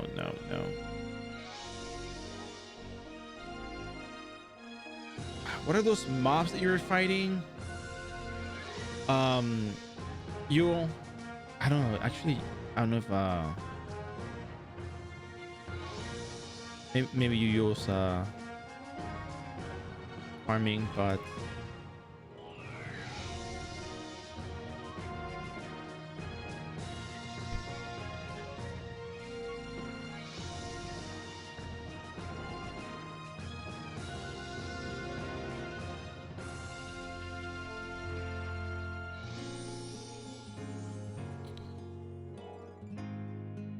what's it called again? Mutant Plaga. There we go. Mutant Plaga, I think. Right?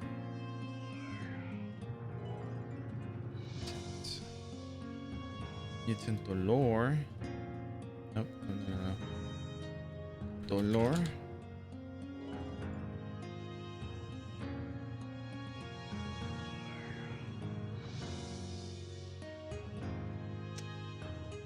Lana. Broken Warehouse Manager.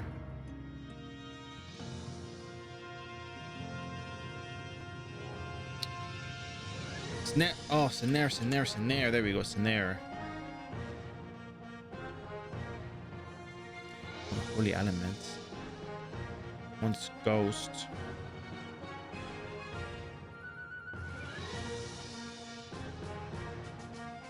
There's no one element you can just use against them, because if you use neutral, you use dark, you can't kill the if you use, yeah, that's pretty strong actually. Not sure if I can really go there, but it's also 194 minus 15. It's 179. I don't have the level to go there. Even the power plant level 2 is probably too strong for me. I guess I gotta keep going on this. All right, well, I guess I have to keep going here, and then in that case, so we're gonna keep going at Abyss Glass time while we still can, and just keep at it.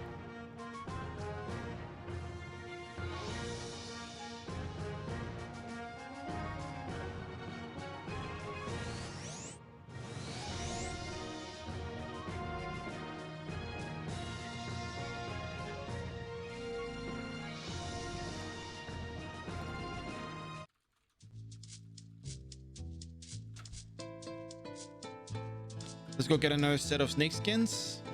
We're not gonna run face from nest today because of time constraints, so yeah.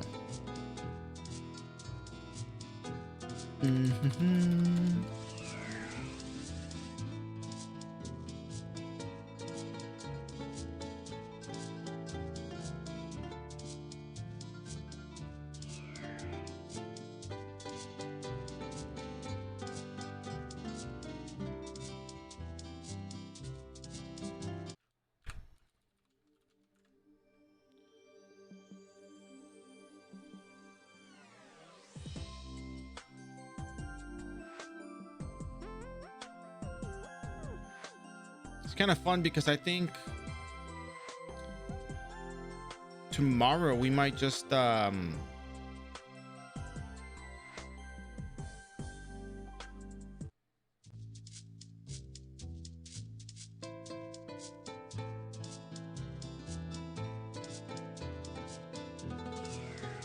think tomorrow we might just do some farming. I think we'll do our dailies, turn them in with a battle menu buff, and then do our dailies. Well, not our dailies, I mean, like, we'll do some farming.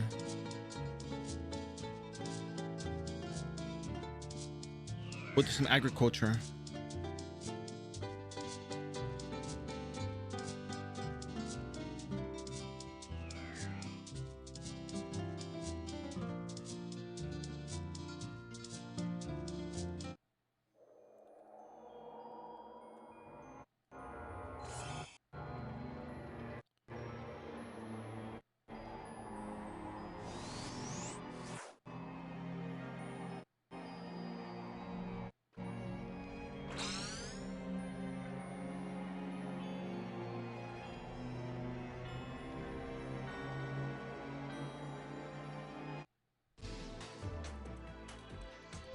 here we are once again.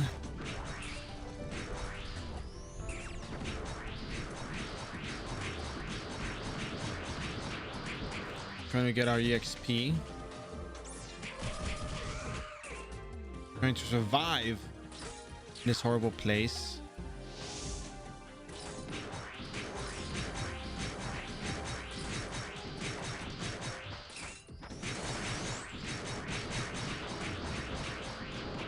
Okay, we survived. That was nice.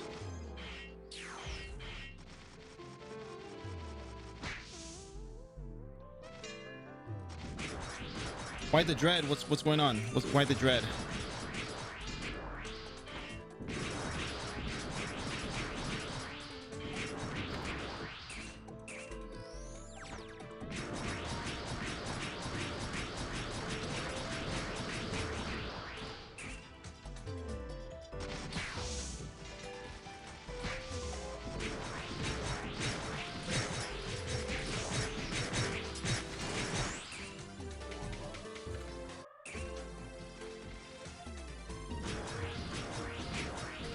I think a lot of people share that particular sentiment about War of Imperium.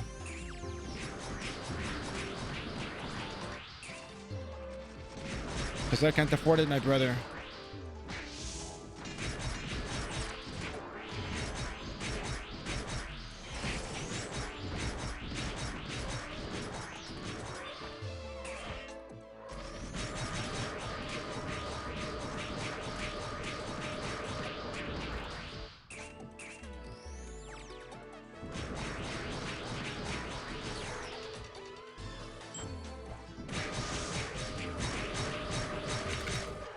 I survived, but I teleported away the way.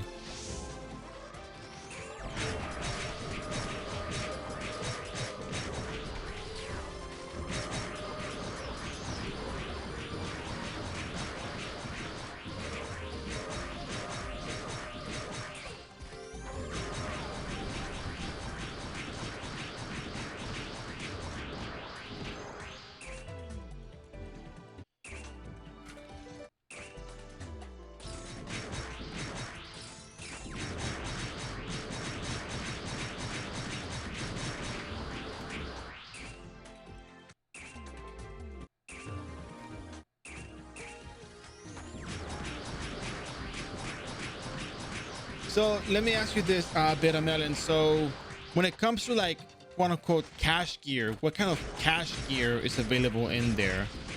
I understand that you don't have rebirth classes. So what's the deal over there? What's going on? What's happening there?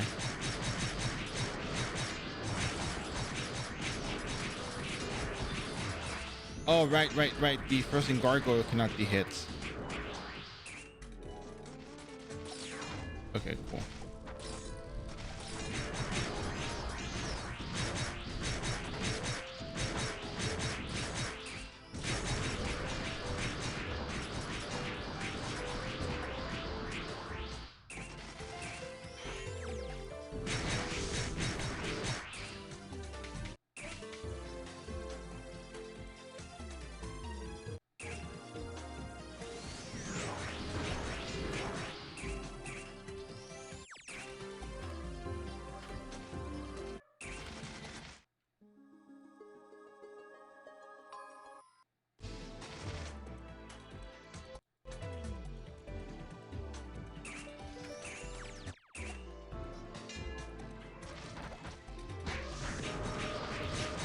So like, what's the deal? Do people not use cursed circle on you or something, or what?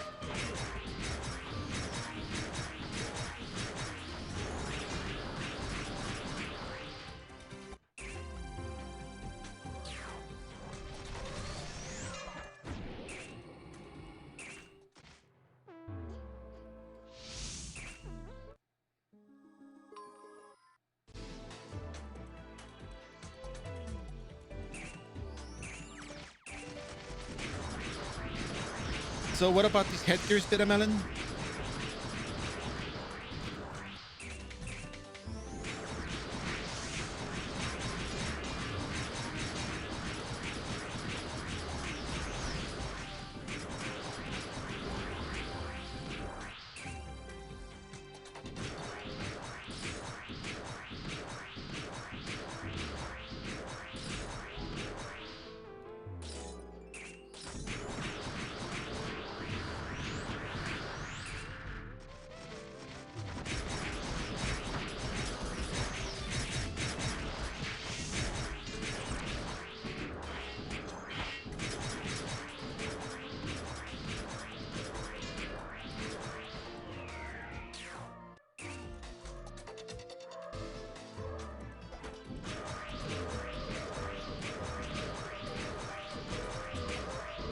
Yeah, it's usually set for Wind Cutter.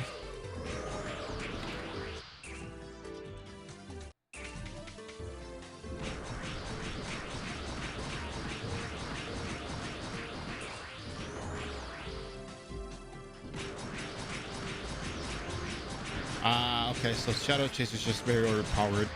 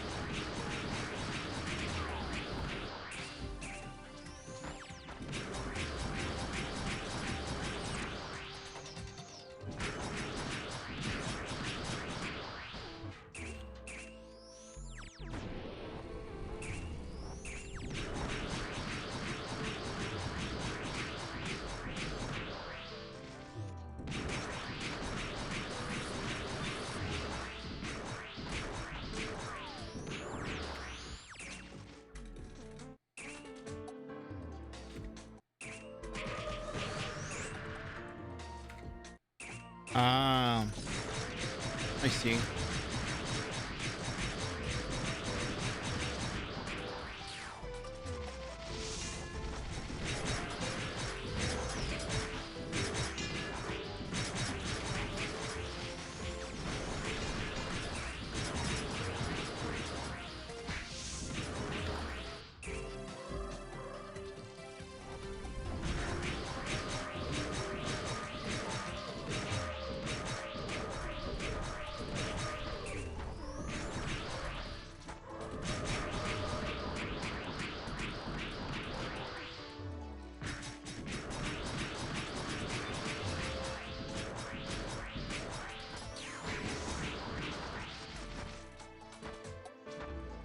You guys not chase or what's up? I guess not.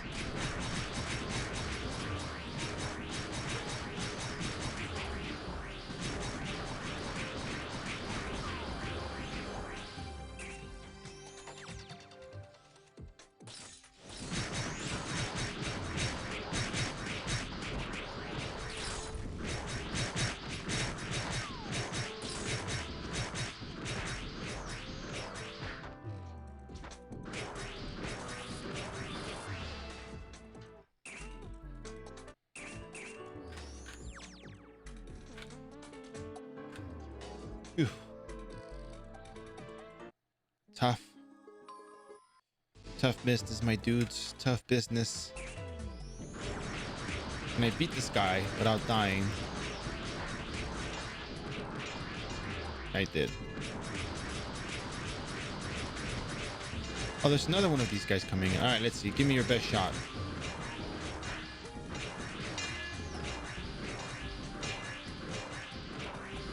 There we go.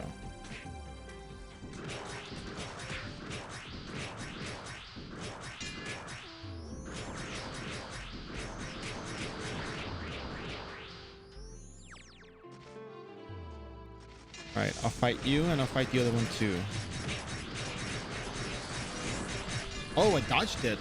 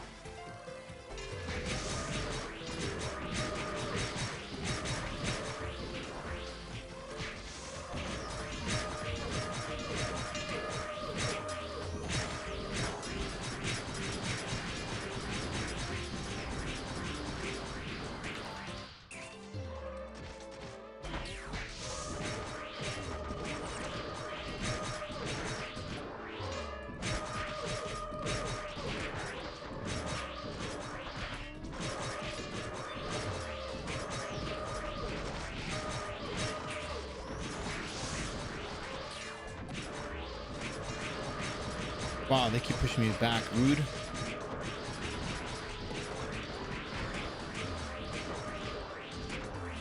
Jeez.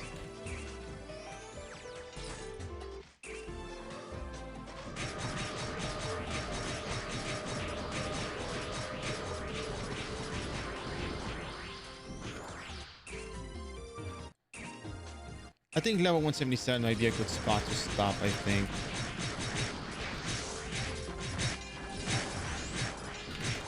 Oh, tough business. We still got 15 minutes in the battle menu, plus we're going to go all the way through.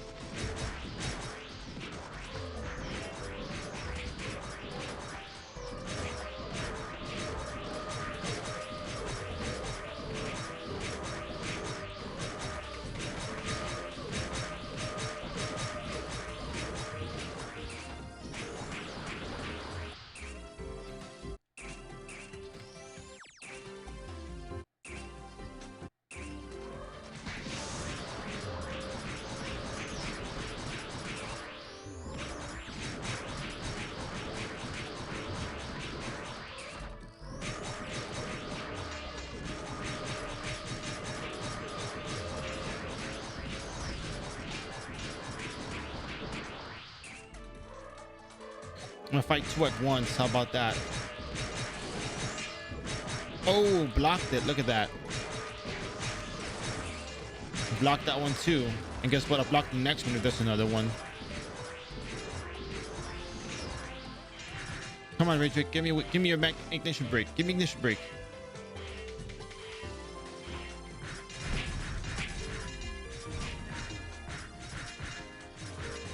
I'll parry it too.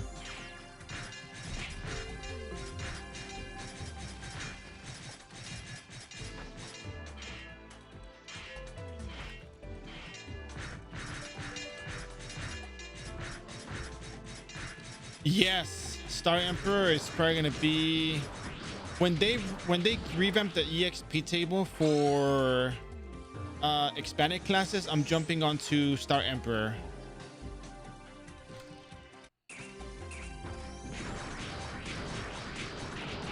Star Emperor is one of my favorite classes aside from Sura and Super Novice. So given the opportunity, I'll do it. Sorry, it's just Soul Reaper's just very tough. If you want Soul Reaper, ask Milky. Milky knows all about Soul Reaper. Milky's a pro at Soul Reaper.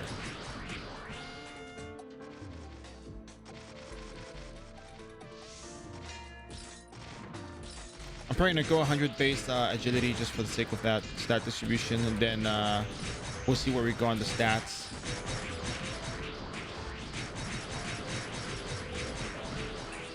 Wait, when did they get nerfed? Are we talking about future KRO updates?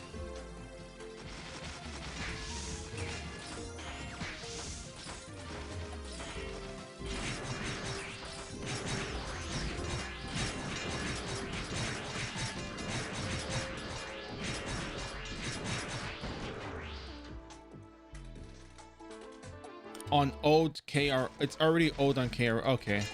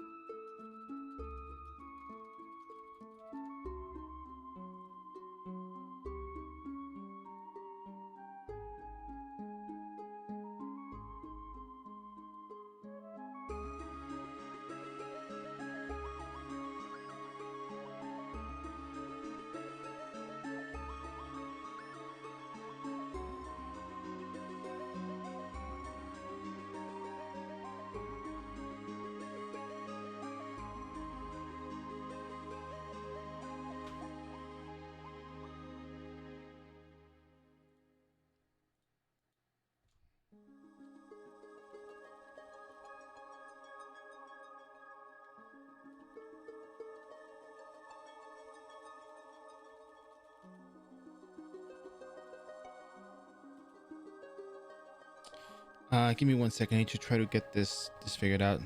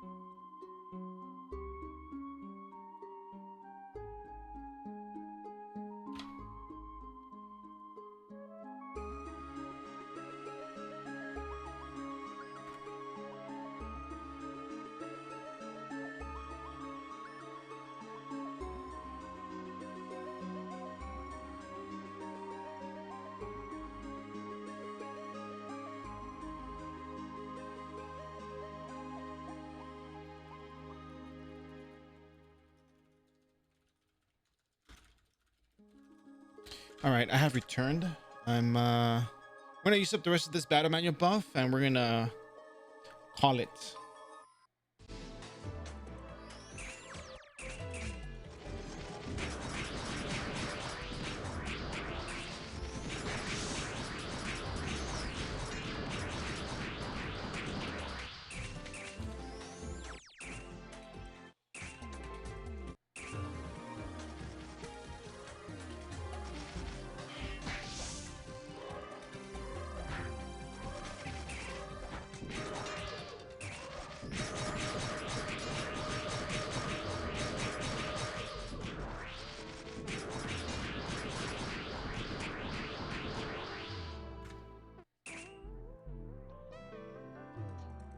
Hey, a bit of it, and if you don't mind me asking, there's something I've been curious about.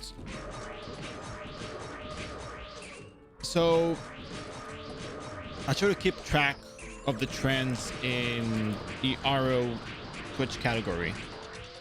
By no means do I have data collected. No, it's just like observational analysis. And I always try to see what's popular, what's going on, which regions got most people at the moment, for this, not for the week, but for certain time frame and all. I noticed that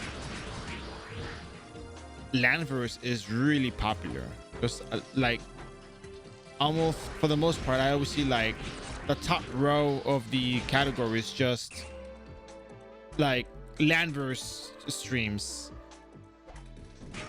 But the other thing is that they're also in different languages. It's not just it's not English, it's also I think it's in Taiwanese and Brazilian server, not Brazilian server, Brazilian streamers do it. I've seen it in Taiwanese, the titles, I guess Taiwan streams.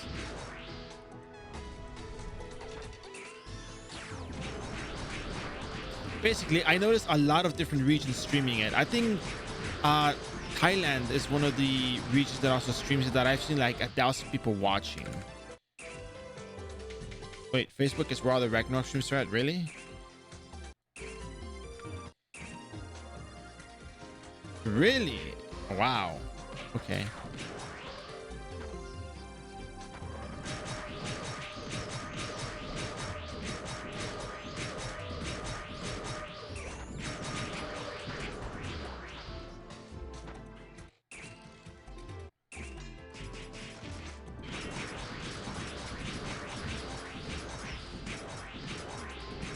Oh no, I'm talking. Wait, I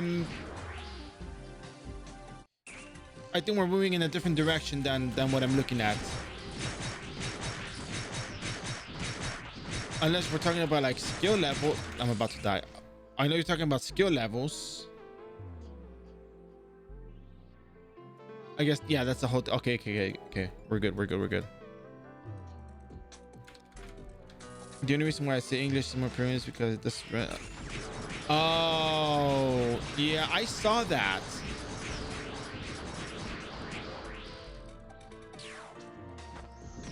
Yeah, I saw the whole thing come up. I don't know. I'm gonna steer away from that particular thing because I saw how it went. Honestly, it's just I know nothing about it. I mean, I was aware of the situation, I saw it, but I know nothing about it. It's beyond me. I'm just curious about everything that is RO and the the landscape of everything RO because a lot of people play the game. I stream the game mainly, and I tend to be a source of information for people who want to know what's going on here and there. So yeah.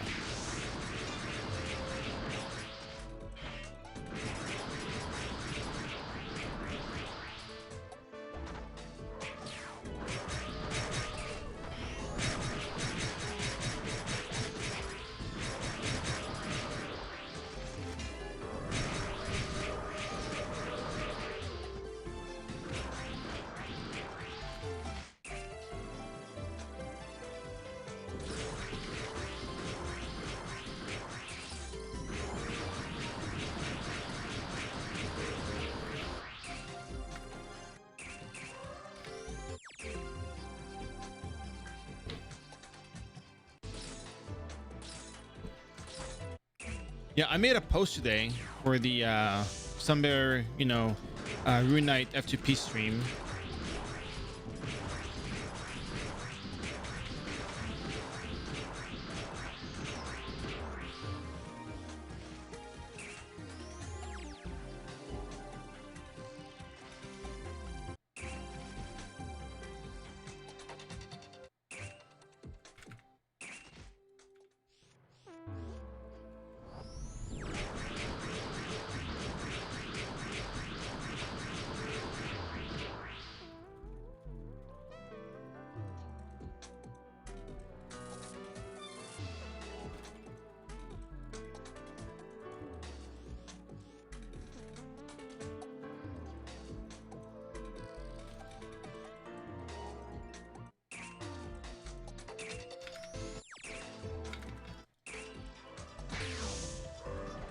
You know, the amount of EXP we get here is actually pretty good for what it is.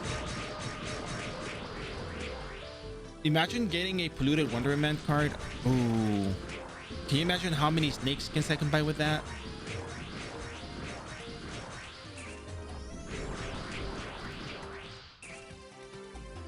Not forget that. Imagine all the syrups I can buy.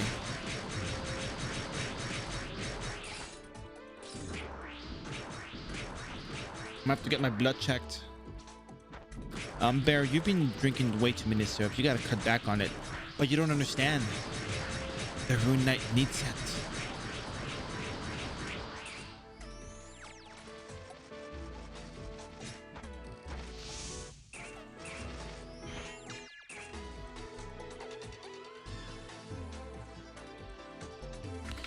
Yeah, the divide that you mentioned is I'm just, I don't know. Like, I don't know how to even go about it. I don't even know how to navigate this particular idea. It's like, it's the same game, it's just different versions of it. But, you know, just, I don't know. It's just strange to me.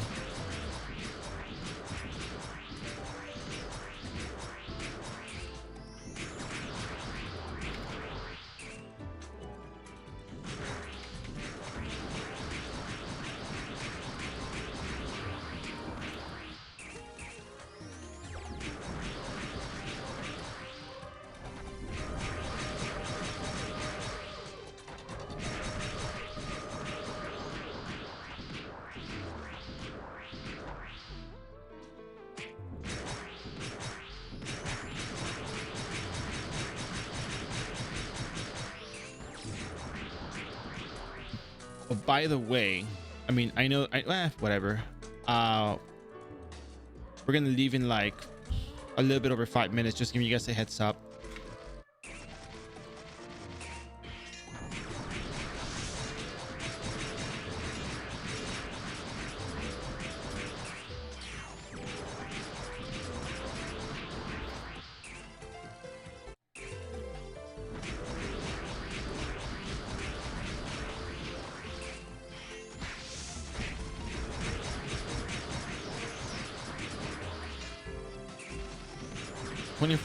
Man, I feel like if we just do raw EXP from this point forward, that's it. I think level 170 is kind of like the cutoff for all of these other quests that we do.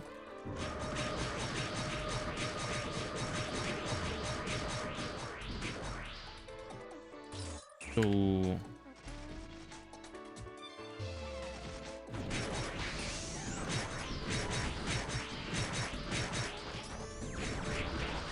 I'm out of here because I'm gonna die from that thing. If I can get myself into that little corner right here, there we go.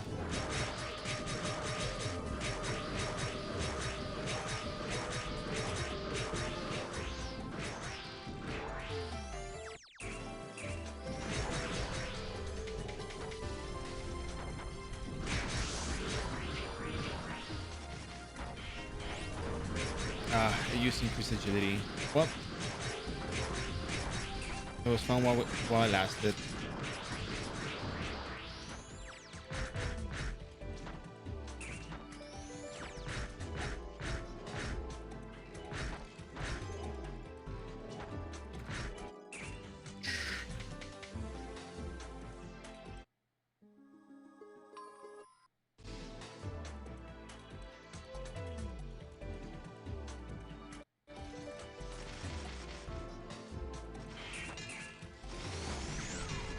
max agility again, but it's fine. We will persevere as we always do. No problem.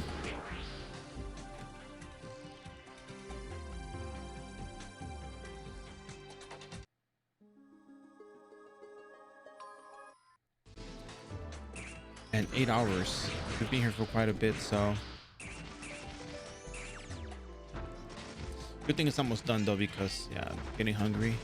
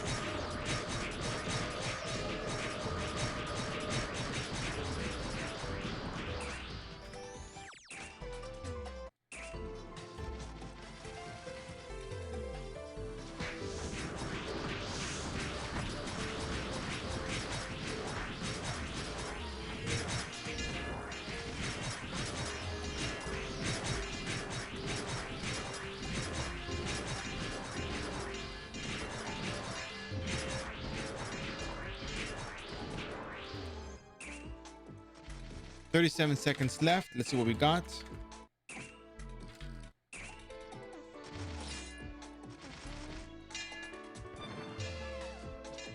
Probably get these 2 Ratrix over here. 22 seconds. I can kill him.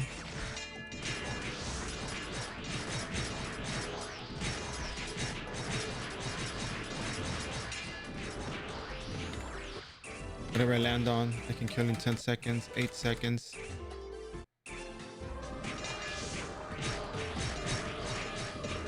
And battle menu expired. And that's it. We got to 35% of level 177 today. A lot of raw EXP that we did, but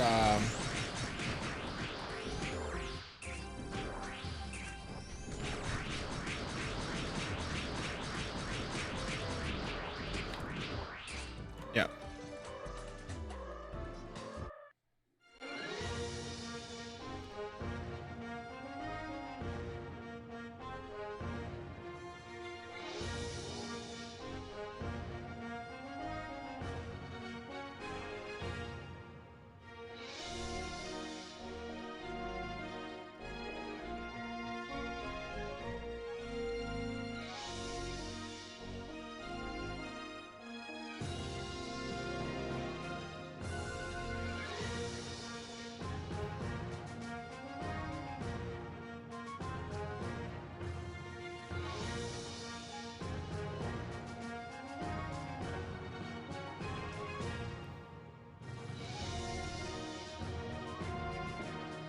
Just for the record, I'm cool.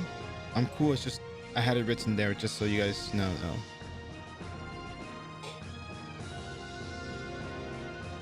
Goodness, that's a lot of leveling for today.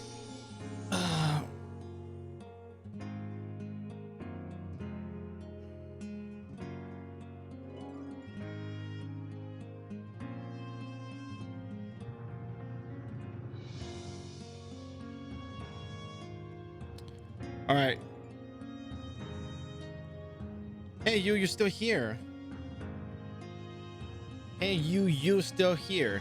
That makes sense, bro. Yeah, so we got to level 177 of out of 180. We're still off by 3 levels, but we should be fine with what we got here. I mean, for the record, this is a lot of progress. We really benefited from today's run. I think tomorrow we might be doing a bit how you doing? I'm doing just fine. I think tomorrow we might do a bit more just like regular farming. I think we might empty the storage, I think, probably. But if we can probably get a 17.2 card to sell, that would be really nice, just to get some extras in it if we even need it. Because at this point, all we're really doing is just snake skins. That's all we're doing for.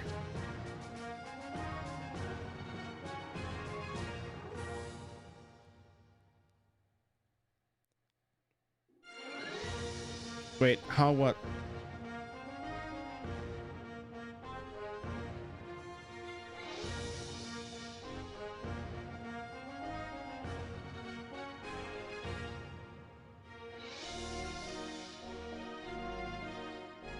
Oh yeah. Yeah.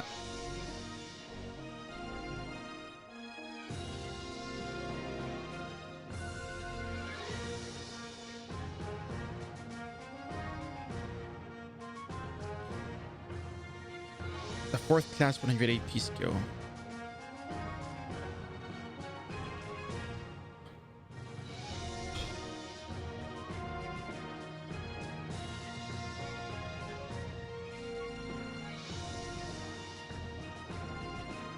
All right, guys, I think we're done for the day. I guess the EXP event is going to end tomorrow or end today. So it runs up until the 12th, which is today. So just make sure you get your leveling done. Do what you got to do on your characters. Let me see.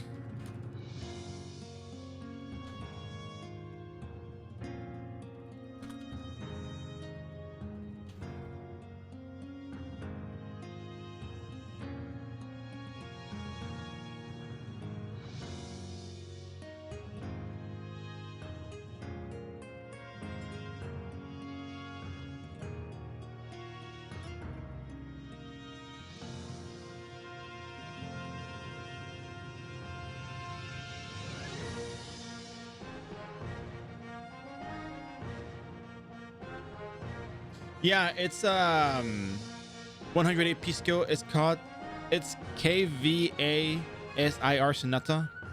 Kvasir Sonata. I don't know if that's what it is. You can use any ensemble skills by yourself for 60 seconds.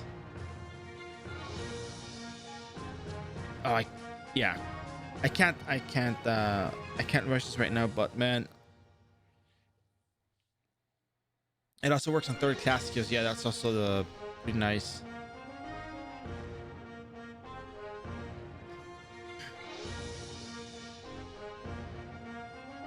All right, so don't forget we have a Discord channel.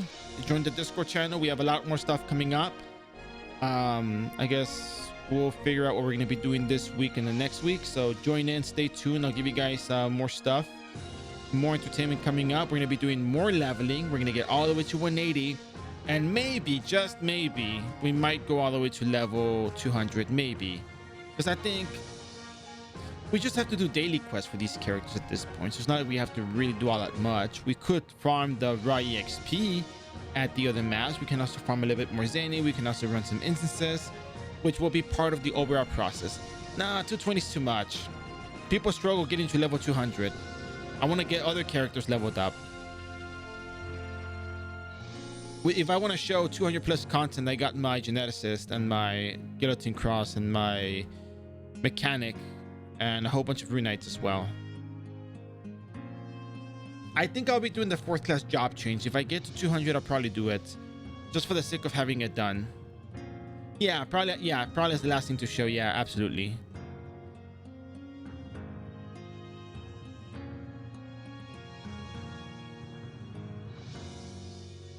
Yeah, it'll be fun if I go to 200, but I'll probably go to 200 at this point because it's really easy.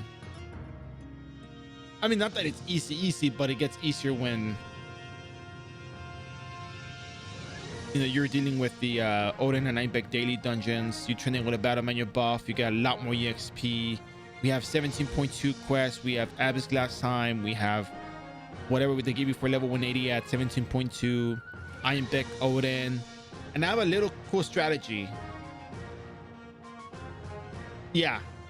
Those EXP quests give you a lot. It's insane.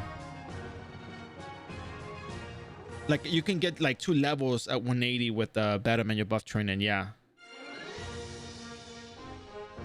it's crazy. And we're still going to be doing 17.2. We're still going to be doing right EXP in the Ironbeck dungeon. So yeah.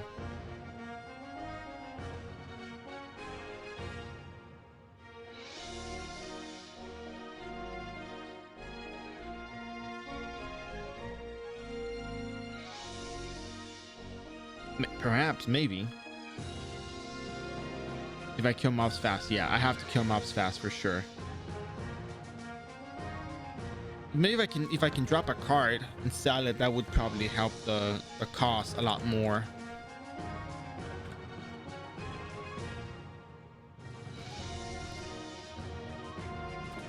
All right, guys, I wish you all a lovely evening.